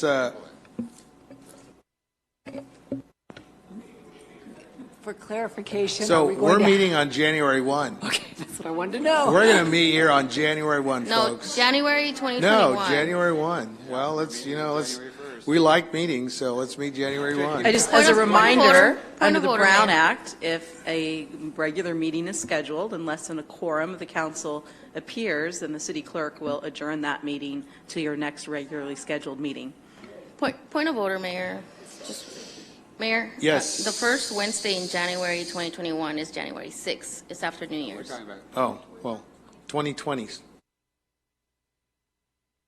Let's move on. Item number 12, pulled by Councilman Sanchez. Councilman Sanchez, number 12. Oh, I'm sorry. Councilman Mulvihill. Thank you for that. Item number 9, sir. With regard to draft minutes, I had a request from a constituent of mine, Ms. Negretti, that the minutes of the particular meeting that she spoke at, she wants to clarify to say that she made a formal request for an investigation, and this is just wording on the minutes, formal request for an investigation of possible misuse of public funds for the purpose of paying for campaign platforms for council members Henry Nickel, Juan Figueroa, and Basine Richard under the pretense of calling them, quote, town hall meetings, unquote. And she's referencing penal codes, PC 487, et cetera, et cetera. So if the minutes don't reflect that. I can change them Okay. to reflect that. Thank you. Cool. Item number 9. I'll second. State, Ms. City Clerk, those objectors, state your objection Thank you. so we can move it forward. All right. Thank Item you. You have direction. Thank you, Ms. City Clerk. Item number 12, Mr. Sanchez. Yes, I just want a clarification from staff that the record will reflect the correct name for my commissioner on the Parks Commission, Roxanne M. Barrera. That's it? Yes. It's noted now? It is noted and has Those been members corrected. would. Good, or I move to Thank you. approve. Thank you. Second, with a second. Members cast their votes, please. Mulvihill.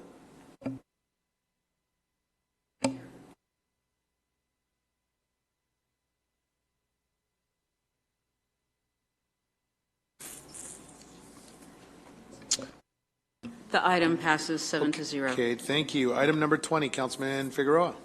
Thank you, yes, and I'll try to keep this very brief here as Ms. City Manager. Thank you to you and your staff for working with me with this item. And Mr. Tickmeyer, thank you so much for what we'll find out right now. We worked a bit of a miracle. My ask with this was going to be, and I'm not opposed. I'm not opposed to transferring this bench to Camp Cajon. What I am asking is for an equivalent replacement of this. So with the removal of this bench table, concrete table, if we can please have a replacement at the park for the table. And I hear there's some actual good news here. If you please share. I actually reached out to the Camp Cajon project team this afternoon after hearing what your concerns were and discussed with them potentially them paying for a replacement table, and then city staff would do the installation of that table, and they had no objection to that. I did also communicate to them, like what you had said, that you are absolutely in favor of them building their tribute stop up in the Cajon Pass, but did have concerns about the potential impact on users of the park. So through discussion with that group, they are willing to offset the cost of the replacement table. That would provide the same amount of seating for the table that they're taking out of the park, and then our staff will do that. And that'll happen concurrent with the removal of the table that's there. And that was my next ask, is that make sure it's not sitting there empty, that it is replaced rather Yeah, my discussion with Mr. Bone today was that we would go through the process of ordering the table and getting the new table delivered prior to removing the table from the park, so that we can remove one, put one right back in. And I am profoundly thankful for you doing that, Ms. City Manager. Thank you to you and your staff for doing amazing work on this subject here. Thank you so much. It's greatly appreciated. Thank you. Is that a motion? Motion to approve. Second. All right. Members. One quick question. This is going to be for all the tables, right? No, this is for one table. One table? Yes. One table only at Lattle Creek Park. In your, on packet page, I'm sorry, I'm looking at page 1033. yeah, 1,000. It's like 23 tables at Paris Hill. I don't know, 1930. 1,045? No. On packet page 1,045? 1,033. As strange as that sounds. The pin that you see in the park, that's the location of the one table that's going to be moved. And they are covering the cost, again, just to reiterate, that they are covering the cost, not the city. And the city, what we'll be providing is the labor and a little bit of material to reinstall the. Members would cast their votes, please.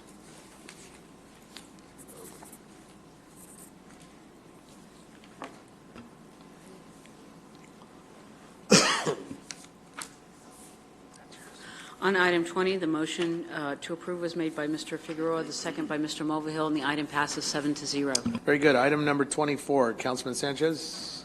Yes, I'd like to make a motion to award of contract for cannabis monitoring and financial auditing services to SCI Consulting Group. Would you like to explain? Yes, after looking at the scoring and the close proximity between the first and second ranked candidates, and then our kind of colorful history with HDL, I want to offer an opportunity to SCI to provide those services. I will second that motion. Discussion? Seeing none, members cast their votes on the substitute motion.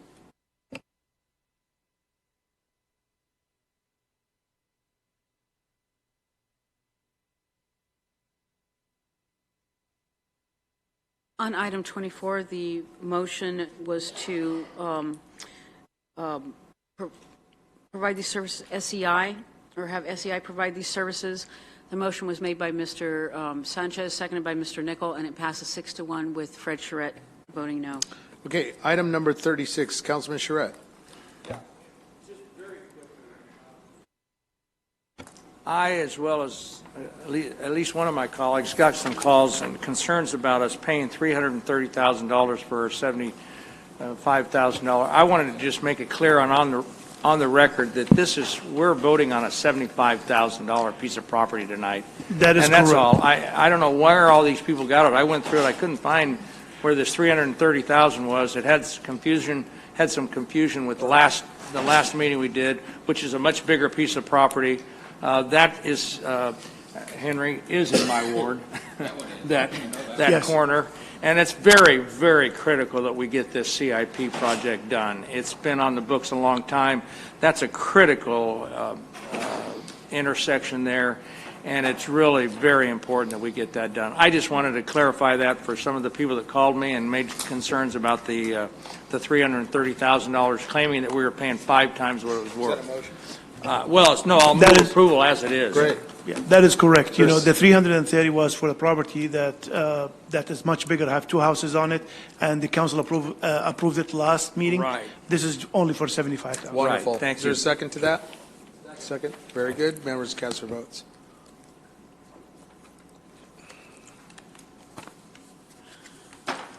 Motion was made by Mr. Charette, second by Mr. Mulvihill, passes 7-0.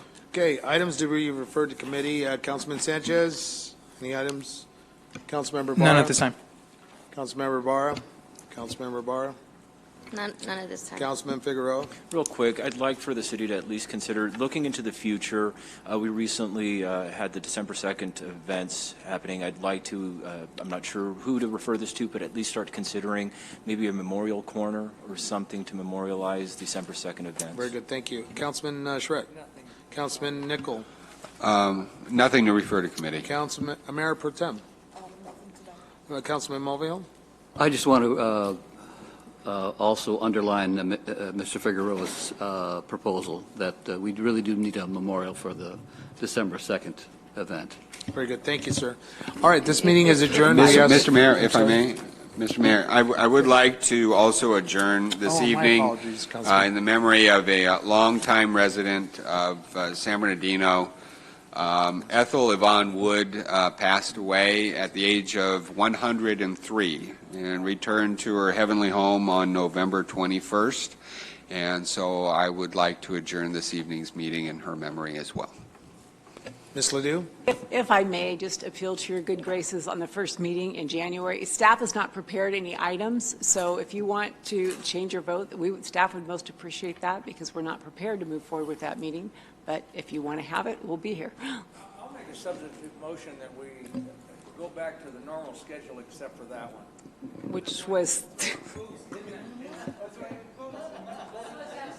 Well, I'm sorry, hold on, point of order. Point of order. Someone has You'll to have to reconsider. reconsider the whole motion, but we're adjourning. We're adjourning. We're adjourning. Have a wonderful day.